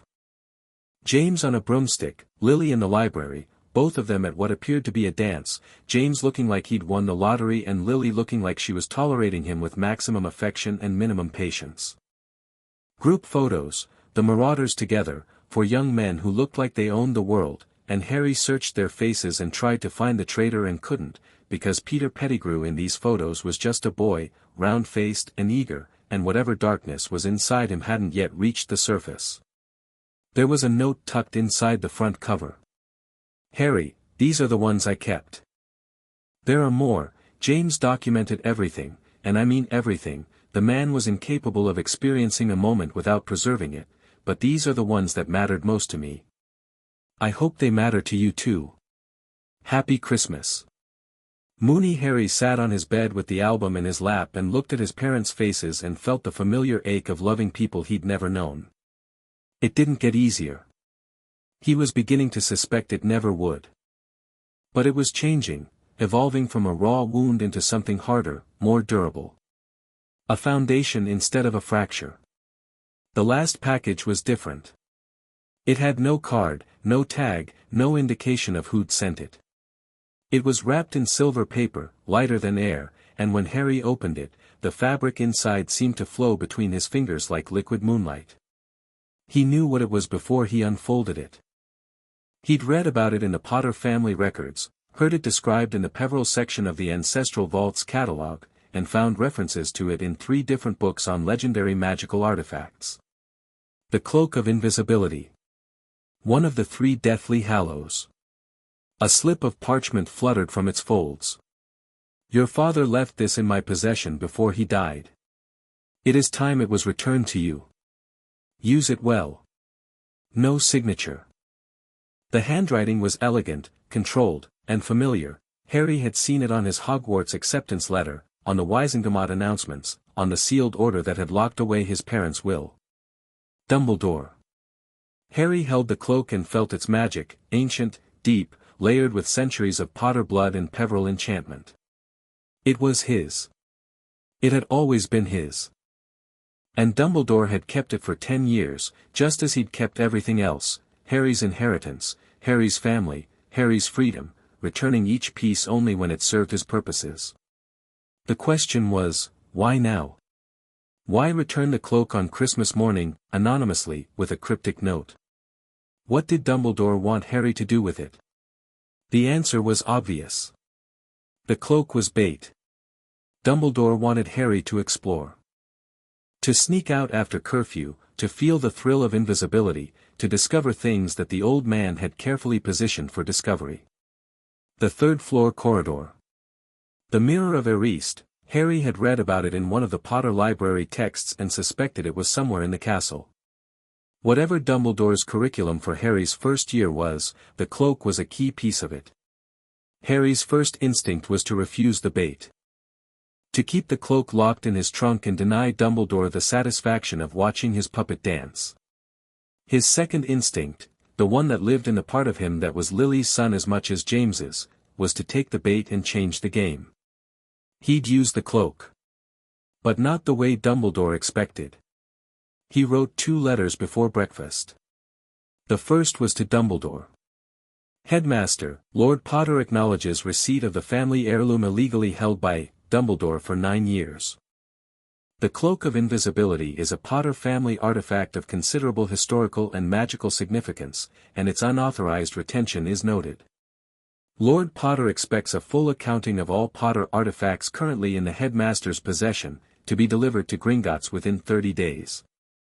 Respectfully, Lord Harry James Potter Head, Ancient and Most Noble House of Potter II was to Ragnarok. Director, Dumbledore returned the Cloak of Invisibility this morning. He's making moves. The cloak is a manipulation tool, not a gesture of goodwill. Please have your researchers compile everything Gringotts has on the Deathly Hallows. I believe Dumbledore's interest in my family goes beyond the prophecy. Also, I found a reference in the Potter Vault catalog to an item withdrawn from the Gringotts Vault. The catalog entry is partially redacted. Can your records fill in the gaps? Happy Christmas. Harry he sealed both letters, gave them to Hedwig with instructions for the delivery order, Gringotts first, Dumbledore second, so that Ragnarok would have the context before Dumbledore received the shot across his bow, and went to breakfast. Christmas breakfast in the Great Hall was a small, intimate affair. Only a handful of students had stayed, Harry, Neville, Daphne, the Weasley twins and Ron, a few Ravenclaws, and a Hufflepuff who looked like she'd stayed specifically to avoid her family. The staff table was similarly sparse, McGonagall, Snape, who apparently celebrated Christmas by glowering at reduced capacity, Flitwick, and Dumbledore. The headmaster was wearing robes of deep crimson with golden trim and a paper crown from a wizard cracker. He looked, Harry thought, like a very dangerous Father Christmas. Their eyes met across the hall. Dumbledore's twinkle was in full force, bright, warm, inviting. The look of a grandfather who was pleased to see his favorite grandchild. Harry's letter would reach him in approximately 4 hours. He smiled back and pulled a wizard cracker with Neville. The 4 of them, Harry, Neville, Daphne, and an unexpected addition, spent Christmas Day together in the room of requirement, which had configured itself into something between a common room and a den, with a fireplace, comfortable furniture, and a table loaded with food that Mipsy had sent by House Elf Express delivery. The unexpected addition was Fred and George Weasley. They'd appeared at Harry's elbow after breakfast, flanking him with the synchronized precision of practiced ambush predators. "Oi, Potter, heard you did something spectacular, at the Wisengamot. Our brother Percy won't shut up about it, says you were brilliant, which means you were probably terrifying. Fancy showing us that room." Harry had hesitated. The twins were Weasleys, which meant they were in Dumbledore's orbit. But they were also, by every indication, genuinely independent, troublemakers by conviction, loyal to family but not to authority, and possessed of a streak of anarchic intelligence that didn't align neatly with anyone's agenda. "How do you know about the room?" Harry asked. The twins exchanged a look that communicated an entire conversation in half a second. "We have a map," Fred said. "A very special map," George added. "Nicked it from Filch's office in our first year. Shows every person in the castle. Every room. Every secret passage." Harry's blood went cold, then hot. The Marauder's map. The twins stared at him. For the first time in Harry's experience, both of them were simultaneously speechless. "How do you know what it's called?" George asked. "My father made it. Him and his friends, Moony, Wormtail, Padfoot, and Prongs." Harry looked at the twins steadily. "Prongs was James Potter. The map is mine." The silence lasted 3 seconds. Then Fred reached into his robe, pulled out a piece of folded parchment, and held it out. "Well then," he said. "Happy Christmas." Harry took the Marauder's map. It hummed against his fingers, the same warm recognition as the lordship ring, the same sense of coming home. His father's magic, preserved in parchment and ink, alive and waiting. "I solemnly swear that I am up to no good," he murmured. The map bloomed. Lines of ink spread across the parchment like roots, forming corridors and rooms and passages, and among them, tiny labeled dots moved with the unhurried pace of people going about their Christmas. Harry scanned the castle, familiarizing himself with the layout, noting the secret passages he hadn't discovered yet, cataloging the staff locations. And then he saw it. In the first-floor girls' bathroom, the one where the troll had attacked on Halloween, a dot was pacing. Back and forth. Back and forth. The name beside it made Harry's world tilt on its axis. Peter Pettigrew. Harry stared at the name. He read it again. And again. And a fourth time, because the implications were so vast that his mind kept trying to reject them. Peter Pettigrew was dead. He'd been dead for 10 years. Killed by Sirius Black in a London street, nothing left but a finger. Peter Pettigrew was in Hogwarts. Harry's mind raced. The pieces clicked together with the sickening precision of a trap closing. Pettigrew was an animagus. Remus had told him that, had told him about the Marauder's transformation project, about Peter's rat form. A rat. Missing a toe. Living far longer than any normal rat should. Ron's rat. Scabbers. The fat, gray, mangy rat that had watched Harry with eyes that held something rats' eyes shouldn't hold. Peter Pettigrew had been sitting on Ron Weasley's lap since September. He'd been in the Gryffindor dormitory. He'd been watching Harry sleep. The horror of it hit him like a physical blow. He must have made a sound, or his expression must have changed, because suddenly Neville was at his side, and Fred and George were leaning in, and even Daphne had risen from her chair. "Harry? What's wrong?" Harry closed the map. His hands were shaking, the first time they'd shaken since the day he'd read his parents' will. He breathed. Once. Twice. Forced the quiet place to hold. "I need to think," he said. "Give me a minute." He took the minute. He used it to run through every implication, every consequence, every possible course of action. Pettigrew was alive. Pettigrew was in the castle. Pettigrew, the man Dumbledore had paid 5,000 galleons from the Potter vault, was hiding in rat form, in the Gryffindor dormitory, presumably with Dumbledore's knowledge. Because Dumbledore had the map's twin, the monitoring charms built into Hogwarts wards, the ones that tracked every living being in the castle. There was no way Dumbledore didn't know Pettigrew was here. Which meant Dumbledore knew Pettigrew was alive. Had always known. Had let Sirius Black rot in Azkaban for 10 years for a crime committed by a man who was living as a pet rat in a wizarding family's home. The anger that rose in Harry was different from anything he'd felt before. Not hot. Not cold. It was nuclear, a chain reaction building in his core, threatening to crack every window in the room of requirement. He remembered Bloodfang's warning, don't suppress them. Let the magic flow. He let it flow. Not outward, inward. Into the ring, into the bond with the castle, into the deep channels of Potter magic that connected him to this place. The room of requirement responded, the fire flaring brighter, the walls humming with sympathetic resonance. Harry. Neville's voice was calm, steady, the voice of a friend who'd learned to read his moods. Whatever it is, you don't have to handle it alone. Harry opened his eyes. Looked at the people in the room, Neville, loyal and growing stronger every day. Daphne, sharp and pragmatic and unexpectedly kind. Fred and George, chaotic and brilliant and trustworthy in the way that people who'd never pretended to be anything other than what they were could be trusted. He made a decision. I'm going to show you something, he said. And then I'm going to tell you a story. And when I'm done, we're going to decide together what to do about it. He opened the map. He showed them the dot labeled Peter Pettigrew. And he told them everything. The will. The betrayal. Sirius Black. The payment from the Potter vault. The rat living in Gryffindor Tower. When he finished, the room was silent. Fred and George wore identical expressions of white-faced fury.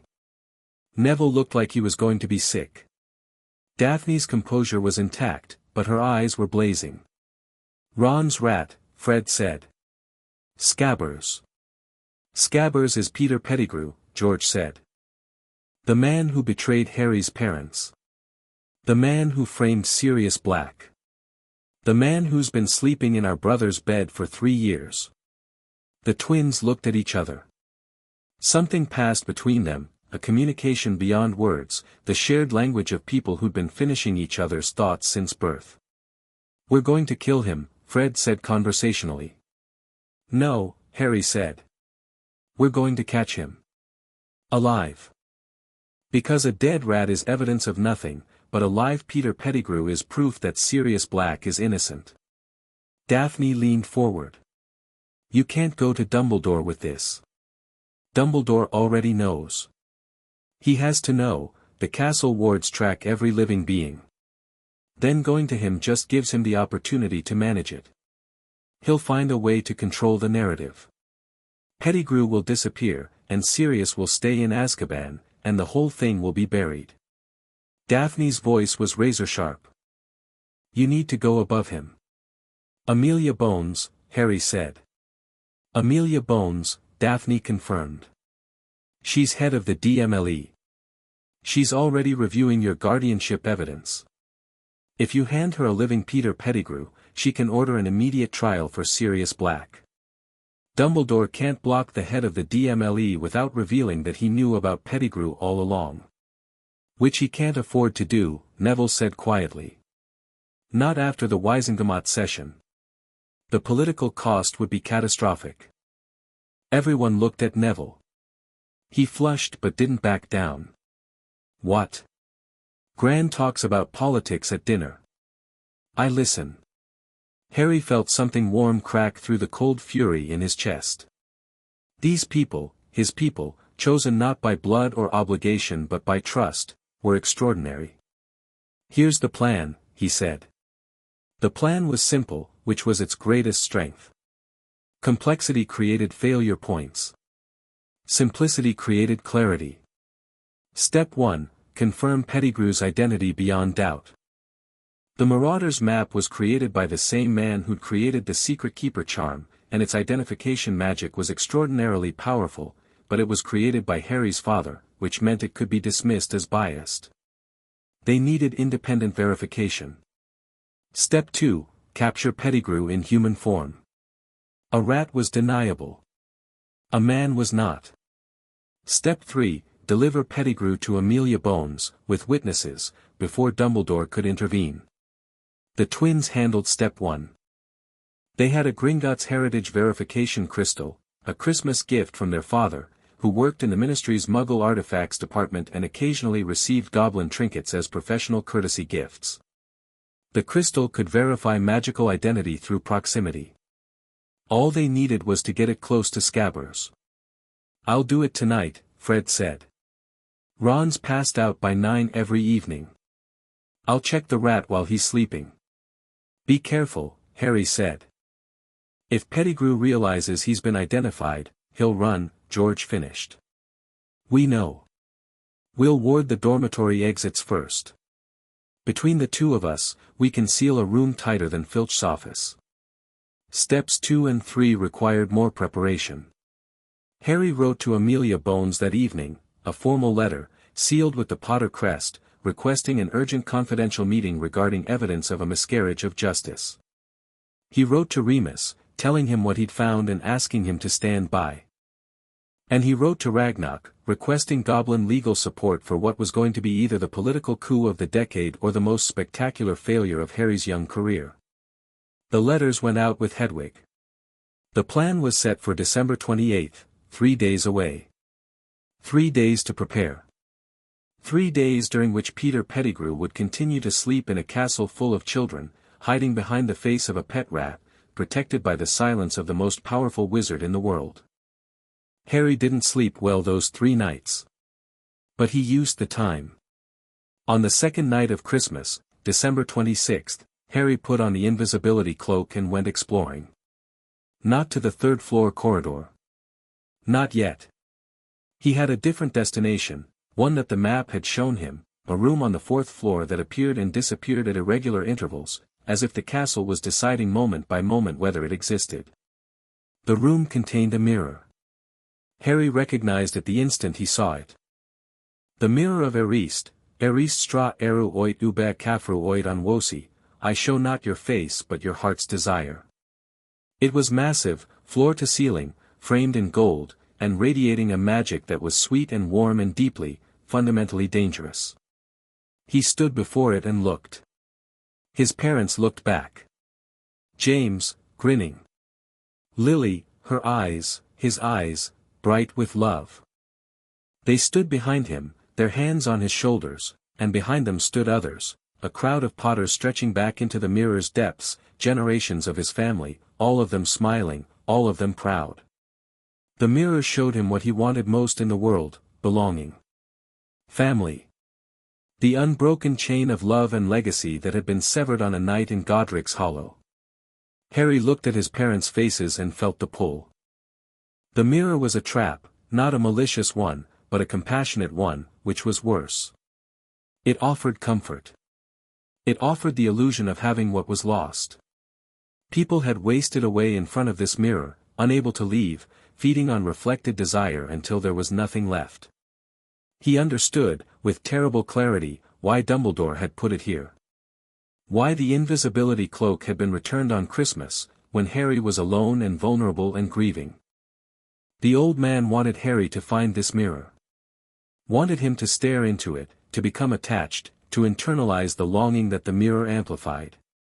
Because a boy who was consumed by his desire for family was a boy who could be guided. Controlled. A boy who wanted to belong could be given belonging, on terms dictated by the person offering it. They'd want me to live, Harry said aloud. His voice was steady. His eyes were not to stare. He looked at his parents one more time. Memorized the way James's hand rested on his shoulder. The way Lily's smile crinkled the corners of her eyes. The way they looked at him, not at the boy who lived, not at Lord Potter, not at the weapon or the pawn or the piece on the board, at Harry. Their Harry. Just Harry. I love you, he whispered. And I'm going to make it right. He turned away from the mirror and walked out of the room. He didn't go back. Behind him, the mirror reflected an empty room. But if anyone had been watching very closely, they might have noticed that the images in the glass lingered for a moment after Harry left, James and Lily Potter, standing in the frame, their smiles tinged with something that looked very much like pride. December 28th. The plan went wrong almost immediately. Fred's verification had confirmed it. The heritage crystal, held within 3 inches of Scabbers, had glowed amber with the identification signature of Peter Pettigrew, magical citizen, presumed deceased. Fred and George had warded the dormitory exits. Harry had confirmation from Amelia Bones that she'd be at Hogwarts at noon with 2 Aurors and a set of anti-animagus restraints. But Pettigrew had survived 10 years as a rat by being paranoid, and paranoid creatures notice when the air changes. At breakfast, Ron mentioned that Scabbers had been acting strange. Jumpy. Hiding under the mattress. Refusing food. Harry's stomach clenched, but he kept his expression neutral and suggested the rat might be cold. At 10 o'clock, Harry, Neville, and the twins moved into position. The plan was to corner Pettigrew in the dormitory, force his transformation with the animagus reversal spell that Remus had taught Harry via letter, and hold him until Bones arrived. At 10:15, Ron Weasley walked into the dormitory looking for his rat and found 4 people with drawn wands standing over his bed. "What the bloody hell, Ron," Harry said, and his voice carried the authority he'd used in the Wizengamot. "I need you to listen to me very carefully. I need you to trust me. And I need you to step away from the bed. That's my rat, that's not a rat." The scream that followed was not Ron's. Scabbers, Pettigrew, had bolted. Not toward the door, which was warded, but toward the window.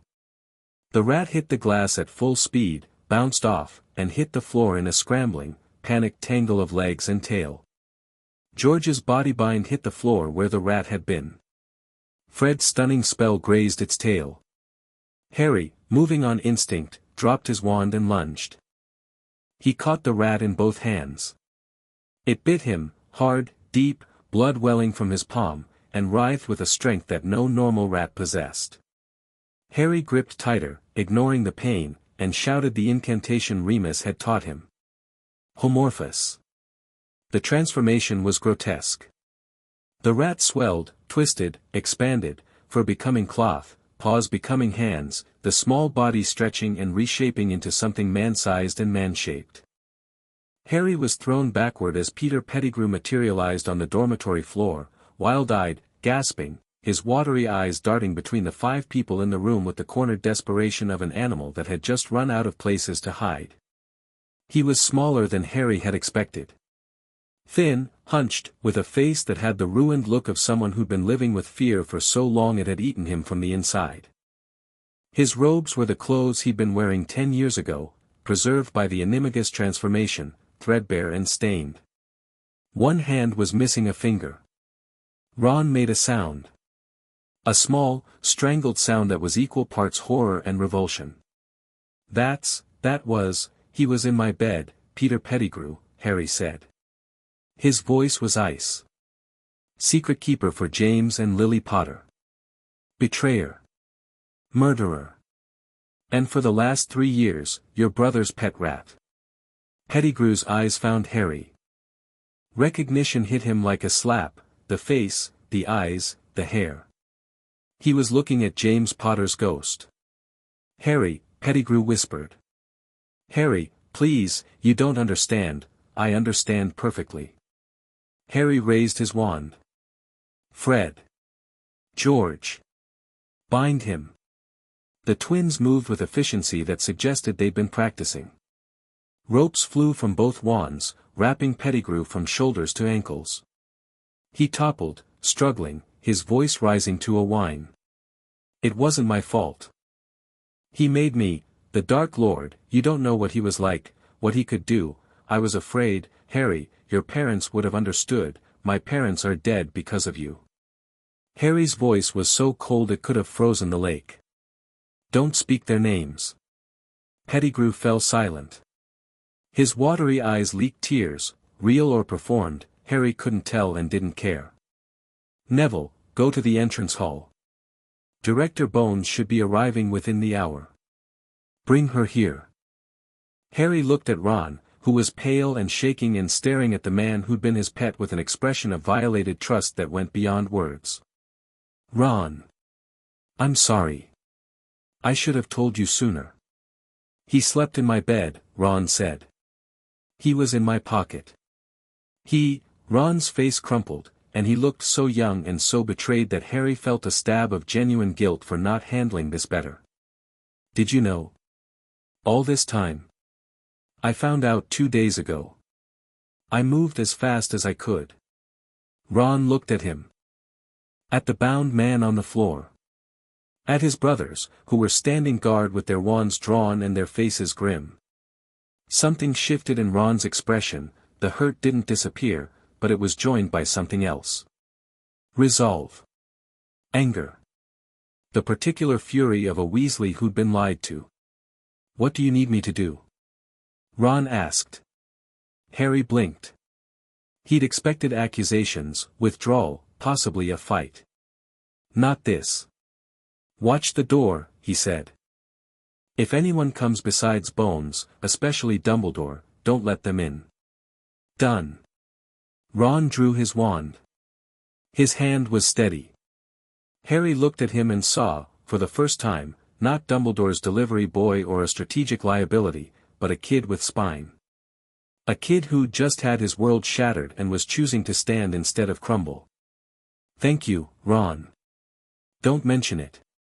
Seriously. Don't mention any of this ever again.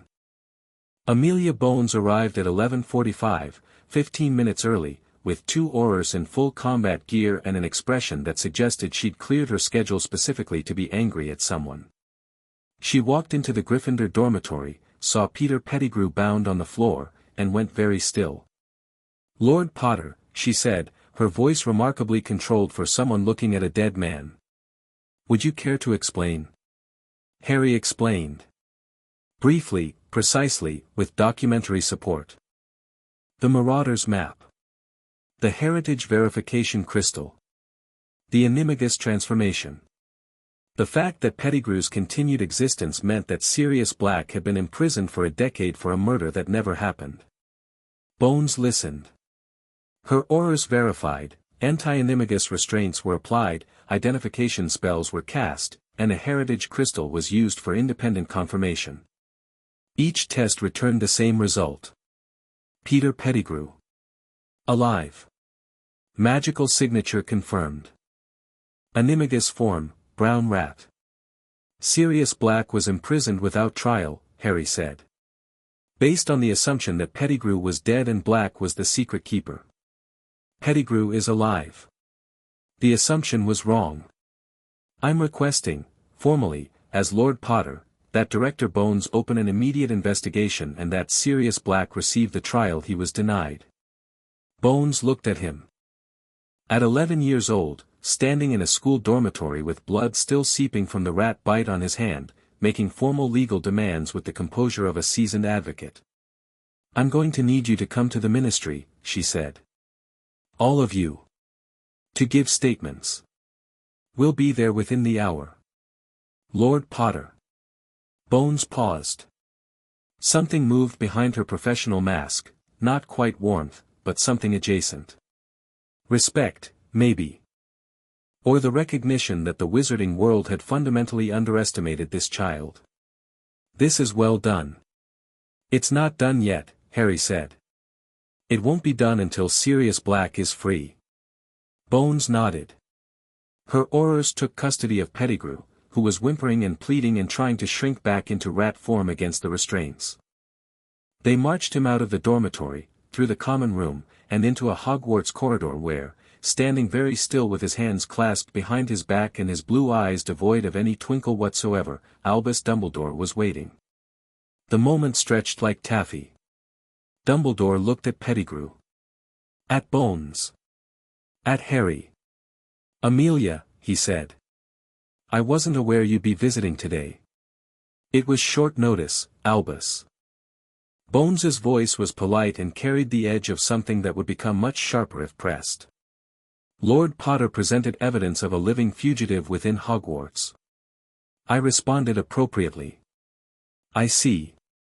Dumbledore's gaze settled on Harry. The mask was perfect, concern, mild surprise, grandfatherly worry.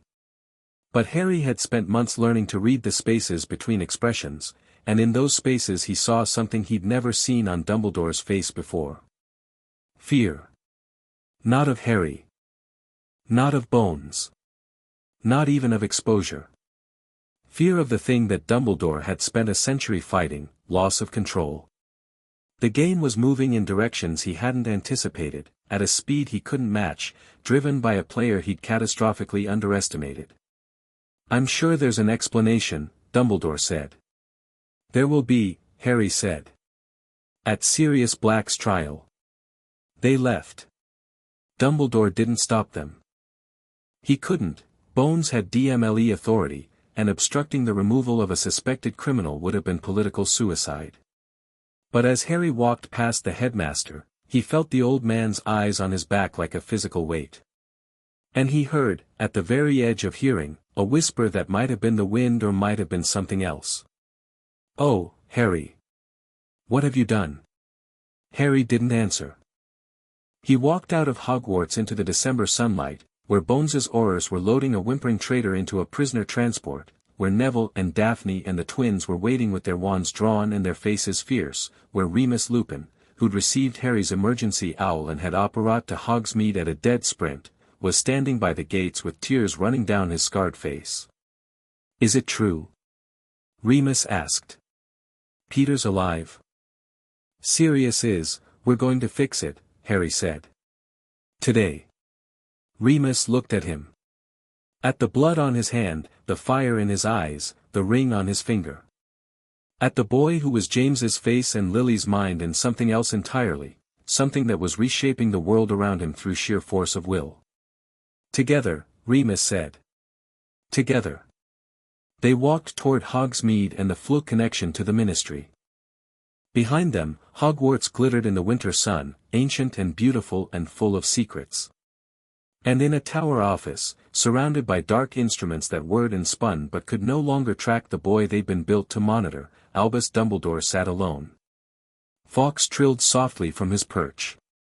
The sound was not comforting. Dumbledore opened a drawer. Inside was a file, old, thick, covered in notes in his own handwriting. The label read, The Architect's Design, Phase 3, The Willing Sacrifice. He stared at it for a long time. Then he closed the drawer, locked it with a charm that would have taken most wizards a decade to break, and began to write a letter. The letter was addressed to someone who had not been contacted in 11 years. Someone whose involvement in the plan had been kept so secret that not even Snape knew about them. The letter began, It's time. The boy is moving faster than anticipated. We need to discuss the contingency. He sealed it, attached it to a school owl, and sent it into the winter sky. The game was changing. And for the first time in a very long time, Albus Dumbledore was not sure he could keep up. Far below, Harry Potter walked through the snow with his allies at his side and the truth at his back, and he didn't look up. He didn't need to. He knew the old man was watching. Let him watch. Let him scheme. Let him send his letters and consult his files and adjust his plans. Harry was done reacting. He was done defending. From this moment on, he was playing to win. Chapter 5 End. Chapter 6, The Lord Who Chose the Trial of Sirius Black took place on January 3, in the same Wizengamot chamber where Harry had dismantled Lucius Malfoy's motion 6 weeks earlier. The irony was not lost on him. The room where he'd fought for his own freedom was now the room where he'd fight for someone else's. The gallery was packed. Every seat filled, people standing 3 deep along the walls, the overflow crowd watching through enchanted mirrors set up in the Ministry atrium. The Daily Prophet had run the story on December 30th, Pettigrew alive, Black innocent. And Wizarding Britain had lost its collective mind. 10 years of certainty, overturned by a rat.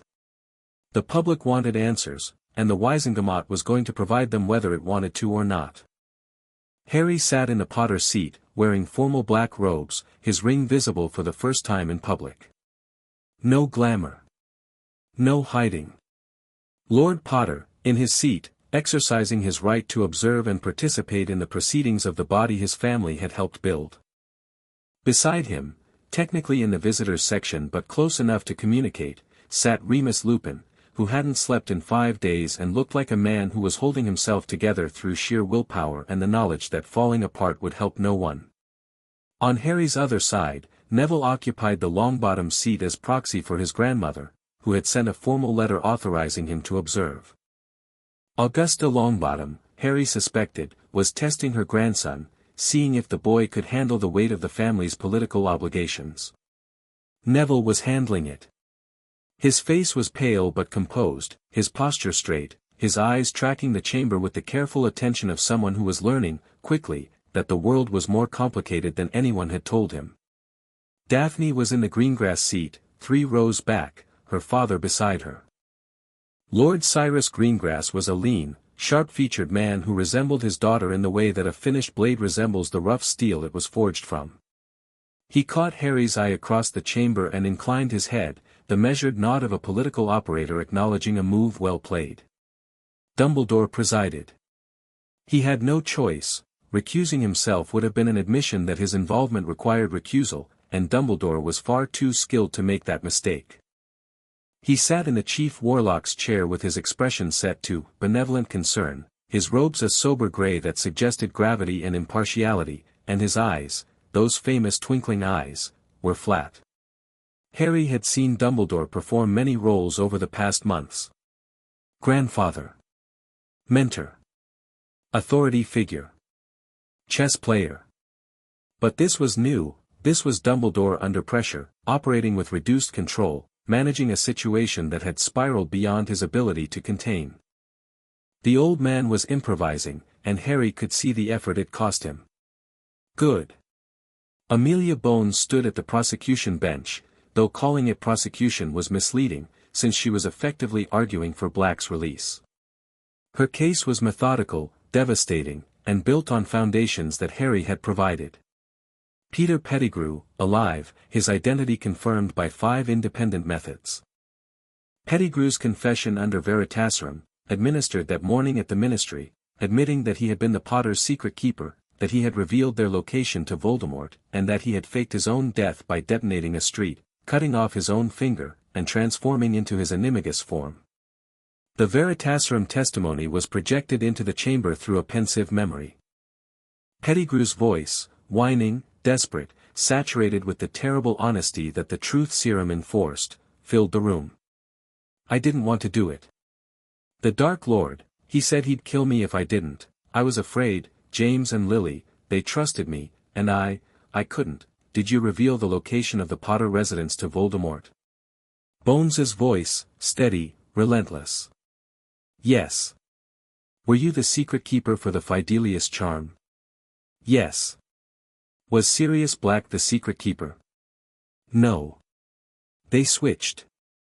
Dumbledore suggested it, said it would be safer if it was someone nobody would suspect. The chamber erupted. Dumbledore's name landed like a bomb. 200 heads turned toward the Chief Warlock's chair. The whispers became shouts. Bones had to call for order 3 times before the noise subsided. Harry watched Dumbledore. The old man didn't flinch. His expression shifted to one of grave concern, the look of a man hearing disturbing information for the first time, processing it with appropriate seriousness. It was a masterful performance. If Harry hadn't known better, he'd have believed it. I recommended the switch, Dumbledore said, when the chamber finally quieted, because I believed it was the most secure option. I had no knowledge, none, that Peter Pettigrew had been compromised by Voldemort. The responsibility for the Potter's deaths lies with Pettigrew and with Voldemort. Any suggestion otherwise is revisionism of the most dangerous kind. It was the right response. Technically true, Dumbledore may not have known Pettigrew was a traitor, and the suggestion that he deliberately sent the Potters to their deaths was, without the evidence of the 5,000 galleon payment, unprovable. He'd taken the hit, absorbed the damage, and redirected blame to the actual perpetrators. Harry let it go. For now. The Pettigrew payment was a weapon he was saving for a moment when it would be decisive, not just damaging. Today was about Sirius. Bones continued her case. She presented the original arrest record: no trial, no hearing, no legal representation. Emergency wartime powers invoked by Bartemius Crouch, rubber-stamped by the Wisingamot under Dumbledore's chairmanship. A man sent to the worst prison in the world on the word of witnesses who'd seen an explosion and assumed the worst. The Wisingamot has a duty, Bones said, her voice carrying the weight of institutional authority, to correct its mistakes. Sirius Black was denied the most fundamental right of any citizen, the right to be heard. I move that he be released immediately, that all charges be dropped, and that this body issue a formal apology and compensation for 10 years of wrongful imprisonment. The vote was overwhelming. 41 in favor, 3 against, those 3 being political allies of Dumbledore who were trying to preserve the old man's credibility by blocking anything that made the original decision look bad. They failed. The motion carried. Sirius Black was a free man. Harry felt the moment land in his chest like a physical impact. Not joy, exactly, the situation was too complex for simple joy. But satisfaction, deep and fierce and burning. He'd done this. Not alone, Neville, Daphne, the twins, Remus, Bones, all of them had played their parts, but the thread that connected a rat in a dormitory to a free man walking out of Azkaban ran through Harry Potter's hands. Be brave, but not reckless. He'd been brave. And it had worked. Sirius arrived at the Ministry 3 days later. The transfer from Azkaban took time: medical evaluation, decontamination from the Dementor's residual effects, nutritional assessment, a battery of mental health checks that Sirius apparently treated with the same casual disregard he'd shown for authority his entire life. "I'm fine," he reportedly told the healers. "I've been sharing a cell with despair incarnate for a decade. How bad can a checkup be?" Harry was waiting in a private room at St. Mungo's, arranged by Bones, secured by Gringotts, warded against eavesdropping by goblin cursebreakers. Remus was beside him. Neither of them had slept properly since the trial. The door opened. Sirius Black was not what Harry had expected. He'd seen photographs, the Marauder-era pictures in Remus's album, showing a young man who was almost painfully handsome, with dark hair, sharp features, and a grin that promised trouble in the most entertaining possible way. The man who walked through the door was a ghost of that person, gaunt, hollow-eyed, his hair lank and his skin the color of old parchment. Azkaban had eaten away at him the way water eats stone, slowly and relentlessly. But the eyes were alive. Dark gray, burning with an intensity that 10 years of Dementors hadn't managed to extinguish. And when they found Harry, they widened, and filled, and something in the broken man's face reconstructed itself. "Harry." His voice was rough, cracked, and used. "You look just like my father." "I know. Except the eyes." Sirius's voice broke. "Lily's eyes." Remus made a choked sound. Sirius turned to him, and the two men stared at each other across a decade of separation and grief and the wreckage of everything they'd loved. "Moony." "Padfoot." Sirius crossed the room in 3 strides and grabbed Remus in a hug that was more collapse than embrace, 2 men holding each other up because neither could stand alone. Harry watched, and the quiet place inside him that had been working overtime for months finally cracked, just for a moment, because some things were too human to keep at arm's length. When they separated, both wiping their eyes with the unself-conscious honesty of people who'd lost the ability to care about appearances, Sirius turned to Harry. "I have about 10,000 things I want to say to you," Sirius said. "Starting with, I'm sorry. I should have been there. You shouldn't have grown up with, Remus told me. About the Dursleys. About what Dumbledore did. About all of it. His jaw tightened. You're going to sit down, eat something, and let the healers finish their work, Harry said firmly. Revenge is a dish that's served after adequate nutrition and at least one full night's sleep. Sirius stared at him. Then he laughed, a real laugh, startled and raw and full of the particular joy that comes from being surprised by someone you already love. God, you sound like Lily. James would have been planning the prank already. James would have gotten himself killed already. That's why I sound like Lily. Another laugh. Stronger this time. And with it, something shifted in the room, the weight lifted, just slightly, and the three of them stood in a space that was no longer defined entirely by what they'd lost. Sit, Harry said. Eat. And then we need to talk. About Dumbledore, about the prophecy, and about what comes next. Sirius sat. He ate, cautiously at first, then with increasing enthusiasm, his body remembering the concept of food the way a dormant plant remembers rain. Remus sat beside him, close enough that their shoulders touched, and neither of them pretended this wasn't necessary. Harry told Sirius everything. It took 3 hours. The Emancipation. The Gringotts revelations. The Wizengamot battle. Quirrell and the third-floor corridor and the scar that burned. The architect's design file, a name Harry had given to the pattern he'd uncovered, the systematic engineering of his life toward a purpose that Dumbledore had never explained and Harry had never consented to. Sirius listened. His expression cycled through disbelief, fury, grief, and settled on something that Harry recognized from his own mirror, the cold, crystallized anger of someone who's been betrayed by a person they trusted and who has decided to channel that betrayal into action rather than destruction.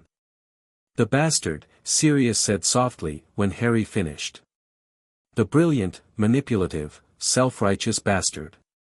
He told me, the night your parents died, he came to me and said, Sirius, Harry will be safe. I'll make sure of it. And I believed him. Even in Azkaban, even when the Dementors were feeding on every happy memory I had left, I held on to that. Dumbledore promised Harry would be safe. He defined safe as alive, Harry said. The quality of that life was irrelevant to his calculations. That's the most Dumbledore thing I've ever heard. Sirius's voice was bitter. He's not evil, Harry. That's what makes him so dangerous. He's a good man who's convinced himself that his version of good is the only one that matters. I know. So what do? We prepare. The prophecy, whatever it says, connects me to Voldemort.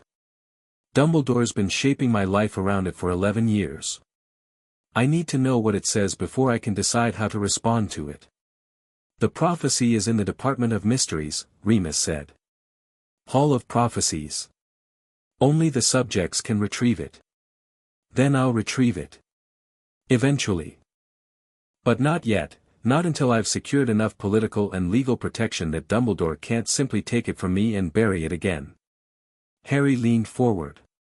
Right now, the immediate threat is Quirrell. The stuttering defense professor. Sirius frowned. He doesn't actually stutter. And there's something in his turban that makes my scar burn. Harry met their eyes. I think Voldemort is in this school. The silence that followed was absolute. Not fully, Harry continued. Not physically. But present, a fragment, a wraith, something. Quirrell is a vessel, not an accomplice. Whatever's behind that turban is controlling him, and it's after something on the 3rd floor. The Philosopher's Stone, Remus said. Dumbledore moved it from Gringotts to Hogwarts over the summer. Hagrid retrieved it the same day he took you to your vault. Flammel Stone, Sirius said. The elixir of life. If Voldemort is trying to come back, he'd need a way to create a body. The stone can do that. Harry's mind was working, the pieces clicking into place. Dumbledore brought the stone to Hogwarts. He set up protections, the 3rd floor corridor, the trapdoor, whatever's underneath. But the protections are designed to be beatable. By students. By a specific student. You, Remus said. Me. The whole first year has been a test, a gauntlet designed to push me toward a confrontation with Quirrell and whatever's riding him. The cloak, the mirror of Eriste, the breadcrumbs about Flamel. Dumbledore's engineering a scenario where I face Voldemort and either prove myself or die trying. That's insane, Sirius said. He's setting up an 11-year-old to fight the darkest wizard in history. He's been setting me up since I was a baby. This is just the next phase. Sirius's face contorted. For a moment, Harry thought the man might actually apparate to Hogwarts and strangle Dumbledore with his bare hands, which would have been dramatically satisfying but strategically disastrous. No, Harry said, reading the impulse. Not yet. We handle Quirrell first. Then we deal with Dumbledore. How? Together. All of us. The plan took shape over the following week. Harry returned to Hogwarts for the start of term with Sirius's promise to stay at Potter Manor and recover, properly, with healers and rest and the kind of sustained care that Azkaban had denied him. Remus was with him, and between the two of them, the manor had more warmth in its walls than it had held in a decade. At Hogwarts, Harry gathered his allies. The room of requirement served as their war room. Harry laid out everything he knew about the third-floor corridor, the protections beneath the trapdoor, and Quirrell's likely plan to steal the stone.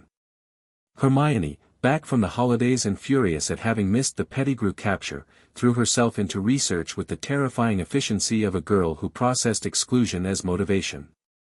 Within 2 days, she'd mapped out the likely protections based on what they knew about the staff. Each teacher contributed a protection. Sprout would use a plant, probably Devil's Snare. Flitwick would use a charm, Flying Keys, maybe.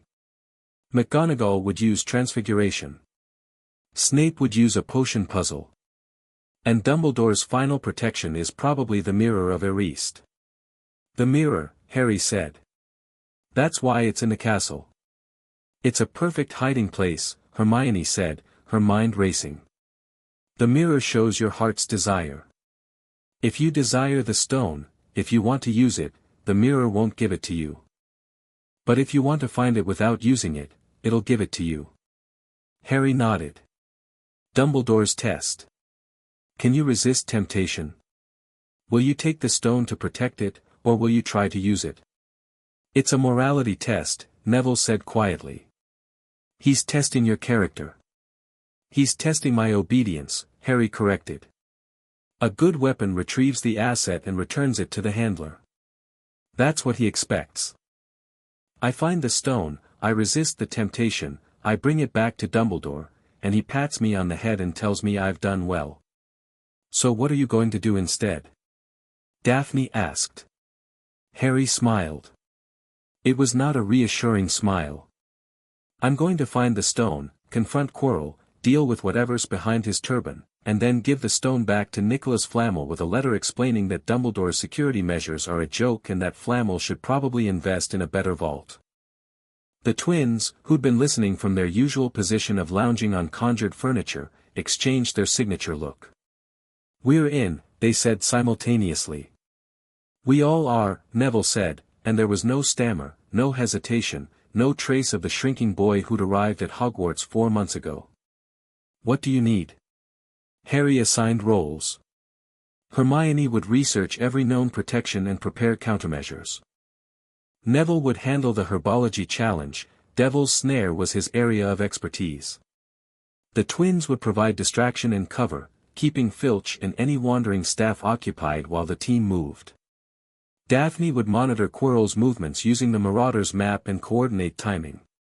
And Harry would face whatever was at the end. You're not going alone, Daphne said. Not a request. Not a suggestion. A statement. The final confrontation has to be me. Whatever's behind Quirrell's turban, it's connected to me. My scar. My parents. The prophecy. If anyone else is there, they're in danger.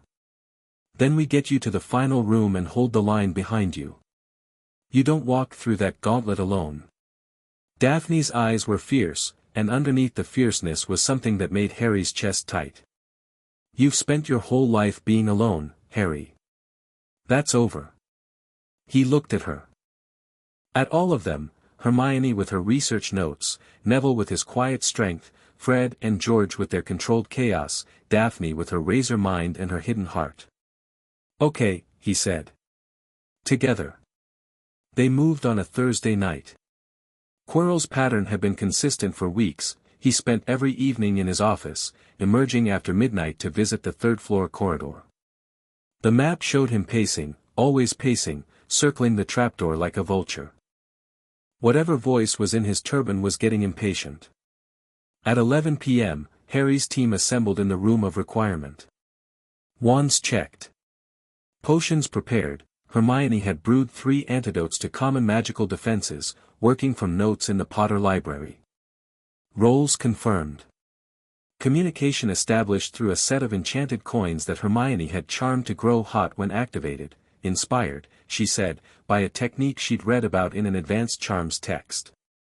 They moved through the castle under the invisibility cloak, which covered Harry and Daphne, the 2 smallest, while the others used disillusionment charms that Fred and George had perfected through years of unauthorized nighttime activities. The third-floor corridor was dark, cold, and saturated with the particular silence of a place that wanted to be left alone. The door at the end was locked, but a simple Alohomora opened it, and Harry noted, with grim amusement, that a lock defeated by a first-year charm was yet another piece of evidence that Dumbledore wanted this gauntlet to be penetrated. Behind the door, Fluffy was sleeping. 3 heads, each one the size of a small car, resting on massive paws. Drool pooled on the stone floor. The beast filled the room, and even asleep, its presence was suffocating, the sheer mass and power of something that could kill you without fully waking up. A harp was playing in the corner. Already enchanted. Already putting the Cerberus to sleep. "Quirrell's already been through," Harry said quietly. "He's ahead of us. Move." The trapdoor opened onto darkness. They dropped, one by one, into the black, and landed on something soft and yielding and immediately hostile. Devil's Snare. The tendrils began wrapping around them instantly, squeezing, pulling, dragging them down into the mass of the plant. Hermione yelped. Ron, who had insisted on coming at the last moment, citing personal reasons involving his family's honor and a rat-shaped violation of trust, thrashed wildly, which only made the vines tighten. Neville didn't panic. He stood in the center of the Devil's Snare like a man standing in his own garden, and he spoke to the plant. Not with words, with magic. A pulse of warmth from his wand, targeted and precise, the kind of magic that came from genuine understanding rather than brute force. The Devil's Snare shuddered, relaxed its grip, and withdrew, not destroyed, but soothed. Calmed. Neville had treated it like a frightened animal rather than an enemy, and the plant had responded. "Bloody hell," Ron muttered, rubbing his neck where the vines had gripped. "Since when can you do that?" "Since always," Neville said simply. "Nobody asked before." The flying keys were next, a room full of enchanted keys darting through the air like a flock of metallic birds, one of which would open the next door. Harry could have chased them on the broom that was conveniently provided. Instead, he used a summoning charm, 4th-year material, but his unsuppressed core handled it easily, and the correct key flew to his hand while the others scattered. Hermione noticed. "That's not in the first-year curriculum." "I read ahead." "You read 4 years ahead." "I had a motivated summer." The chess set was McGonagall's contribution, a room-sized board with stone pieces that were designed to be violent. The conventional approach was to play the game, sacrificing pieces and taking hits, winning through strategy and pain. Ron stepped forward. "I'll handle this." Harry looked at him. "I'm good at chess," Ron said. "I'm really good at chess. It's the one thing I'm better at than all my brothers." He looked at the board with the focused intensity of a player who'd been waiting for a game worthy of his talent. "Let me do this." Harry nodded. "Do it." Ron played the chess game of his life. He directed them across the board with crisp, confident commands, his stammer and uncertainty gone, replaced by the crystalline clarity of a mind operating in its element. He sacrificed pieces with ruthless efficiency. He anticipated the board's responses 3 moves ahead. He was brilliant. Knight to e5, Ron said, and then, to Harry, when I make this move, the queen will take me. That opens the path to checkmate. You go on. Ron, I'll be fine. The pieces don't kill, they knock out. Go. Ron moved. The queen struck. Ron hit the ground hard and didn't get up, but his chest was rising and falling, and the path was clear. He's okay, Hermione said, checking his pulse. Concussed, but okay. I'll stay with him. Fred and George positioned themselves at the chess room entrance. We'll hold here, Fred said. Anything comes through, we'll handle it. Including Dumbledore? Harry asked. Especially Dumbledore, George said, with a grin that suggested he'd been waiting his whole life for the opportunity to inconvenience authority at this level. The potion puzzle was Snape's, a logic challenge wrapped in a riddle, with 7 bottles and a wall of purple flame. Daphne solved it in 90 seconds. This one, she said, holding up the smallest bottle. It'll get you through the black fire to the final room. She paused. There's only enough for one. They stood at the threshold. Behind them, the sounds of the gauntlet, Neville calming the snare, Ron's chess game, the twins warding spells. Ahead, black fire and whatever waited beyond it. This is where I go alone, Harry said. Daphne looked at him. Her composure was intact, it was always intact, but her eyes were raw. Not with fear. With something more complex, more personal, more terrifying than fear. Come back, she said. I will. That's not a request, Potter. That's an instruction. Yes, ma'am. She almost smiled. Then she reached out and took his hand, brief, fierce, a grip that communicated everything that words couldn't, and let go. Harry drank the potion. The black fire parted. He stepped through. The final chamber was the mirror of Erist. It stood in the center of the room, massive and golden, reflecting a space that should have been empty but wasn't. Quirrell stood before it, his back to Harry, his turban unwound and hanging from one hand. The back of his head was not empty. A face. Pressed into the skull like a mask pushed through clay from the wrong side. White, snake-like, with slitted nostrils and red eyes that burned like coals in a dead fireplace. The face of Lord Voldemort, or what was left of him. Quirrell turned. His own face was calm, composed, and entirely free of the stammer that had been his costume all year. When he spoke, his voice was clear and cold and intelligent. I wondered when you'd arrive, Potter. Dumbledore's little hero, right on schedule. Harry's scar exploded with pain. Not the low ache he'd felt all year, a white-hot lance that drove through his skull and tried to drop him to his knees. He stayed standing. Barely. The quiet place worked overtime, containing the pain, channeling it, refusing to let it control him. Quirrell, Harry said, his voice steady despite the fire in his head. Or should I address the passenger? The face on the back of Quirrell's head smiled. When it spoke, its voice was a whisper that somehow filled the entire room, sibilant, cold, and carrying the weight of a darkness so profound that the torches on the walls flickered. Let me speak to the boy. Quirrell turned fully, presenting the face to Harry. Voldemort's red eyes locked onto his, and Harry felt the connection between them, the scar, the shared magic, the fragment of something that shouldn't exist linking them across the boundary between life and death. Harry Potter, Voldemort said. The boy who lived. I've been waiting to meet you properly. I wish I could say the same. The thin lips stretched. Not quite a smile. You have courage. Your father had courage too. It didn't save him. My father trusted the wrong people. I don't have that problem. Don't you? Voldemort's voice was silk over razors. You trust the goblins. You trust the werewolf. You trust the children playing soldier in the rooms behind you. And you trust yourself, your own judgment, your own plans, your own clever little schemes. The red eyes narrowed. You're more like me than you know, Harry Potter. People keep telling me that. I'm starting to find it tedious. Then let me tell you something no one else will. Dumbledore doesn't want to protect you. He wants to use you. You're a weapon, a living weapon, forged in blood and sacrifice, designed to destroy me. And when you've served your purpose, he'll discard you without a second thought. I know, Harry said. The silence that followed was electric. You know. For the first time, something shifted in Voldemort's expression, surprise, genuine surprise, the kind that comes from encountering something outside your model of the world. I've known since Gringotts.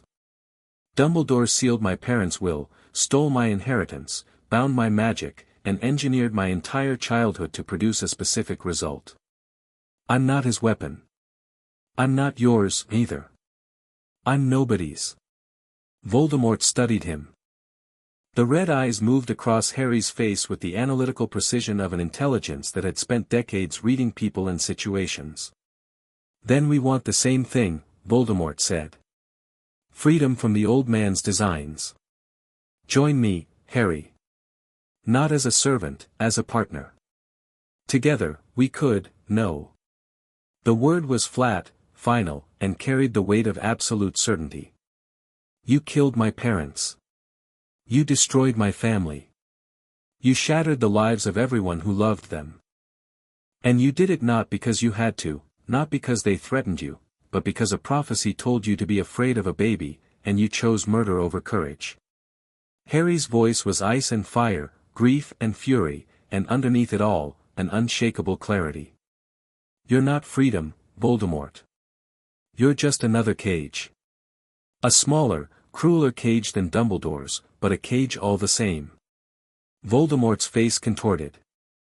The surprise became rage, ancient, volcanic, the rage of a being who had spent decades accumulating power and who could not comprehend being refused by a child. Kill him! Voldemort screamed, and Quirrell lunged. The professor's hands closed around Harry's throat, and two things happened simultaneously. Harry's scar erupted in agony, real agony, the kind that whites out vision and thought and everything except the raw animal imperative to survive. And Quirrell screamed. His hands, where they touched Harry's skin, were burning. Not metaphorically. Literally burning, the flesh blistering and blackening and crumbling like paper in a fire. Harry's mother's protection, the blood magic that Dumbledore had tried to weaponize, the love that Lily Potter had poured into her dying breath, was still there, still active, and it was destroying Voldemort's vessel on contact. Quirrell staggered back, staring at his ruined hands. Harry gasped, air flooding back into his lungs, his vision swimming. Seize him! Voldemort shrieked, but Quirrell couldn't. Every touch brought more damage, more burning, the protection eating through him like acid. Harry didn't think. He acted. He grabbed Quirrell's face with both hands. The scream that filled the chamber was inhuman, Quirrell's voice and Voldemort's voice fused into a single howl of agony and rage. The professor's skin crumbled under Harry's palms, turned to ash, fell away from bone. It was horrifying. It was necessary. Harry held on, the pain in his scar threatening to tear him apart, his mother's magic blazing through his hands like white fire. Quirrell collapsed. His body hit the stone floor and began to dissolve, not into blood and tissue but into dust and ash, as if the thing that had been keeping him alive was withdrawing, abandoning the vessel it had ridden to ruin. A shadow rose from the remains. Dark, formless, screaming, Voldemort's wraith, torn from its host, unable to exist without a body. It rushed toward Harry, and the pain in his scar became absolute, a supernova of agony that finally, mercifully, drove him to his knees. But as the wraith passed through him, Harry felt something else. A tearing sensation in his forehead, not physical, deeper than physical, at the level of magic and soul. Something attached to his scar, something that had been there since the night his parents died, was being pulled loose. The goblin blood magic. Ragnar's cursebreakers had done more than remove the binding on Harry's core. They'd weakened the attachment point of the fragment, the piece of Voldemort's soul that had lodged in Harry's scar when the killing curse rebounded. Bloodfang had found it during the ritual and had told Ragnar, who had told Harry in a private letter 2 weeks ago. The fragment is attached to your magical core through the scar, Ragnar had written. Removing it by force would be dangerous, it's been there since infancy, and your magic has grown around it like a tree growing around a nail. But if the fragment were to be agitated, disturbed from outside, forced to respond to its source, the attachment would weaken. And at that moment of weakness, a properly prepared severance could succeed. Harry had prepared the severance. A goblin ritual circle, drawn in his own blood on the inside of his left forearm, hidden under his sleeve. Activated by intent and a phrase in gobbledygook that Ragnar had taught him through encrypted correspondence. He spoke the phrase. The world went white. Pain, transcendent, all-encompassing pain that erased thought and identity and everything except the raw fact of existence. The fragment in his scar screamed, he could hear it, a voice like nails on glass, Voldemort's voice stripped of everything except agony and rage. It fought the severance, clawed at its anchor, tried to dig deeper into Harry's magic. Harry held on. Not to consciousness, that was slipping. Not to courage, courage was irrelevant when the pain was this absolute. He held on to the one thing that had kept him alive through everything, the decision. The choice. The fundamental, unbreakable refusal to be someone else's weapon. I am not yours. I am not his. I am mine. The fragment tore free. Harry felt it go, a wrenching, ripping sensation, like a tooth being pulled from the root of his soul. The darkness in his scar, the whisper that had lived there since infancy, the connection to the monster who'd killed his parents, all of it, gone. Ripped away. Destroyed by the combination of his mother's protection and goblin blood magic and the sheer, stubborn force of a boy who refused to carry a piece of his parents' murderer in his head for one more day. The wraith howled. Without the anchor of the scar, without a vessel, it was formless and fading. It tore through the chamber like a dark wind, rattling stones and extinguishing torches, and then it was gone, fled into the night, diminished, weakened, a shadow of a shadow. Harry lay on the cold stone floor of the chamber. The mirror of Eriste stood above him, reflecting a ceiling he could barely see through the tears and the darkness crowding his vision. In the mirror, his parents smiled. Well done, sweetheart, Lily whispered, and it might have been the mirror or it might have been his imagination or it might have been something else entirely. That's my boy, James said. Harry closed his eyes. He woke in the hospital wing. Sunlight. White sheets. The smell of potions and clean linen. Faces swam into focus. Neville, asleep in a chair beside the bed, his head tilted at an angle that was going to cause neck problems. Hermione, sitting cross-legged on the next bed, reading a book so thick it could have been used as structural support. Ron, his head bandaged from the chess game, playing an improbable game of exploding snap with Fred and George on the floor. And Daphne. Standing by the window, her back straight, her arms crossed, staring out at the grounds with the rigid posture of someone who'd been holding themselves together through willpower alone and was running low. Hey, Harry croaked. Daphne turned. Her composure held for exactly 1 second. Then it fractured, not dramatically, not with tears or trembling, but with a softening around her eyes and a loosening of her jaw and a breath that shuddered out of her like it had been held for days. You idiot, she said. You're welcome. You were unconscious for 3 days. 3 days, Harry. Madame Pomfrey said your magical core nearly burned out. Your scar, she stopped. Looked at his forehead. Your scar is different. Harry reached up. The skin was smooth. Not gone, the scar was still there, a thin lightning bolt on his forehead, but the texture had changed. It felt like a scar now. Just a scar. No heat, no pain, no whisper of darkness behind it. It's gone, he said. The fragment. The piece of Voldemort that was in me. I got it out. The room went silent. Everyone was staring at him. The piece of what? Ron said. Harry told them. Not everything, not the architect's design, not the prophecy he still hadn't heard, but enough. The Horcrux. The goblin ritual. The severance. Hermione looked like she was going to cry and take notes simultaneously. Neville, who'd woken during the explanation, gripped Harry's hand without a word. Fred and George were, for once, completely silent. Daphne sat on the edge of his bed. You planned this.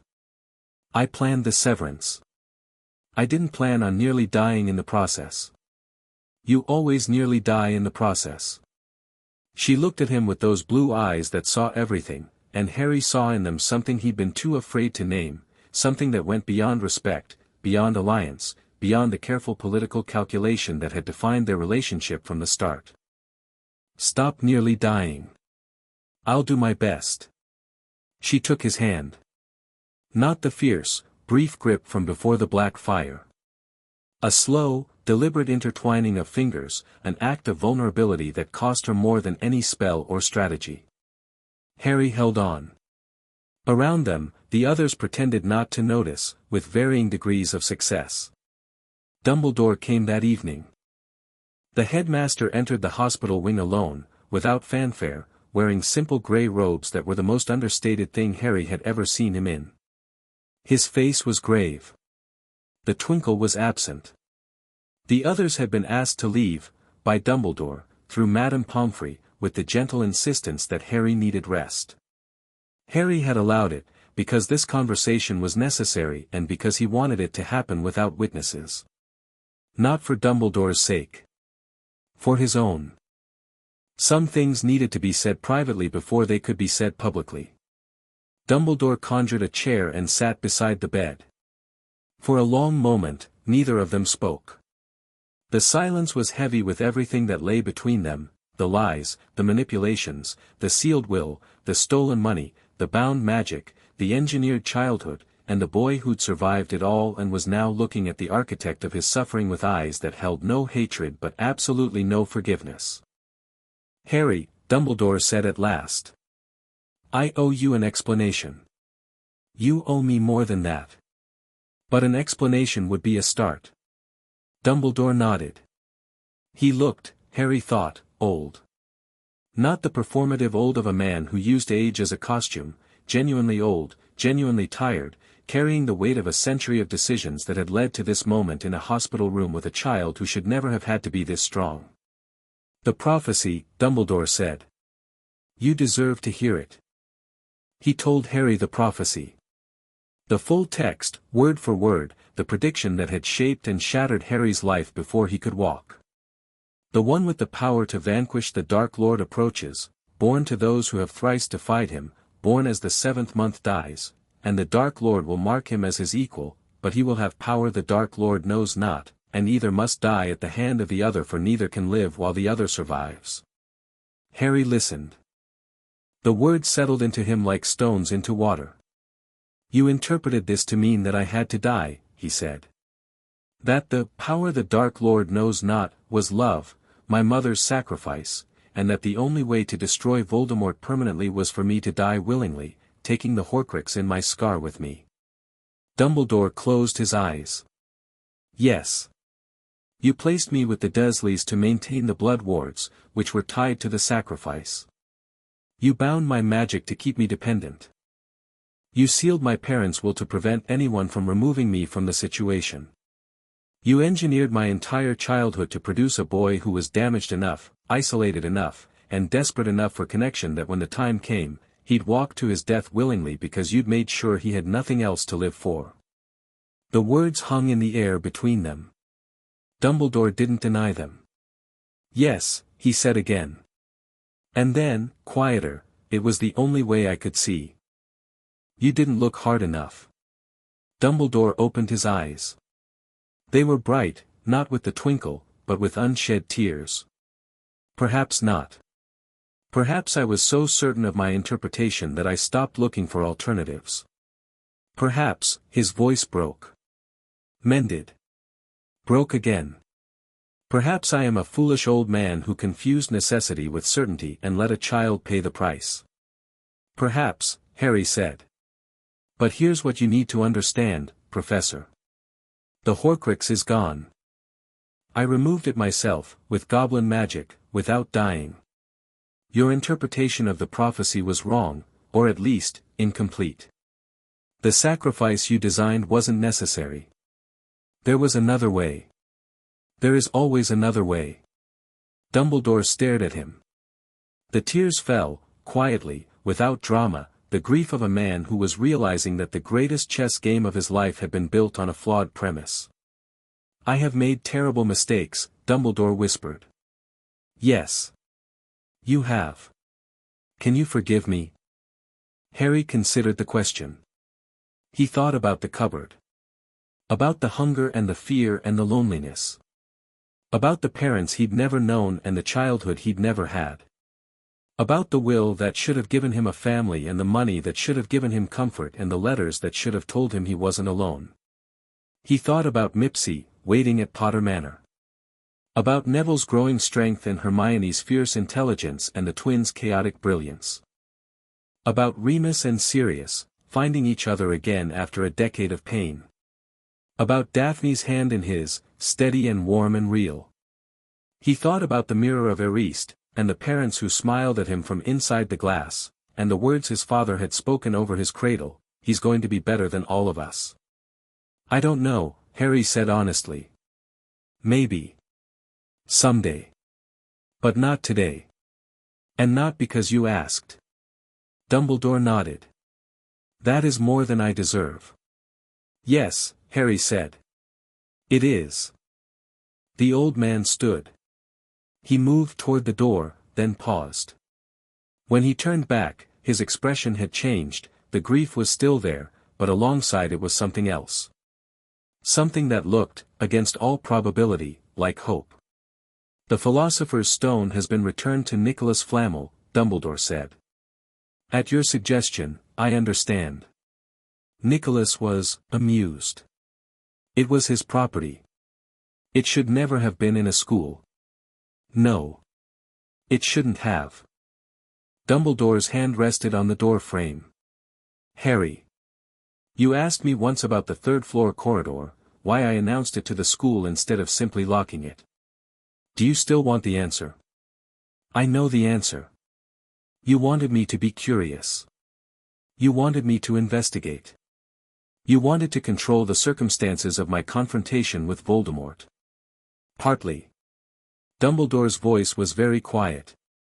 But partly because I wanted to see what you would do. Not what a weapon would do, what Harry would do. And you surprised me. You surprised me at every turn. He paused. I am leaving Hogwarts. The words dropped into the silence like a stone into still water. Not permanently. Not yet. But I have submitted a request for a leave of absence to the Board of Governors. There are things I need to examine, about myself, about my methods, about the assumptions I've built my life around. Professor McGonagall will serve as acting headmistress. Harry looked at him. At this ancient, brilliant, dangerous, broken man who had done terrible things for what he believed were the best reasons, and who was only now beginning to understand the cost. You're not doing this for me, Harry said. No. I'm doing it because you showed me something I'd forgotten. That the measure of a man is not the correctness of his plan, but the willingness to question it. Dumbledore's smile was sad, self-aware, and entirely without twinkle. You have your mother's mind and your father's heart, Harry Potter. But the will, that stubborn, magnificent, terrifying will, that's entirely your own. He left. The door closed behind him. Harry lay in the hospital bed and stared at the ceiling and felt the silence of a room that was, for the first time in his life, free of other people's designs. No Horcrux. No binding. No sealed will. No stolen money. No male ward. No blood wards keeping him caged. No prophecy demanding his sacrifice. No chess master moving him across the board. Just Harry. 11 years old. Lord of an ancient and most noble house. Surrounded by people who chose him, not because of his scar or his name or his destiny, but because of who he was. The ring pulsed on his finger. Outside, the sun was setting over Hogwarts, painting the sky in shades of gold and crimson that made the castle look like it was on fire. The year-end feast was subdued. Dumbledore's chair was empty. McGonagall presided with her usual efficiency and an undercurrent of emotion that she hid well but not perfectly. The students whispered about the headmaster's absence. Rumors ranged from illness to retirement to a secret mission against dark forces, the last of which was closest to the truth, though the dark forces in question were primarily Dumbledore's own assumptions. Gryffindor won the House Cup. Harry didn't care about that, but he appreciated the look on Neville's face when McGonagall announced it: pride, real and uncomplicated, the kind that comes from belonging to something and knowing you earned your place in it. After the feast, Harry walked to the entrance hall with his people beside him. Neville, who'd walked through Devil's Snare without flinching and who carried himself now with the quiet confidence of a boy who'd discovered his own worth. Hermione, whose mind was a force of nature and whose loyalty, once given, was absolute and unshakable. Ron, who'd sacrificed himself on a chessboard without hesitation and who'd chosen to stand with Harry even after everything he'd learned about his pet rat. Fred and George, who'd held the line in cracked jokes and proven that chaos and courage were not mutually exclusive. And Daphne, who walked beside him without touching, because they didn't need to touch, because the connection between them was built on something sturdier than physical contact, on trust, on challenge, on the mutual recognition of two people who saw each other clearly and chose to stay. They stood at the Hogwarts gates. The Thestrals waited with the carriages. The summer stretched ahead, weeks of freedom, of planning, of preparation for whatever came next. Because Voldemort was still out there. Weakened, wraith-like, but not destroyed. The Horcrux in Harry's scar was gone, but Harry suspected, from his research, from the fragments of information he'd gathered, that it wasn't the only one. Voldemort had torn his soul more than once. The war wasn't over. It was just beginning. And Dumbledore's letter, the one he'd sent on Christmas night, the one addressed to someone who hadn't been contacted in 11 years, was still out there, unanswered. The architect's design had been disrupted, not dismantled. There were players in this game that Harry hadn't identified yet, pieces on the board that hadn't moved. But that was tomorrow's problem. Today, Harry stood in the sunlight with his friends and felt the warmth of it on his face and the pulse of the ring on his finger and the absolute, unshakable certainty that whatever came next, he would face it on his feet, with his eyes open, and on his own terms. "Ready?" Neville asked. Harry looked at the castle one last time. The towers. The turrets. The windows that glittered like eyes. The place where his parents had fallen in love and where he'd found his family and where the most powerful wizard in the world had tried to turn him into a weapon and failed. "Ready," Harry said. He wasn't a pawn. He wasn't a weapon. He wasn't a sacrifice. He was Lord Harry James Potter. And the war hadn't even started yet. They walked through the gates together. Behind them, Hogwarts shimmered in the summer heat, ancient and patient and full of secrets. Ahead of them, the world waited, complicated, dangerous, and wide open. Harry didn't look back. He never looked back. Chapter 6 End.